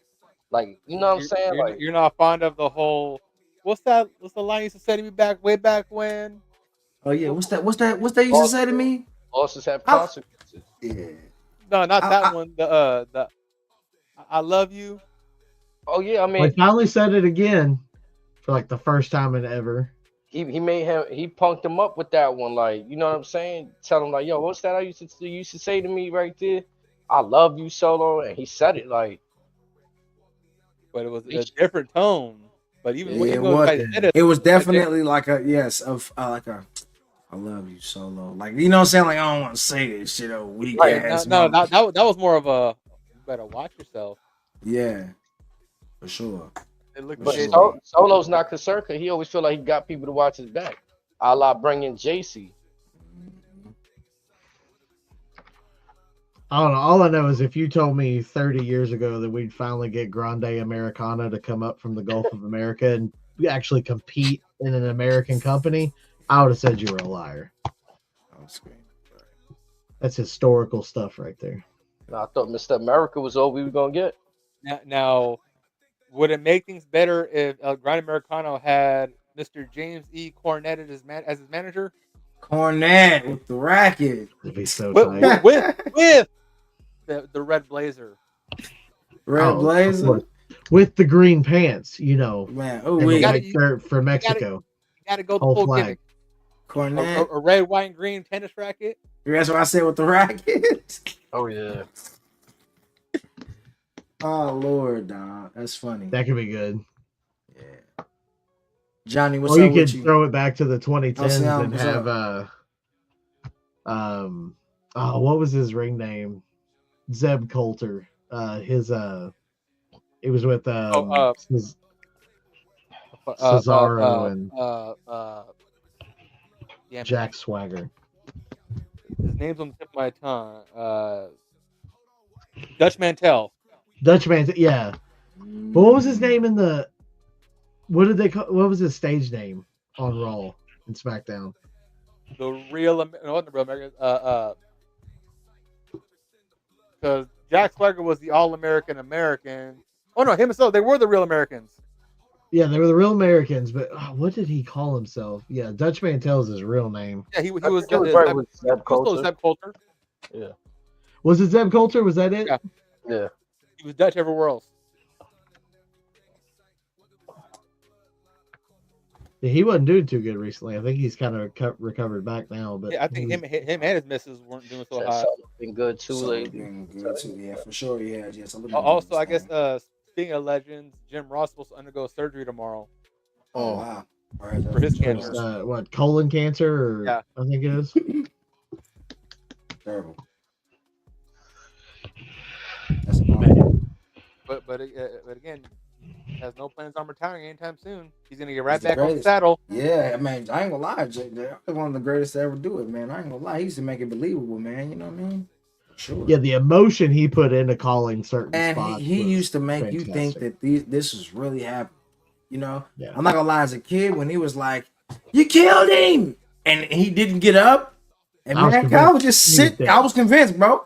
As a kid, and my Oh, my dad wasn't like, no, it's real. My dad thought he was dead too. He was like, you know, he's sitting there looking too, and it's like, you know, when he I said thought that he to him, killed him. yeah, it's God, as God as my God witness. is my witness. He is broken in half. It's like, what do you think? He's right there narrating. I can't see it. You can see it. His legs, his body's halfway up underneath the guardrail. You know, he didn't get up for a minute. Like stuff like that was like entertainment you couldn't like Bro, when he recreate was if you wanted to, bro. he'll be like that. Him and Jerry bastard. together was He hated like Triple, like that son of a bitch. He made you feel like, No good to damn it, son of a bitch. when he like, damn you to hell. Like he used to Damn you, make you feel, McMahon. yeah, damn you to hell. He used to feel like, you know, I can't do nothing, but I'm gonna cuss you out. I'm gonna use my words to yes, and it made you feel like that, like you know. hey, Oh no, that's His trash. dad and Jerry the King Lawler's just Yeah. like side sound effects Alvio, in what's the up? background. puppy. Yes. Oh, Or just Mr. Pies. Yeah, that. Yeah, Hey, yeah. Lawler Can sold you it too. imagine? So Can you imagine a 2000 Jim Ross or 99 Jim Ross against a now Gunther? Like that whole promotion of somebody talking shit on commentary. Gunther just coming out and oh, beating the shit out of Jim Ross. right. Yeah. Who whooped Jim Ross? Who did whoop Jim Ross like that though? That was a couple Kane. people that came. But it was somebody else though came and embarrassed Katie set him him. on fire. Yeah. No, but there was somebody else who came and embarrassed him and was beating him up like that too. I forgot who it was. I remember It that wasn't nigga next. got Was Yeah, you remember that? You remember that? It was somebody who came and who was that? Like they were knocking his hat off. And Yeah, was knocking his hat off. Oh, They was yeah. doing all that. Yeah, they was trolling him real smacking his bad. glasses off. Get Yep, out of smack. here. well, Yep, I yep. know Triple H did that a couple times. I think. Yeah, but it was. Michael Cole? I think there was somebody Michael Cole did else. it a couple times. Yeah, Michael. He just recently got slapped up. But I know it was somebody. I forgot which wrestler it was, bro. But they was slapping him around and was doing something to him. I can't remember who it is now. Yo, shout out to everybody on TikTok, man. Thank you guys. You guys have been super supportive. Y'all been coming in nonstop, man. The numbers have been coming in. I see all of you guys. I'm sorry that I haven't said your names individually. I know it's a thing on TikTok when people come in, you're supposed to greet them and welcome them. I just didn't want to mess the vibe up. We got a good thing going, but thank you to everybody who has been watching, man. Alvia, Johnny, Halcyon, Alexa, Escape a lot, Virgie, User, Tony, Julia, everybody, Tammy. I see all you guys. Thank you, and thank you again. It means a lot. Oh, thank you. Gracias. Gracias. Thank you. Gracias. Yeah, man, y'all making it thing. And Pat, shout out to you, man. Appreciate you. Y'all got being some here. last thoughts before we get out of here? I'm not gonna lie. I feel like the tag team. Everybody else is liking it for the money in the bank, but for me personally, I feel like it's a waste of time. If ain't no belts on the line, Cody, you should have asked for a rematch or something. Give us a title shot. You know, make it exciting. You know what I mean? That's not a thing anymore. Why did they stop that? The whole you lose, you get your rematch in 30 Yeah, I don't understand that. Like, that was a staple of the Attitude Era. for sure, you get your rematch clause. So it's like, I don't know, maybe Kane beat Austin in First Blood. He got the rematch. He invoked it the How next many night. rematches has LA Knight gotten in the last couple months? Right. Oh God. Is the megastar though? I mean, Let me talk to you. That man is one big dummy. Yeah. yeah.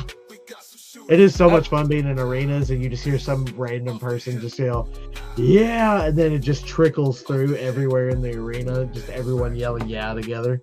Oh no! So was one of the funny things? A few months ago, I went and saw Dynamite, and as I'm walking in, a few thousand people there. Show hasn't started yet.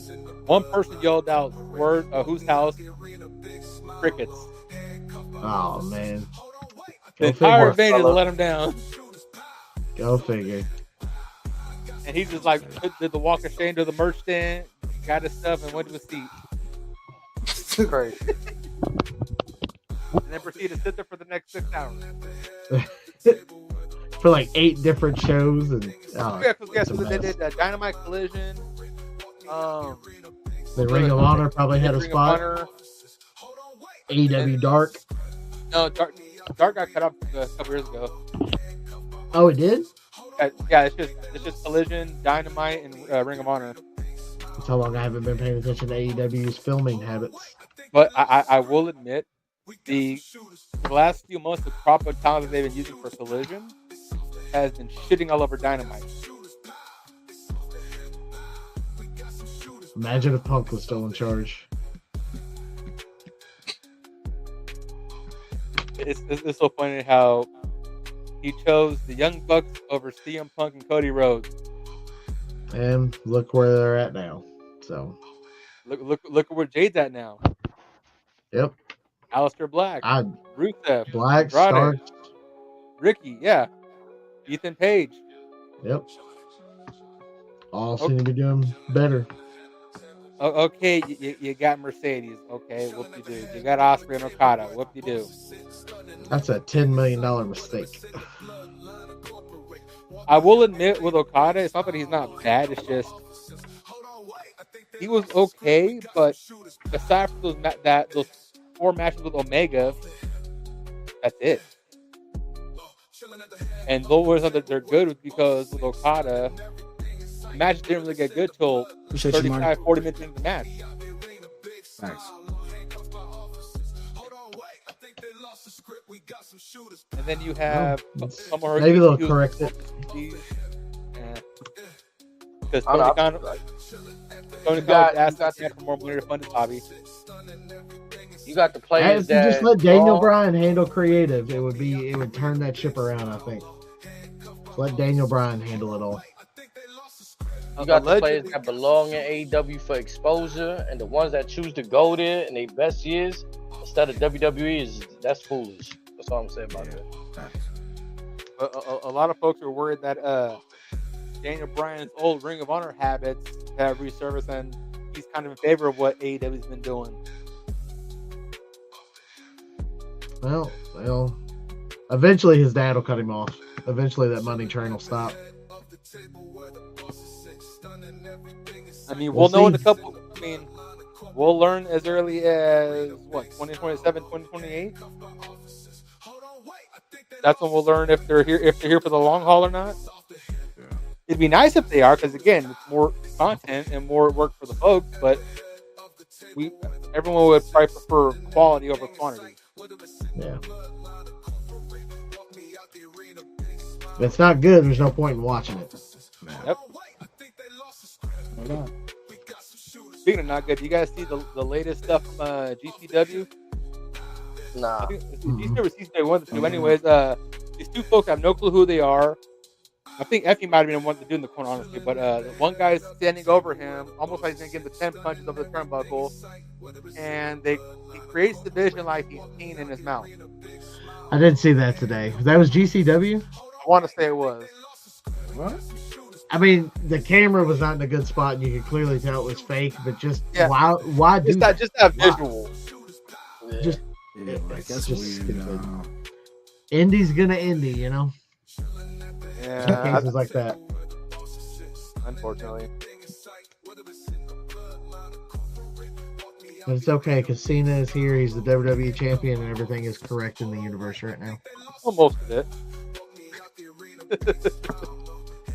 It's getting there. He's Yeah, correcting the shit. we're getting there.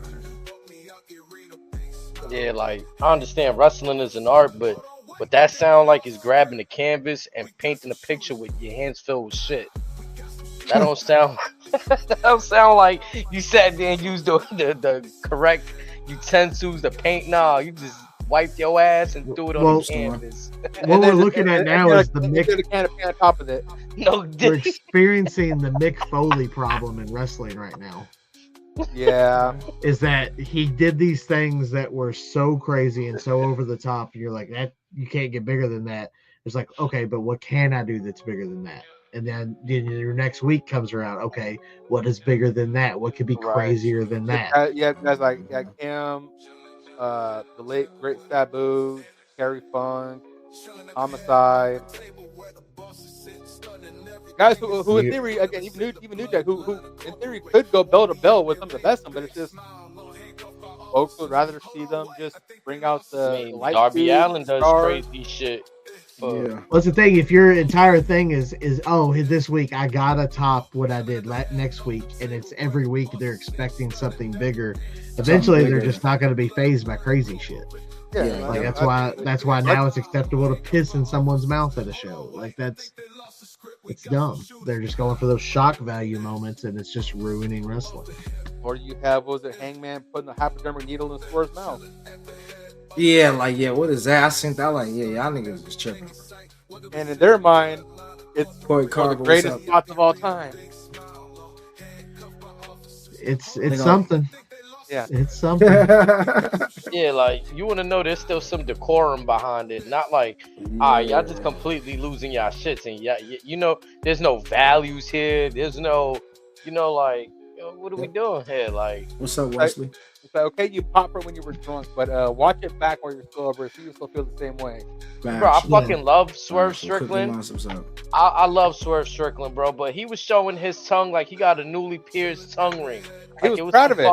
Yeah, like some new fucking jewelry, bro. What's up, Wi-Fi? Like, bro, go get a fucking Dude, check what's chart up? right now. Right, yeah, that shit's weird, man. I ain't gonna lie. Yeah, Even the stuff with the cinder block, it's like, I was thinking like this man might leave this match with that split tongue design. Like, how do you remove that from your Stupid. tongue? Yeah, I'm being dead serious, bro. Those are my thoughts. I was like, and then the vein underneath your tongue, you know, the vein that part that keeps your tongue from rolling back to your. Yeah. I'm just like, bro, the amount of risk over payoff. Like, what did that spot do? Was that spot gonna bring in any more viewers in that moment? No, the pay-per-view's already sold. Thanks. It's not likely gonna bring in any new and viewers. buy the replays Yeah, like for $50 more. And who was it that predicted that there by the end of the company, there will be someone that dies in that ring? I forget who it was. One of the big, like, maybe I think it may have been Bubba. May have said that there was. Unfortunately, like, someone... I said it a few times here, and I again I said that after most of Darby Allin's spots more than anything. it might take a fucking, if they haven't already done it, I'm surprised they won't take a nail gun to somebody. Like, Shit, out some nails or yeah. some shit. If anyone from AEW shit. is watching, if you do that, you have to give the thing royalties if you decide to do that. Yep. You Yeah, have like, to. We have to give us Jesus. royalties for sure. Yeah. But it wouldn't be. I wouldn't be surprised if someone whips out a Right. nail gun and Shit, you seen well, who was it? New Jack brought out a staple gun. Somebody with it. Wank him right in the head. Like, That's you what they tripping. did to Swerve Strickland's tongue yesterday. That's what I'm talking about. I've done that like on my hand, like just messing around at school, like, hey, good, look at me, I'm goofy. You would have to In my pay head, so though, much money. And those You are would have light. These are big staples, like the ones you Yeah. close the The ones that packaging grip with. in, yeah. No. Industrial staple. Yeah. If you hit me with a staple to my tongue, brother, you got to pay me crazy money. And you have to pay me some. Bro, crazy the spot ain't even look. Here's a blank When I check, eat write with- whatever amount you want. Yeah, it The has to be. spot ain't even Well, look convincing. Marina did the spot. The female in the match grabbed his tongue. He could have Pulled it smacked out. her away. Yeah, she pulled out his tongue. So he could have did a number of things to stop it from happening. It's like that smart Samoa Joe spot when somebody tries to springboard or jump Just walk at away. him and he just walks away. Yeah, like Oh, that's a yeah, smart yeah, thing. Gotta be smarter. Like, Yeah, Yeah, but it's fine. well, again, one of the worst has to be again it was Sting's retirement match at Revolution, and no one's around this pane of glass that's not about some chairs, and Darby just dives through it. we got hit on the channel for that one. I don't know if Streets was here covering that with us, but What Yeah. happened? We played it. And they hit y'all? yeah, and I believe this was without audio too. Like, we just yeah, ran the footage. because Tony Khan he flags everything that's of theirs that gets aired. Everything, whether you're Now, unless in you favor of it or not. write them the actual, he'll let you do it if it's a glowing review that he absolutely loves. They'll let, I'm if not, it's I'm not anything going that's- to ejaculate on my microphone. I'm sorry. I'm not Dave Meltzer. That was great, man. You ever seen that pictures of that dude's office? Yeah, Just All them papers. I piles was of wondering papers if that was real or everywhere. not. Maybe What's that's up, just one DH? room he has just like that. Probably his crib. You give me his crib vibes. Fact. Did you ever Like, see that yeah, clip his of I guess his internet, it was active whatever, but he did the Wrestling Observer show with Alvarez through a landline. Oh God. Yeah, so he had the rotary phone right here, and he's just talking like this with the rotary phone. And people pay for that. That's the crazy part. Yeah, Is they they do. pay monthly for that email to come through. What's up, user? I love when Jim Cornette gets all riled up because of something Meltzer said or something he did. And, When Brian left credits the Meltzer said what Twitter page? Yep. Now I don't know. I think it might be an older people thing because my family here still has the same house number that they had 30, 40 years ago, bro. No, but so HD, what I'm talking about, imagine if I did the show right now through and I had the landline hooked up to StreamYard or whatever, or the computer or whatever the fuck. Yeah, it's 2025, and you're like, "What's your home number? I'll call you in for this interview." Like, that's crazy. He has a cell phone. He has a computer, I would think. Think of it like this. would hope. Probably easier for him. It sounds like extra shit for us, but yeah, do. But like you said, for him, that's just a hop, skip, and a jump. Yeah. I mean, Fournette just has a problem with the soundboard and Spectrum Internet, but then again, so do most folks on the East Coast. Yeah, Bro, I ain't gonna lie. I looked at my computer settings yesterday. The shit said dial up. I didn't even know that exist. Like, you could still dial up. Yeah, Yeah, still a thing. usually it's part of the networking port. It'll usually still have a dial-in. It's like they're like a fail-safe almost. Yeah. Bro, I seen that shit. I was like, bro, that shit took me back to AOL.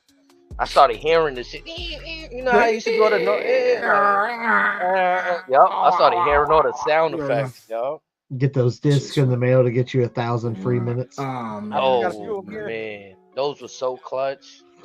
Right. And little stupid ass kid me, I didn't understand. I was like, I put this in the computer. Why can't I get on the internet? I didn't understand. I still had to plug a cable into it.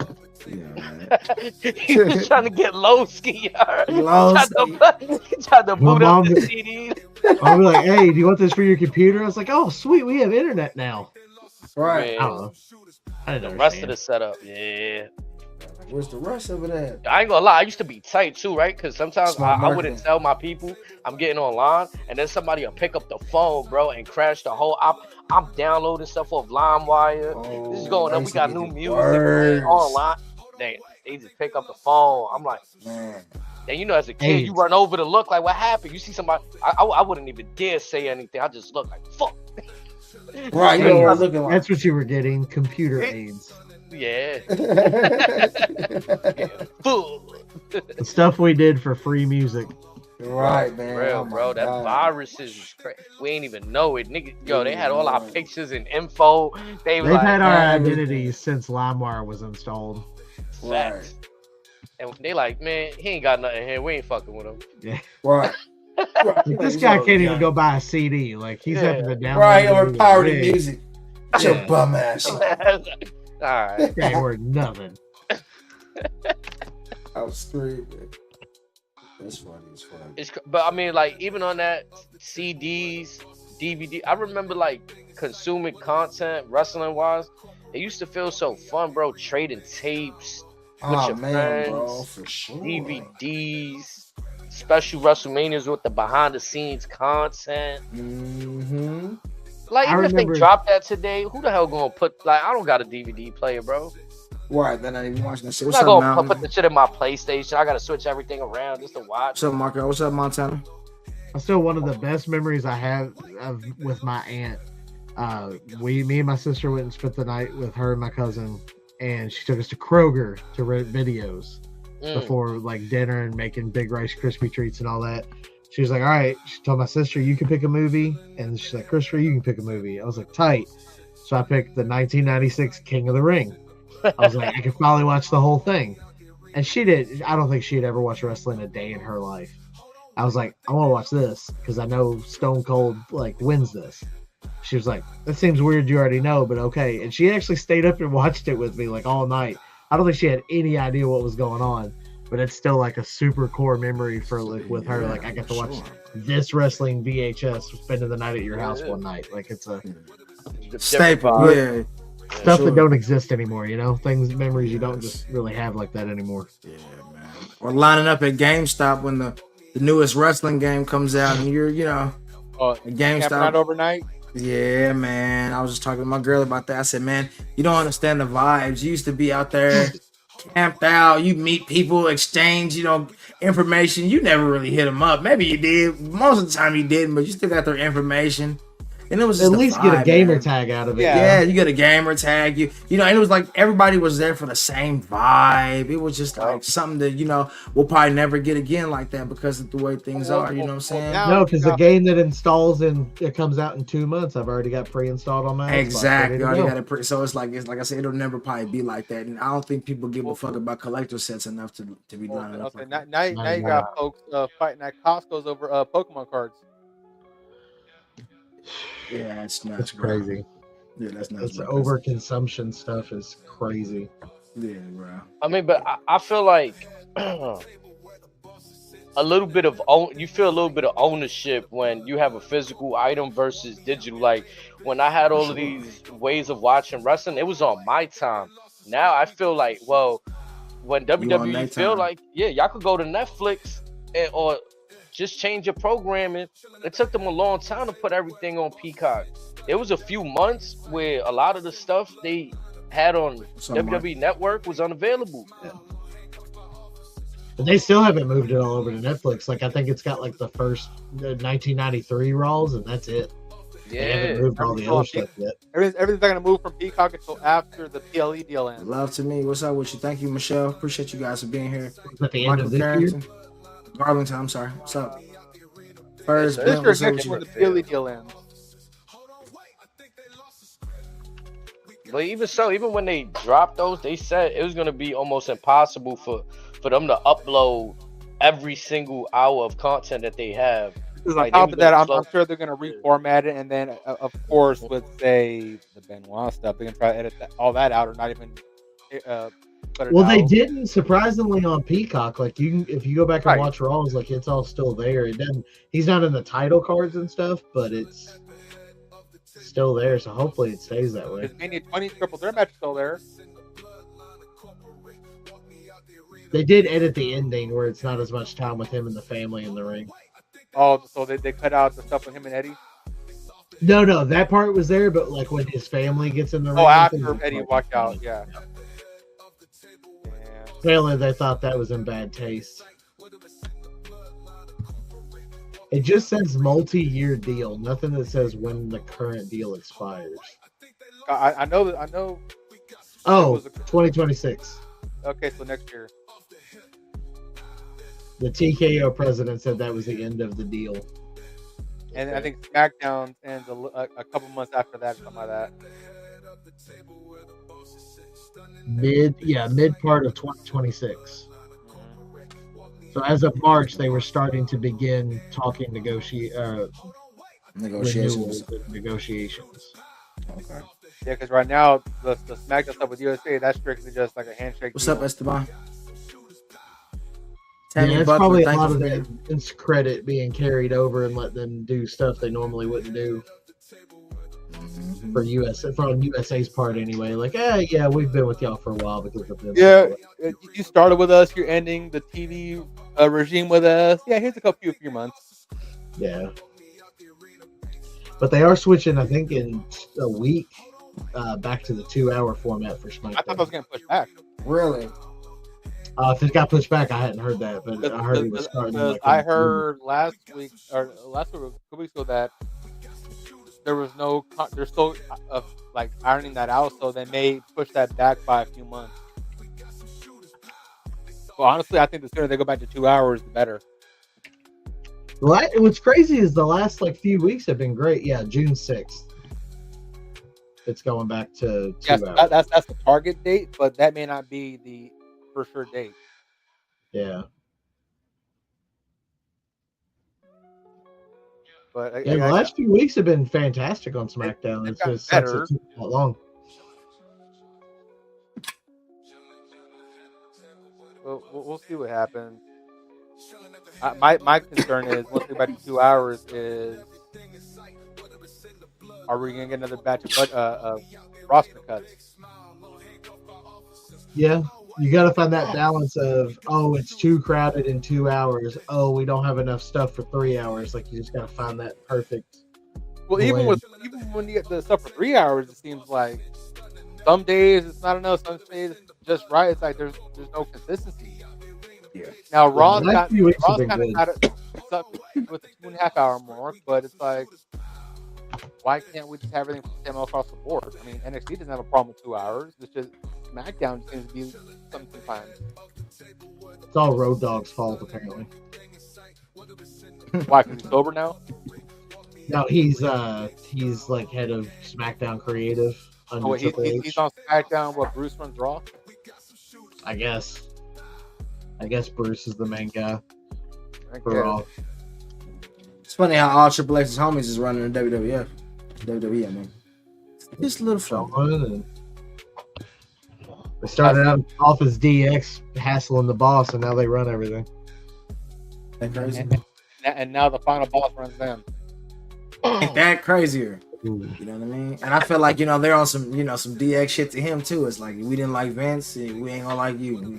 I'm We not. don't like I'm bosses. not surprised though, because those are the most creative guys to me in the company. DX, Yeah. like they were the Yeah. ones that was doing shit that Vince is like, yo, what you doing? Like when when Vince is like, yo, what you doing? Nah, these guys is off the hinges right here. Like, Yeah, for sure. That was out the chain. But again, they had a pulse on the culture. yeah, Well, I hate to say this, and I'm gonna throw up. We wouldn't Let have it out. DX without Bret Hart. oh, Bret That's Hart true. was lit too. That's true. Yeah, When he called them the degenerates, you know, degenerates. and a couple of queers.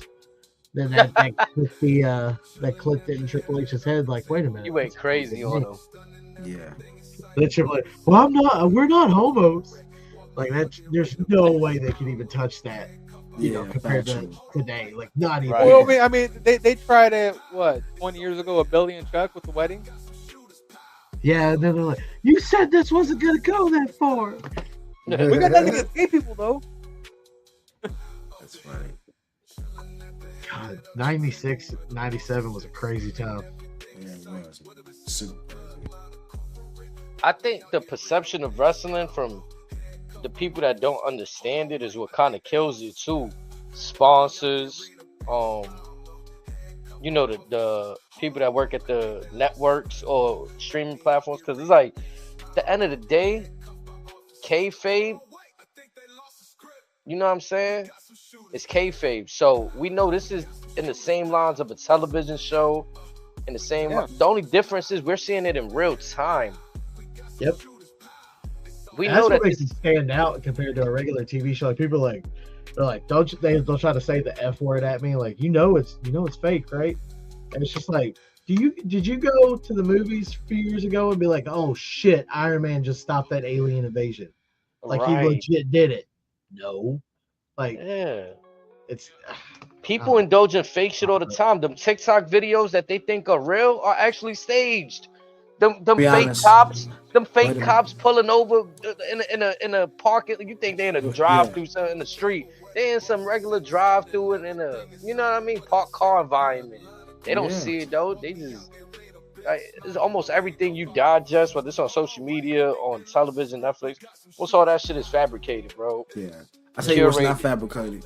These glasses I have on my eyes right now. These are $1 million glasses. Well, those are real contacts, folks. This is real, okay? Prescriptions, okay? It's just flames and all. Yes, for sure. I hate to say the word, but it's really how you feel and how everything makes you feel. Yeah, that's the magic behind it. No, that's good. I mean, that's a better F word than than. Yeah, I mean, because ultimately the shit they doing it. I mean, it's like stunt men. There's actors that take pride in doing their own stunts, and there's others that's like Tom Cruise.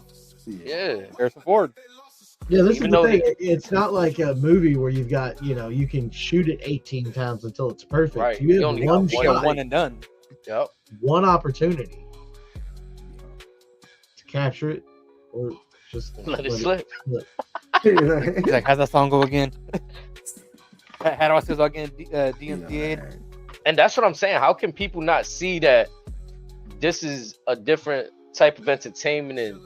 And it gets too criticized on. I get the kids are involved, but I was just watching Lilo and Stitch. They had innuendos in that movie. Sexual innuendos. Oh, we got Super Saiyan. He went Super Saiyan. Superman's better. That's it. You know what I'm saying? Like, even the kid movies got. So I don't really like that excuse, that shit. The kids and all of that. Like, that shit, that's a cop. What happened right a little there? different there. Then cut out. Give me a second. Look a little pale there. You okay?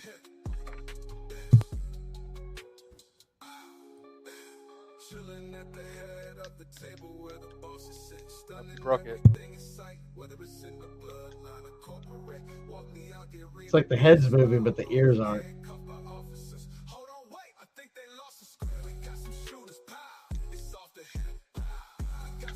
Oh, we lost.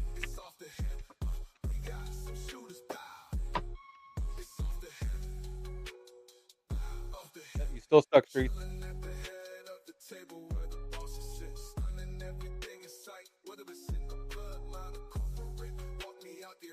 Ooh, we got a good I don't question. know how this was suggested to me, but let's talk. What's good, Ramon? I see you out there. What you want There's to a talk about? question right here.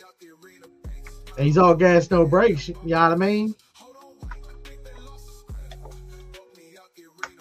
Him and Penta in the same match will be entertaining as fuck.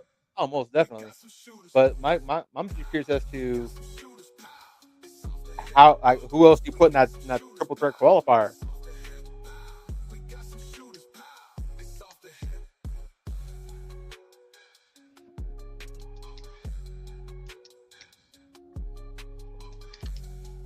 Ramon, I agree because Yeah, I mean, I don't think the kids would necessarily be ready for the exact same everyday stuff that we had as kids. Like, I don't know if they can handle that, but like some of the more edgier stuff they're doing now, yeah, I think that's kind of what everyone's wanting now. Pushing the envelope little by little. So at what point do we recreate what Kane and Shane McMahon did with batteries and the jumper cables? I mean, it'd be okay, I guess, if we never touch that one again. Oh, that one can stay away. No, Roman would add. I do not see Roman Reigns ever again being in something like Money in the Bank. He shouldn't have to be Absolutely not. Honestly, He's way too big to be in Money in the Bank. Or he could pull a Brock. Just I'm putting myself in the match because I'm Roman fucking Reigns. I mean, maybe if he just showed up at the end and took it, maybe. But yeah, like what Brock did. Yeah, I think he's showing up at the end. I don't think he's gonna let Selena Vega being in the match. I think he means as. I don't know if you mean as the champions being in the match, or that's where you going with it, Ramon. Like, okay. I want to see the champions in the Money in the Bank match. Yeah, but again, we're getting live in a qualifier next week, supposedly, or sometime soon. My bad. Yeah, what was Ramon saying about Jacob? My bad. The tag might be a little bit different than the individual title. There has to be some plot twist coming for Jacob. Put him in the qualifier. Yeah, they gotta be for sure, especially with Solo being in it too. You know what I'm saying? There's been a plot twist all year, if you think about it. No, Solo's already advanced. That's what I'm saying. But the fact that they're throwing Jacob in there is, you know what I'm saying, a little bit of a plot twist. I wonder what they're gonna do with how they're gonna spin that. And I wonder if it's gonna end up coming down to Solo versus Jacob in one of the matches.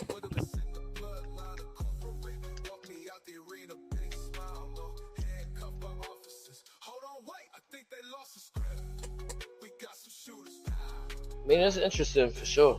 Fuck it, put James Ellsworth back in the match. Yeah, Solo's in the match. Solo's in the match. I'm talking about James Ellsworth. Solo's already in it. Jacob and whoever else on Friday. That's what I'm saying. Like Solo and Jacob in the qualifying match would be fire. You know what I mean? Like HD was saying earlier. Already in. No, I'm saying Solo versus Jacob in one of those matches. No, Solo's in the actual match already. Oh, okay. Yeah, he's already qualified. Jacob's the only one. Oh, okay. Got you. They should put JC in the qualifying match though too. I think it's too soon for him, honestly. Like, if you're how you gonna put him in there and not, Solo? And what? But this is a qualifying match. Put Jacob, JC, and somebody else. Because they put Solo and Big Jim in there in that week for the qualifier. Priest lost his qualifier, right? Who? Priest? Or did he not have one? I don't think he had. He didn't have one. He was brawling with. That's right, with Drew McIntyre. Yeah. I mean, they'll probably put him in the match with Jacob because they've had quote unquote history. This would have been a spot where you could have incorporated Braun Strowman. You could throw in Randy Orton. Yeah. It's I mean, if they throw JC in that match, it'll add an extra wrinkle. Like Jacob will look at Solo like, bro. Yeah, why would you trying to make this shit harder for me already? Yeah, and this is somebody who's on my team. Like, you want me to like dude, but you got me in here, having to fight for my, in my place. And Against Solo dudes. trying to spin it like, nah, it just gives 2 chances of the family heading to the, you know what I'm saying? Like Yeah, some ups weird the shit, like, odds, yeah, type shit. You know, yeah, ups the odds for us, like, you know what I'm saying? it's definitively. Yeah, so is Has Phoenix had a qualifier? who? Phoenix? Yeah, he lost. That's okay. I'm going down the roster thing. Like, who can we throw in this Yeah, so matchup? who was the fourth one? We had Penta, Solo, Seth,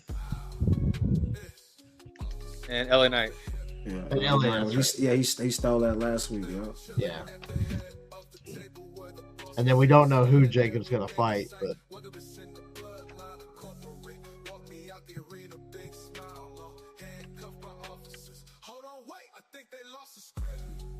I think it could be if Andrade hasn't had a qualifier. I think it was yeah. last week. Jacob had walked by Andrade and kind of grilled him. Mhm. Maybe they, I don't know, You throw could him throw in them in there. a match. Yeah, that'd be cool to see him in there, maybe. did Santos Escobar have a qualifying match yet? I don't think so. Nah. Because they've been prepping for their program with basically Triple A's Dig 3 of John Wagner, Carlos, Pagano, and Psycho Clown. Yeah. See, this is what I can't have right here. LA Knight winning Money in the Bank. Hey, I ain't gonna lie, I seen something backstage. I think I sent it to y'all. They had some little thing with John Cena when he was on there, and they had some dude who looked like LA Knight choking him out from behind, and they were saying that it was supposed to be a prediction saying that WWE don't never like show stuff in the background without it being like a foreshadowing. Yeah. So they were saying that it might have been that LA Knight be the one who takes down John Cena. And, I mean, John Cena, I wouldn't be surprised. John Cena put him over when John was still babyface. They tag team together. After the match, John Cena raises his hand, putting over LA Knight. I mean, I could see it. Who do you want to see win the Money in the Bank, Ramon? Who would you like to see? You think LA Knight's going to win, but is that who you want to see? Who would you like to see walk off with the briefcase? Bruh, he's got to be trolling us now. If he's saying any of the Tongans, you got to be trolling. Well, well, they're both hurt right now. LA Knight with the title. That's what they were saying, bro. I think yeah.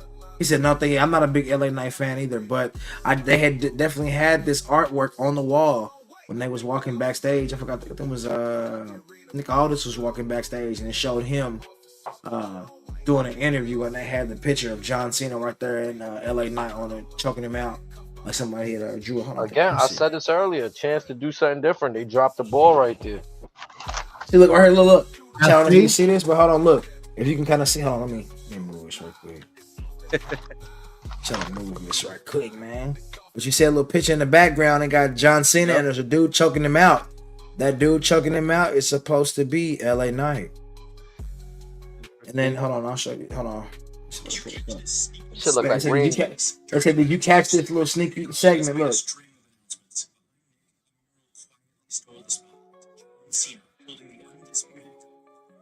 Yeah, it's a random mural to not mean something.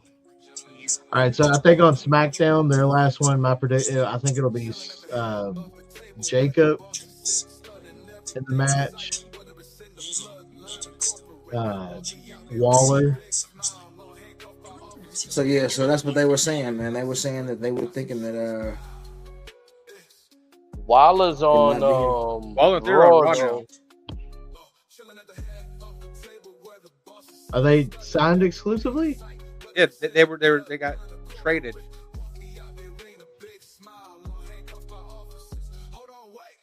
Yeah, A-Town down. They were traded for Wyatt Six. Oh, that's right. Here's a wild one that I'm sure no one's talking about. Still think Uncle Howdy could be a really big surprise. Why not Kevin Owens? Oh my God, bro. No, that's assuming the whole thing wasn't a troll. There's no way that could happen. Well, there's some speculation that it was a troll. If it was, maybe, but Not a good troll. Yeah. I just don't see him putting it on. I don't see him giving the Solo the briefcase, and I just think if he did, it's all. Ever since he lost to Roman, he has not found footing since.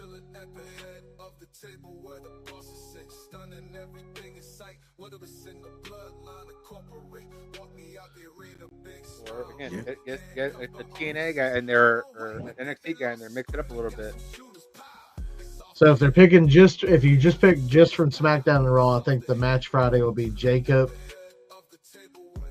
Santos Escobar, because he can easily take the loss because he's involved in the AAA thing. So him losing the qualifier doesn't really matter. And then maybe Andrade. Yeah. All right. Yeah, I could see Andrade. Then if we have another one for Raw, could be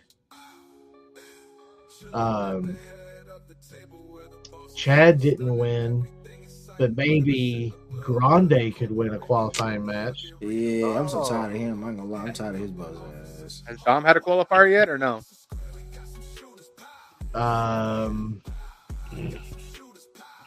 No. What if Dom wins, gets the briefcase, and he's the one that cashes in on Cena? That'd be hilarious. Be nasty. Why not a TNA guy? Why not Joe Hendry, Moose? Imagine the pop if it's a surprise entrant that Dolph Ziggler Hear me out. for Monday Night. Why not the wanted man, Nick Nemeth? Yep, that'd be a huge pop. Former WWE champion, former Money in the Bank winner already. Yeah.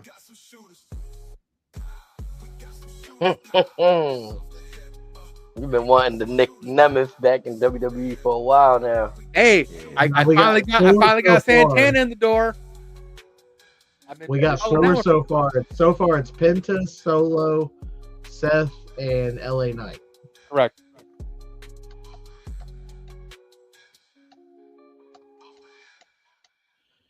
Now that they're setting it up for Santana after Battleground to be the next contender. Mm-hmm.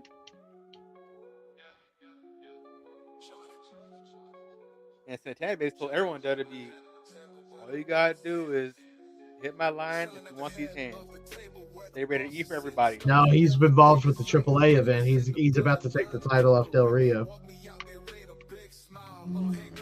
If that graphic that they put on Raw was in fact a spoiler, or we weren't meant to see that, and that's magic going to disappear next week or by tomorrow. Just magic. You didn't see anything. What's up, Dana?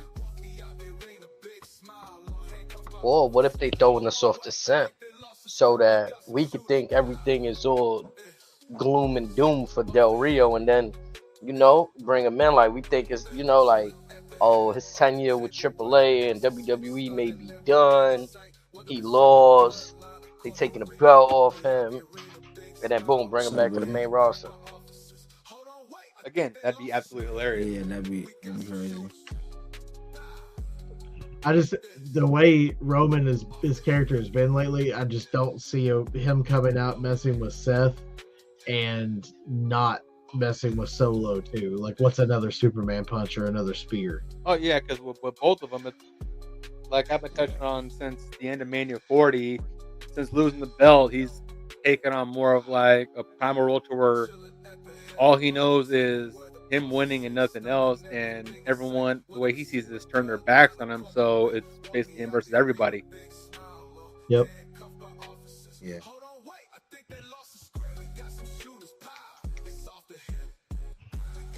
Lots of stuff to watch out for.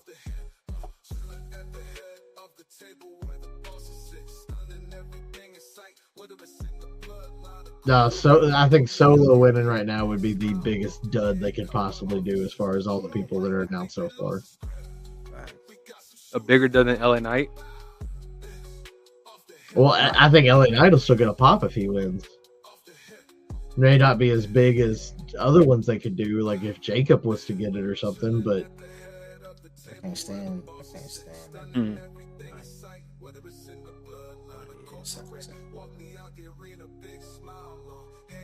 Well, we shall see. don't know if the put him on him that close to the last one.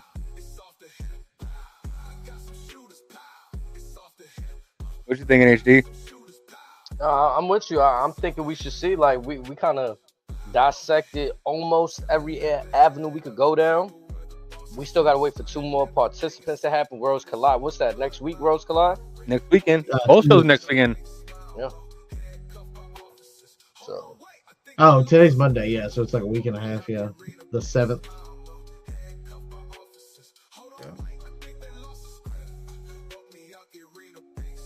Yeah, I kind of just want to wait till Friday now, see what happens with the Solo and Jacob situation. Yeah. Cause that's what I look forward to every Friday, to tell the truth. Actually. Me too. I want to hear from R-Truth. Excuse me, Ron Cena. Ron Cena. Oh, Ron Cena, huh? Funny. The only thing I enjoyed about Cena versus R-Truth was that it gave me vibes like I was playing some WWE video game and they put me in a mirror match storyline where, R-Truth came out dressed as Cena. It felt very video game-ish to me. It reminded him of the Firefly Funhouse. Hey, everybody likes to dress up like their childhood heroes, man. Yeah. It's cool, man. Says the guy in full Cena gear right now. Right, in the Cena gear, man. Yeah, it's coincidence. Yeah, right. That was perfect. Julia should be in. Yeah, she in.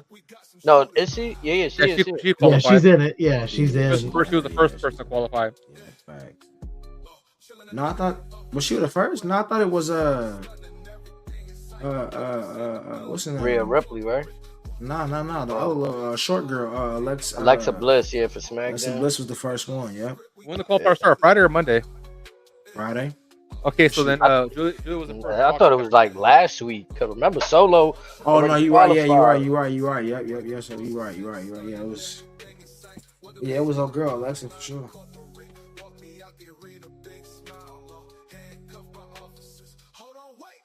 I know he's not going to be involved, but Punk being a surprise intro would be cool. Yeah, that's who I got right there. We got Punk on the screen. That's who I got. Not winning the Money in the Bank, but being one of the last on the Raw side to enter. I think. Wouldn't he be the only 3-time Money in the Bank winner? Yes. Unless you put Dolph Ziggler, or even Nick Nemeth in. Didn't he only win it once? I thought he won it twice. The one. I know he cashed in on Del Rio. Shit, bring Del Rio back. Again, wouldn't hurt because again, they need more quality people that are either just straightforward babyface or heel, and everyone's gonna hate his guts here anyway, so might as well.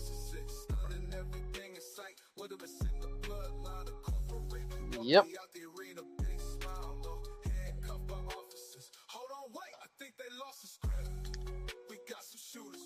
We definitely need more natural, and WWE putting the naturals in less of a position like the Charlotte Flair thing, trying to force feed us her being the babyface for a quick second. Just have her run fucking like the promo that Becky Lynch came out and cut after she turned her back on Lyra Valkyria or whatever. That's the promo Charlotte Flair needed to cut. Exactly. Oh, I am whatever you say I am. Yeah, she need to go cut that Eminem cut out there. If it wasn't, then why would I say I am? Yeah.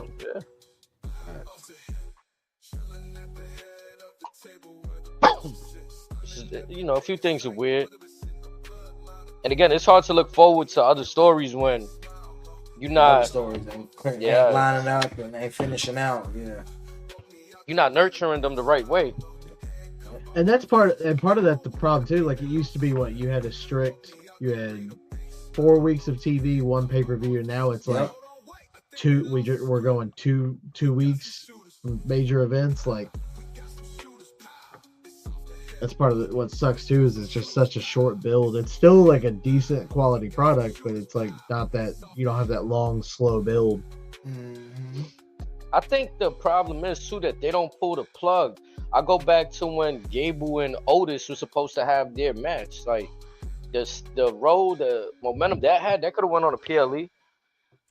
Yeah, it chose to keep it off. How many times they ruined Otis? I would have preferred Chad Gable to beat Gunther back when he had the momentum and he had his daughter front row. Also when his family was there, Yeah. that was a hell of a match too. hmm What's up, Big Dave? It's just not nurturing things the right way, and then I mean Chad Gable ends up being good on his own. But again, I want to see greatness for him. Like I'm waiting for his greatness. And I wonder if it eats at Chad Gable. He's just jealous that Grande Americano got that WrestleMania win and he hasn't yet. what I want to know is May eat him alive.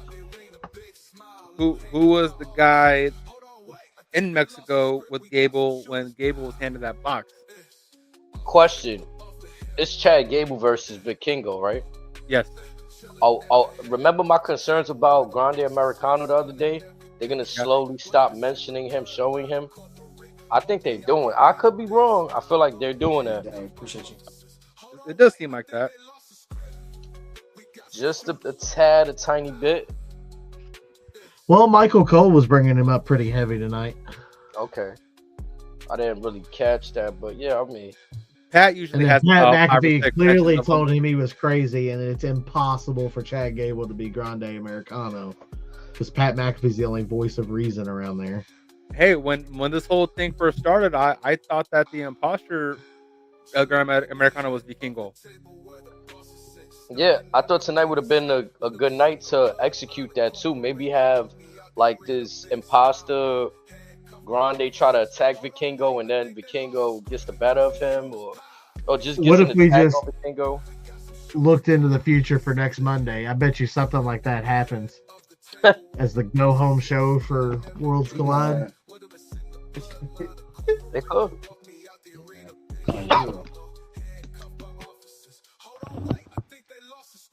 I think they are gonna stop Americano, but they have brought him up every night. Yeah, because I think it's one of those things where it's like, yeah, he's doing great with him, but how serious are we gonna? You know what I mean? Like, how long are we gonna ride this out for Gable?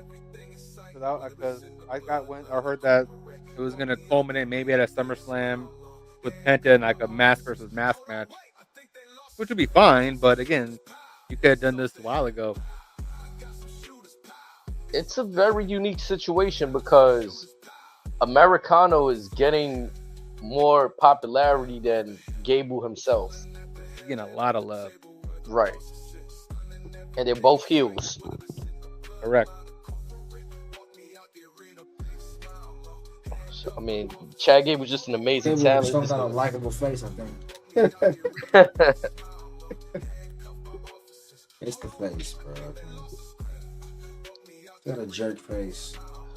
I think it was the build up how he turned on Sammy on American American what is Alpha it? Academy. Alpha Academy. Like I think it was all of that, but even that I felt like why make him a heel when he was just I forgot doing about that, great with yeah. Otis. Yeah. I forgot Americano is the speed champion right now. Yes. Mm-hmm. Yep. And then Sol Ruka is the women's speed champion. Yeah, believe. he earned a singles title in WWE before Gable did. He's only been there a month or two.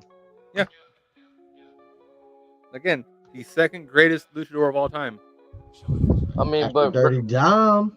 Ricochet was speed champion. Yeah, and he was in a prominent role for the IC belt. And look at him now. He's getting roasted for being bald. Just getting slapped in the back of the head.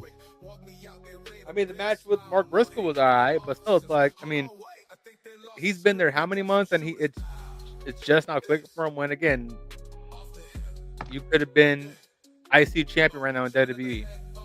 If Chad Gable chooses to leave WWE and go to AEW, him and Josh Alexander have potential classics for years over there. That's one Yeah. I just don't see happening. Well, Now he seemed like a Gable lifer leaving? for WWE. I think Chad Gable will be WWE for life. What's up, Chewy? Welcome. I can see it, yeah.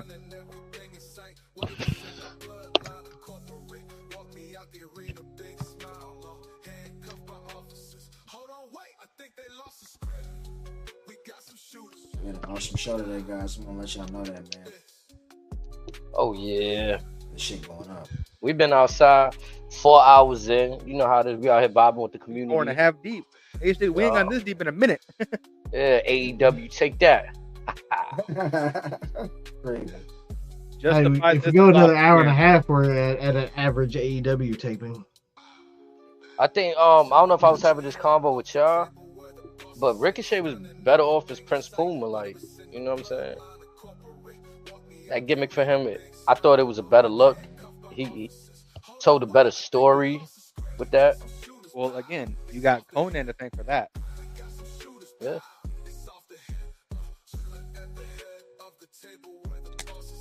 I mean, I'm gonna go on record and I'm gonna say this again. Vince made stars in real time. Yep. He did, man. He did. Got a lot of hate for Vince on some of the stuff he did and his tactics and the way he went about it, but the man did understand what it took to make the needle move. You know what I'm saying? To make the audience, sell out every time, and he knew it was gonna get the crowd, talking about Okay, things to and admit getting it, involved. Battle of the Billionaires is one of the highest grossing manias of all time. If not the highest grossing of all time. Bro, the fact that they were able to rib Edge into the fact, like, yo, it's a hair versus hair match. And they didn't tell Edge until the night of, like, right before they walk out the tunnel. It's Yeah. crazy. That's crazy. And that just shows how, like, even Edge might have not been favorable with that decision, but he was a professional. He was going What to do match what you was talking about? asked of him. The match where Kurt had his hair cut. The hair Oh, versus hair Kurt. match. Oh, okay.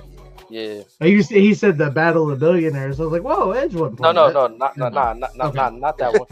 Nah. I got The you. hair versus hair, Edge and Kurt Angle. Oh, Bald Angle was so much better, and then when he had that fake wig. Don't forget the cowboy hat and the ukulele. Right, it made Yep. him. It made him vicious too. Once they got over the whole him wearing the wig with the jock head strap, he got savage mode, bro. Like, And then you have him go to WWE, CW. You start calling the wrestling machine. He leaves that, goes to TNA, becomes an absolute monster. yeah, that ECW Kurt cooked for me. I was fucking with it. Start bringing out the mouthpiece and all that. Angle was going in. Dummy crazy. Prime Angle. I mean, I Pretty sure think I yeah. didn't see the greatest thing that ever happened. Well, let's not forget his best friend put him there. So let's not discredit the greatness that was the black and gold era. Yeah, and that's what I'll be concerned about. If there's an era in wrestling where the boys aren't running the show anymore, and it comes down to analytics, people that didn't probably even really grow up loving this necessarily, they just in a position of power. Yeah. It can be wild. It can be a wild time. You can start using AIs to book the shows, yeah. Just fire all the writers. Going from what was Edge to Cope is the dumbest thing I've ever seen in my entire life. No, I have to So go. dumb. Well, did you ever catch Edge's theory on why he went from Adam Copeland to Cope? What was his? Yeah. No, I didn't. What was his logic behind it? Make a long story short, it was easy for the crowd to chant Cope versus Copeland. It makes sense, I guess, but That's it. That's literally it.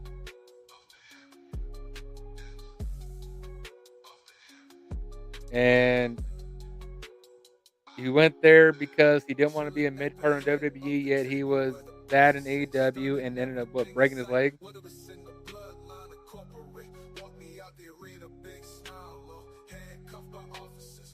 I mean, again, you gotta have some structure. You gotta have the coach to pull out the play and be like, "Yo, you need 5 minutes. That ain't gonna work."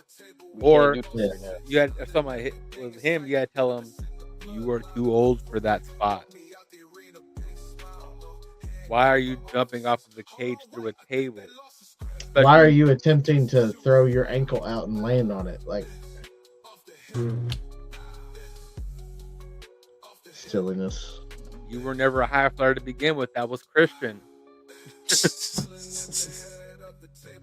Yes, technically he did. when during the invasion he won the U.S. title and then merged it with The European belt, wasn't it? the Intercontinental Oh, title. okay.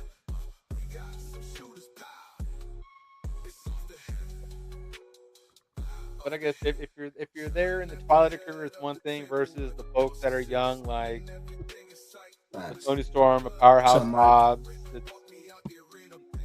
I'm gonna be honest though. Edge was kind of greedy. He went out on top. He one of the only people I know that really was able to retire with the belt on some like, it was forced injury, but you still had the belt. Won your last WrestleMania match. Yeah. You wanted to come back for more.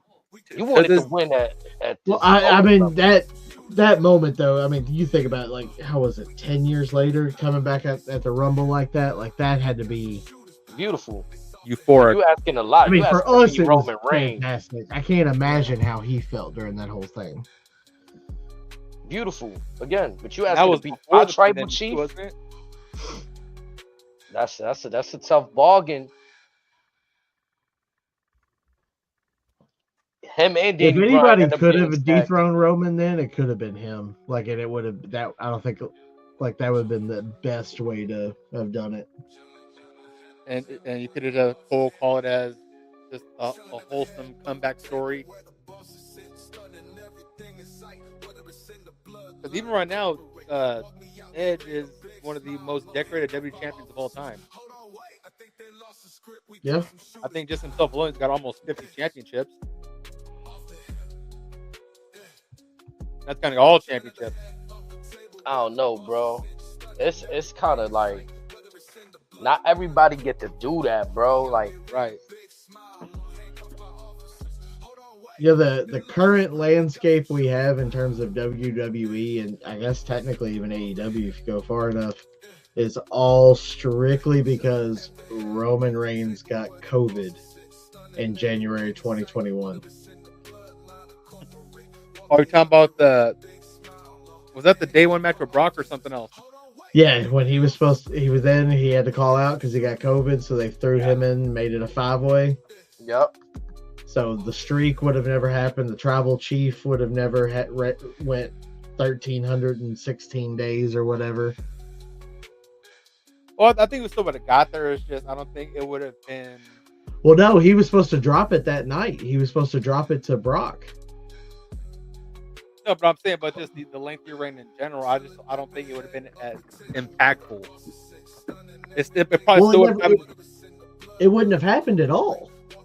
Because at that point he was only the Universal Champion, and the plan was to drop it to Brock. And it was Brock. Who was it? Roman. Bobby Lashley or Big E? Well, Bobby Lashley was the WWE champion, and he was in a fatal 4-way that night. And they threw then Brock they're like, Roman's sick, just throw Brock in with Lashley. Yep. So Brock won the WWE title instead of the Universal title, and Roman's reign continued. So again, maybe the Universal Champion sticks around for a little bit longer. We don't get a unification match, possibly. Well, that would have set him. That would have shut him down to 0, or restarted him back to 0 when Brock won it. And then they probably never would have merged. WWE gets silly over things like. Fucking okay, we couldn't have this match, so just have Brock beat these guys in the other match. Like, ultimately, it ended up, in my eyes, I think it ended perfectly though. Like, Roman capturing both belts was like, I'm really on top. Like, I got both belts, and I just sent the Usos. I'm that dude. Yeah, facts. Yeah, and he sent the Usos. Tag teams. Yes. So, Ramon, the belt that Cena has is being recognized as the undisputed belt still. What up, Jordan? Yeah. Well, I mean, that's another thing because they technically list the Universal as retired. So, like, what is it undisputed of if it's just the WWE title? And how could it be undisputed if you have the World Heavyweight Championship? Let me go debunk this again.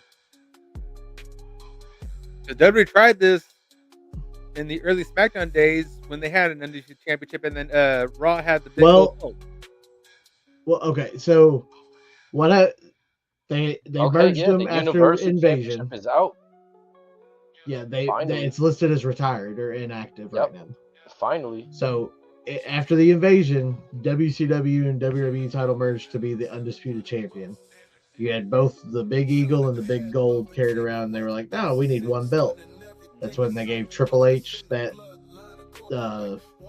Was it I forget what the.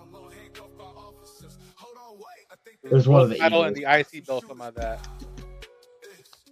So, Do in what? my eyes, technically, does Cody have 2 belts under his reign? Because No. if he won No. that championship, the Universal and the WWE, those are 2 belts. Technically- the Universal belt was retired when Roman got the new belt. No, I mean, it says 24. No, yeah, it lists Cody like WrestleMania 40 as the retirement of the Universal, but it just doesn't. It's just them backdating, like, oh, we made a mistake, and they just didn't go back and fix it. Yeah. Okay. So technically, Cody should have been a Universal champion, technically also. Correct. That may get ratified down the road or just not acknowledged at all. Again, that's one of the several things that's meant to be swept under the rug. We as fans are not supposed to notice that. Because, I mean, technically holding the WWE title now is you're holding the original Big Gold title as well, because they merged with Orton and Cena back in like 2014 or 15, something like that. Okay, so then what's the lineage of this current World Heavyweight Championship on Raw? Started brand new with Seth Rollins. Yep.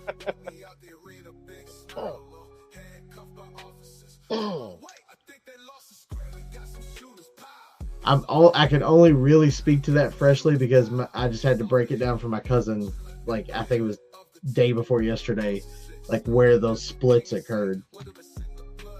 Yes, I remember the unification in 2014 because that's when Cena was hyping up Daniel Bryan, talking about how he's a guy who never begged or demanded an opportunity. He's just here busting his ass. And it was the first time they introduced that really cool gold belt hanger that held 2 belts. Yep. That's supposed to be the oversized carabiner.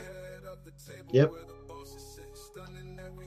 Then Orton won it, and then eventually, I think a month or 2 later, Cena got it back. And then Big Gold went away because they put it in just the. It was a scratch title, and it said undisputed. World Heavyweight or undisputed WWE World Heavyweight Undisputed Champion or something like that. And then Rock beat Cena, and we got a whole brand new belt design. No, that was after. That's what I'm saying.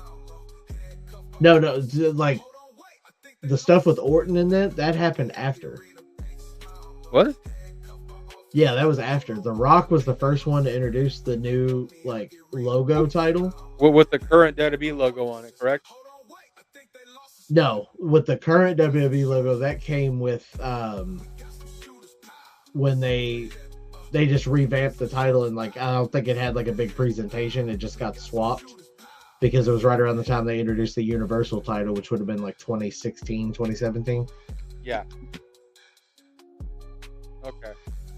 But Rock retired the spinner belt. People made a big deal about Roman's title reign, but he did it with the belt that people were shitting on anyway, the Universal Championship. Yeah. For half of it, yeah. Like, he had 1,000 days as the Universal Champion and 734 days as the WWE Champion, which would have been the black. Still is 2 years. Yeah. Mm-hmm. But I just feel like looking at the previous title holders of that before Roman got it, it's like, bro, chill out. Like, well, that's the thing, Ramon. You can't look at it as just like what it's called. Like, you have to look at the lineage of the belt. Is like it gets so complicated. And then you dive into what's acknowledged as canon for the history. Because there's always that joke of how many world titles does Flair actually have. To me, the most important two are the WWE and the big WCW that Randy Orton and John Cena fought over, but was gifted to Triple H. Technically, that had already been merged. The original Big Gold had already been merged into the WWE title at WrestleMania Right, but then Eric 17. Bischoff kind of unretired it back in that before Jericho did the Undisputed, and then after that, Bischoff brings it back. But to your point, it got unified with Randy Orton and if that's the one you talk about, right? Well, the undisputed championship that Jericho won was the merging of the WWF and the WCW. Yeah. And then it wasn't called the World Heavyweight title until he gave it to Triple H in 2002. Yeah. Yep. That was after Brock got drafted to SmackDown, or well, not drafted. He signed an exclusive contract with Stephanie, and then that left Raw without a champion. And he walked around with that smaller, newer, undisputed. Like they kind of changed it twice after Jericho won it. It was like that undisputed. And then Jericho never held the undisputed title, the actual belt itself. So it was that newer champion. Right, Yeah, so it was he was version, the right? undisputed champion, but that's not the same as holding the undisputed title. Because Yeah, the they made that undisputed dual title belt. was he had dual belts, and then he lost that to Triple H at WrestleMania 17. Mm-hmm. After when he came back from that quad injury. Yeah. And then Triple H held it, and then the next night on Raw, he got the undisputed title. It's like that awkward And then time it in went from TNA Triple where- H to Hogan to The Undertaker to Brock to The Rock. And then eventually it ended up back to Brock, and then Brock brought it to SmackDown and stayed there. Yeah. There's like it flipped in the span of 8 times within that year. I think it's the year what would that have been? 2002. The WWE title flipped 8 times in 1 year, which is crazy. Looking at like today's title hold reigns and stuff. I'm trying to get us an image of that championship because With the undisputed belt. yeah, because it's funny enough, Yep. we've done this before, Razor. You don't remember when we went down this rabbit hole? with the Yeah, we went championship? down a few rabbit holes that night. So at this point, this is V2 of the belt. Right, the Oh, second where- version. Yeah, because it is no longer the undisputed championship. It is now just the WWE championship. On Because top where it says Triple H- WWE, it would say undisputed. Yep. well, no, the undisputed went under a find that banner where the little globe is. There was another title banner above that said undisputed champion. So is this V2 or V3? V2. Well, I mean, I guess a V2.5 because it also got made bigger when Brock held that. Yeah, because the Probably waistband on behind. far. Yeah, because that first undisputed version it looked noticeably smaller to me, which is Yeah. why I messed with the WCW belt when they bring that back. Yeah, so right at this time, Brock holds that while Triple H is given Big Gold. Hmm. And we get to The start new with, version of Big Gold. It's a little bit different design, but Let me see if I could just find the belt without Brock. yeah, if you search Undisputed V2, it should bring up that version of the belt. And then eventually Brock lost it to there was a couple title changes back and forth, but that's what he lost to Eddie. and No Way Out. That Well, was- they weren't really under contract. They got flat bought out. Like Vince McMahon made a deal with like the board of TNT or the board of Turner Broadcasting to just buy WCW outright. No, I was talking about the Brock and Eddie one. That was the pay-per-view No Way Out. Oh, sorry, I was answering his question in the chat. Yeah, they weren't really under contract per se. They just got bought out. It was like a Yeah. corporate takeover. I think he bought and he wanted just the library of video content, and he essentially paid. I think he paid Turner like $750,000 for it when he had offered millions in the past, but they were just that desperate at the time to get rid of it.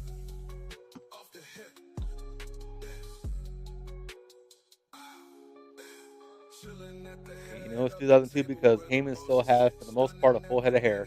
Yeah.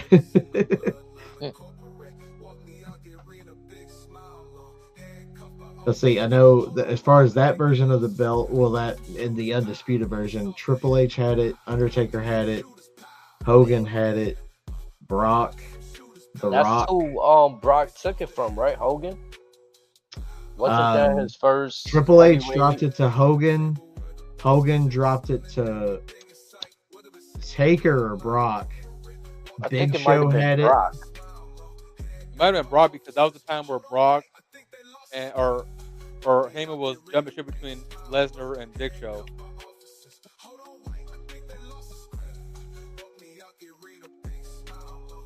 Yeah, but I think Brock beat Hogan for his first belt, and Randy beat Rock for the world title. See that's how that went.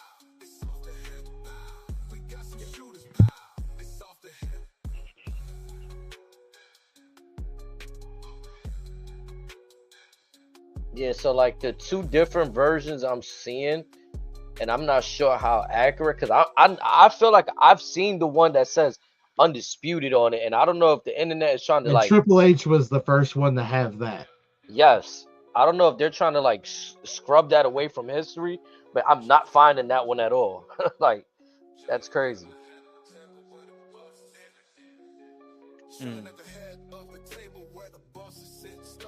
Because this one right here, this is one that Eddie beat Brock for, right? I believe. You and yes, Eddie held that one too.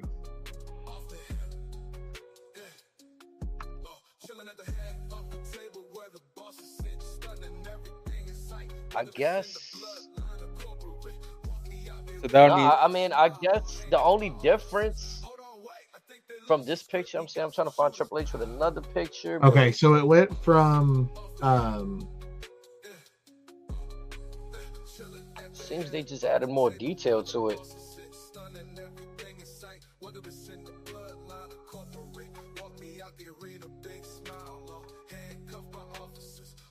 all right, so Triple H won it from Chris Jericho. Yeah, so that belt was given to Triple H. He then lost it to Hogan. Hogan lost it to The Undertaker. Undertaker lost it to The Rock. And then Rock lost it to Brock Lesnar. And then it became exclusive to SmackDown, and Big Show won it, and then Kurt Angle won it from Big Show. And then it went from Angle to Lesnar, back to Angle, back to Brock, then Eddie, then JBL. then JBL, then Cena. Yep.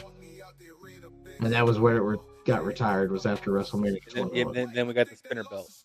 Yep. Good times, man. Like, oh, Hard to believe that was 20 years ago. Yeah, that is absolutely crazy. I still think to this day that is I like the V1 a little bit better, but that I think that what Brock is wearing right there is probably the greatest looking. this. Oh man. Oh, such babies. Guess for coming in. Kylie, look, man. Angle still has hair. Ramon, I appreciate you. We appreciate you here. Thank you for being here, Ramon, man. Yo, we definitely appreciate that. Along that's with what's up, man. the Yep, sub for sure. right there. You see our @ names for Twitter right there. If you would like to follow us, and just keep up with us, man. You know what I'm saying? We appreciate your time, brother. Definitely. He's right here. This is that era right here. Like, And that, I still think it That sucks was that Zig. Stone Cold didn't get a shot with that undisputed title. Like he didn't get to hold the WCW title too. If he quote unquote never took his ball and went home, I'm sure that could have happened. yeah. Well, keep in mind that was well after that though. That was still another couple of years away. Yeah. Wait, so no, wait. So 2003 or whatever, wasn't that when Vince wanted Brock to go over on Austin? No, that was for King of the Ring in 2002. This is all like 2001. Okay.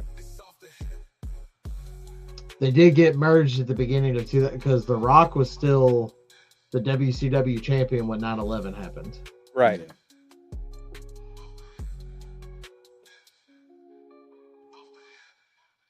And then they merged at here at was it Vengeance? I forget what Yep. month that was.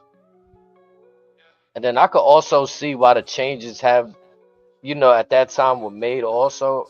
If I'm not mistaken, this is probably the same time they're transitioning from WWF to WWE. Yeah, that happened in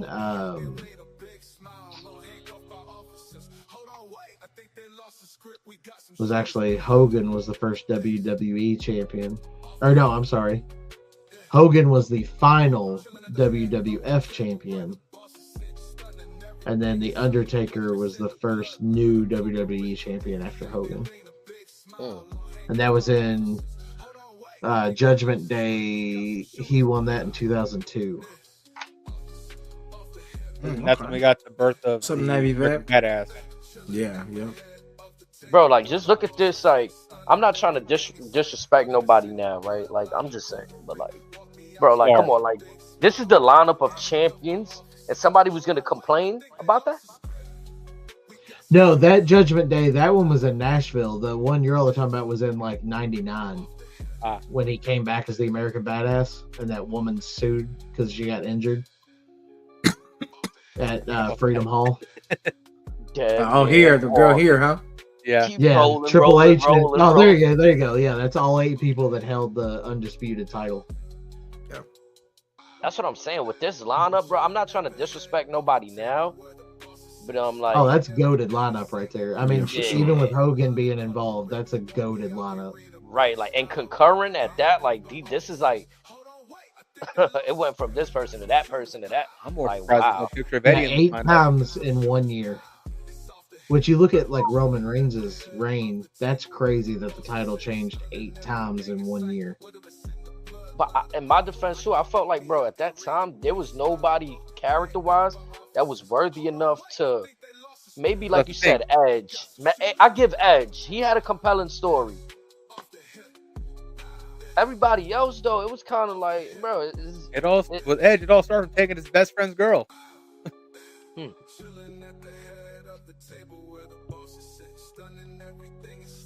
I don't think Triple H held it very long because I don't remember him carrying that much. Right. No, 'cause this was right before we got Reign of Terror Triple H with the big gold belt. Yeah, right before Evolution. Yeah, so this might have been right before he tore the quads. I guess the Undertaker technically got the V2 the bigger size one because the one The Rock has is definitely bigger than like what Triple H has. Yeah. But to me, that's still, and that one you should be able to see on there. It should say Undisputed All right, Champion Mike, on it what's good somewhere. with you? Jamaica's finest. Thank you for being I'm here. telling Appreciate you, I remember it saying that. Like, I'm there with you. I remember it saying that. I remember when Eddie won the belt, reading Undisputed. Feel like they trying to play a Mandela effect on me right now. Like, it's kind of crazy. They just want to show me exclusive photos of the second iteration, third iteration of What's this up, dog? championship. Appreciate Kurt you. looks like such a troll right there, bro. Look at him right dude. there. He Like, he just yeah, said some dude. funky Jerk stuff. face. Like, they come down to the ring so I could pin you to the mat and be on. Like, one of those kind of weird Kurt statements. Like, he's on troll time And right this there. was before he smoked John Cena in a rap battle. Man. I won a gold medal with a broken freaking neck. It's not hard to have. Nah, goated Kurt with, I'm just a sexy Kurt. I'm just the sexy Kurt, yeah. I'll make your Sexy ankle hurt. Kurt. I'll make your ankle hurt. Yeah, that nigga. Ankle That hurt. was golden, bro. That was the funniest shit ever, dog. For real. Mans came out with the chaps like Shawn Michaels and all yeah, that. yeah, that nigga Chill. was cool. He's foolish for that. What took me out, they put that version of him in a video game too, bro. Like, you had to earn that Kurt Angle in a video game. I was like, nah. Good. Not the sexy Kurt, make your ankle hurt in the game. No, I was screaming. I was always picking that outfit for him. I think I need it. Hell Either, yeah. either that or the baby ass cowboy hat. right. I was doing that and stealing Sean's finisher. I'll just put him in a match just to do it. Just to do it, it's funny. Just to be with. Hey, we been turned up tonight, man. Hey, G Money, thank you for being here. Oh, man. hang on, and that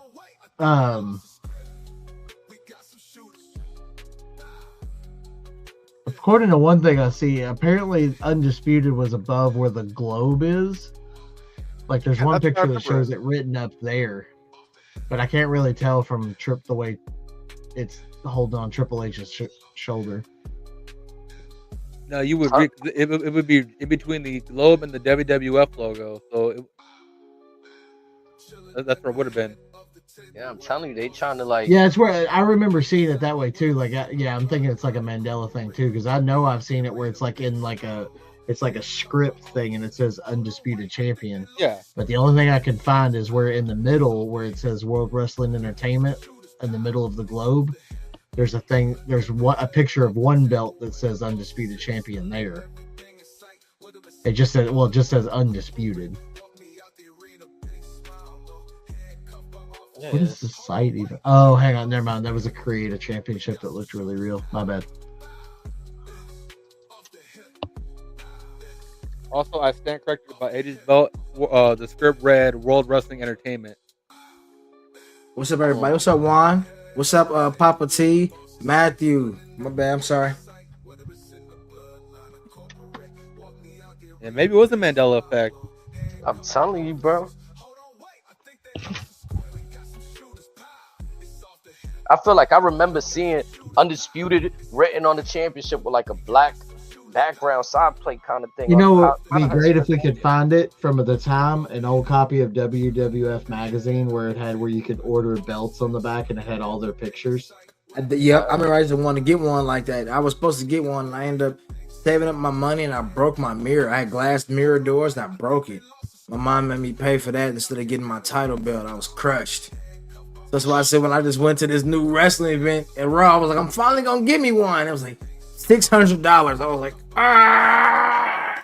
Oh, you know where I Well, could see, probably what's crazy is they were exceptionally cheaper before WrestleMania week, and then they all jumped like 40%. Shoo. No, are we gonna be like something? Are we gonna be like the internet and blame the tariffs? Huh? Where'd that? Are we gonna be like the internet and blame the tariffs? Man, shit, I ain't terrorist. Look at he gonna flex with his. How heavy is that thing, bro? Is it heavy? This one's like 15 pounds. That's still dope as fuck, man. bro. Yeah, them things be heavy, bro. Yeah, I got the rock joint, the scratch one like that. That shit heavy. I got it. I have the world heavyweight in my. That one's in my bedroom. That one's autographed by Cody, Rey Mysterio, and Dom. That's the one you had just recently. I seen you when you got Dom signed. Yeah, that's one I took. I met Dom at Kroger. Got him signed. I think. Would you just randomly run into the nigga? No, they were doing a signing thing. And they were gonna say, oh, if you're over 21, you'll have to buy a Wheatley vodka bottle and you can't get merch signed. I was like, oh well, sucks that I'm 19. They didn't question it.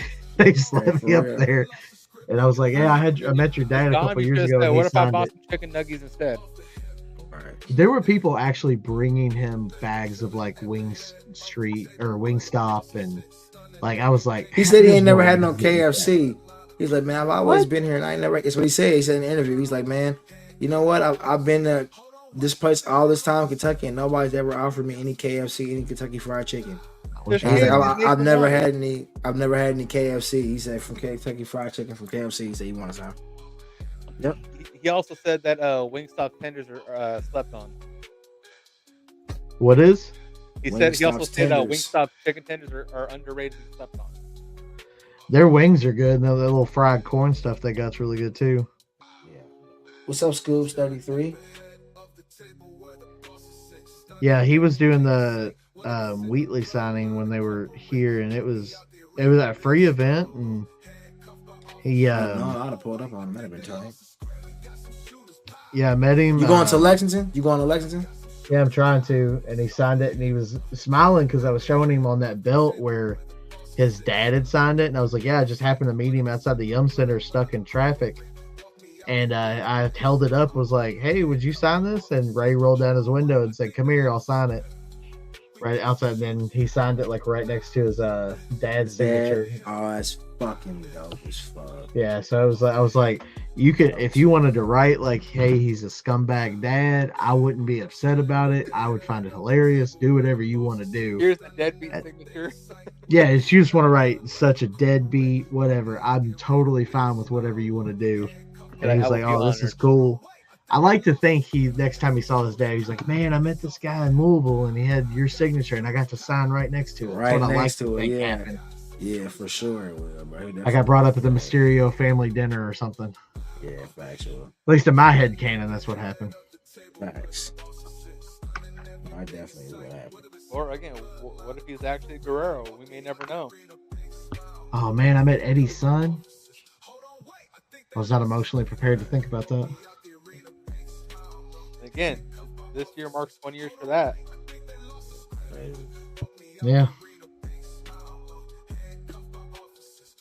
We're coming up on 20 years on something else. A lot of things. Specifically tying into maybe 2 years after Eddie passed. Yeah. Let's see. How long ago was Katie Vick?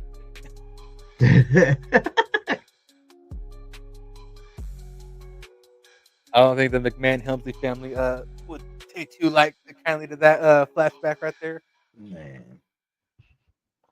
Dog, I went as far as to even find SmackDown. Cringe. Here comes the pain. Oh wow.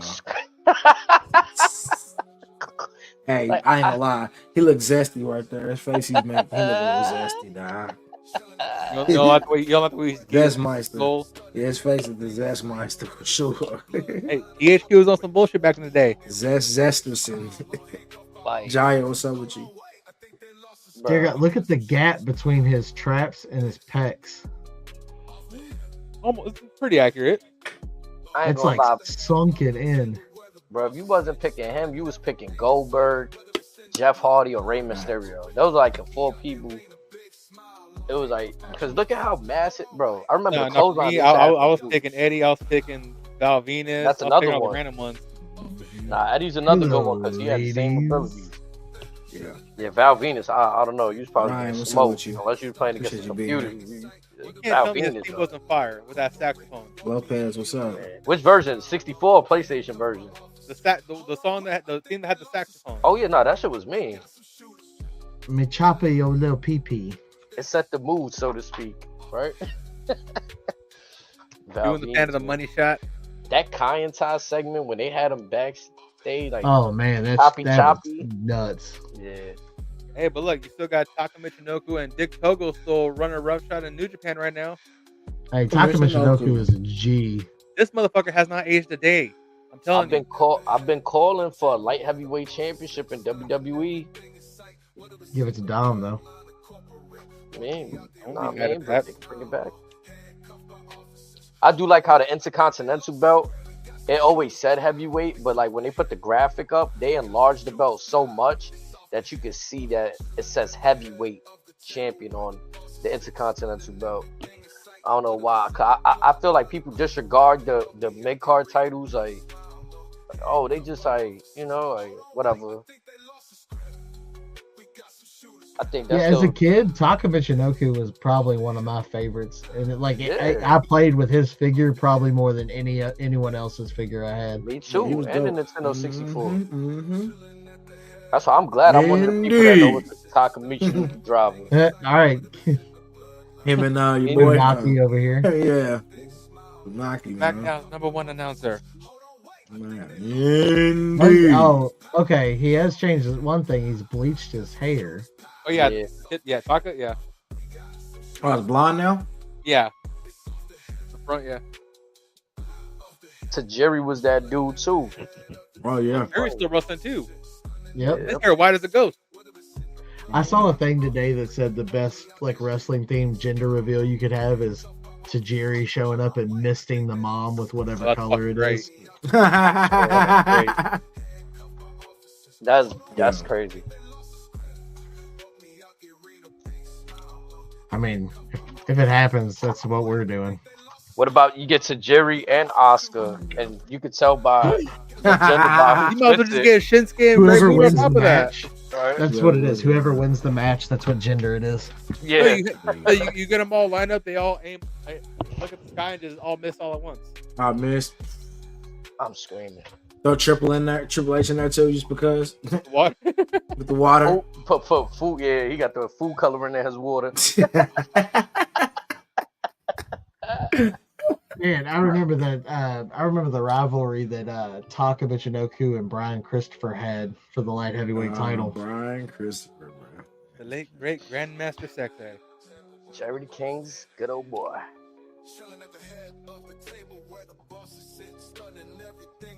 We've been going in it, man. 5 hours and 15 minutes, man. Tom, Scooby, what's up? Diddy party? But it seems like you're the one inquiring. Yeah. You can head to 1 Pearl Street for that. There you go. Real quick. I'm screaming. Who asked stuff like that? Is this a Diddy party? Who's looking for that? No, You know what I'm saying? we see what's on your mind, but we can redirect you, you heard? Yeah, real fast. Real Fast. fast. Yeah, this is fun, but I myself am gonna get ready for work myself. You guys have a safe evening, actually morning for y'all. Yeah, chat. Yeah, I already know you heard. Safety, love. We're gonna be shooting the shits right here in the after party. But yo, I appreciate y'all once again. Baron, appreciate you coming through. Yeah, absolutely. Anytime. Streets, appreciate you. Razor, get your rest, my brother. Always. Sir, chat. Hit them QR codes too, man. Let me take good old Brock Lesnar. Rock. Right there off the screen, you know what I'm saying? Y'all go ahead, the QR codes that we have up and shit. Y'all do y'all thing, man. And y'all have a good morning now, cause we usually be cutting through late. It'll still be nighttime, but y'all have a good morning. Y'all do y'all thing, chat. All right, Tick. love. Facts. All All right, right, y'all have a good one. Offthehip family. Appreciate y'all, man. TikTok will catch y'all on the next one. We'll see y'all Friday. Turning up with some more action and some more vibes coming at y'all. The Baron Von Strand for Wallace Frazier. 4 letters. One word. Yeah. Yeah.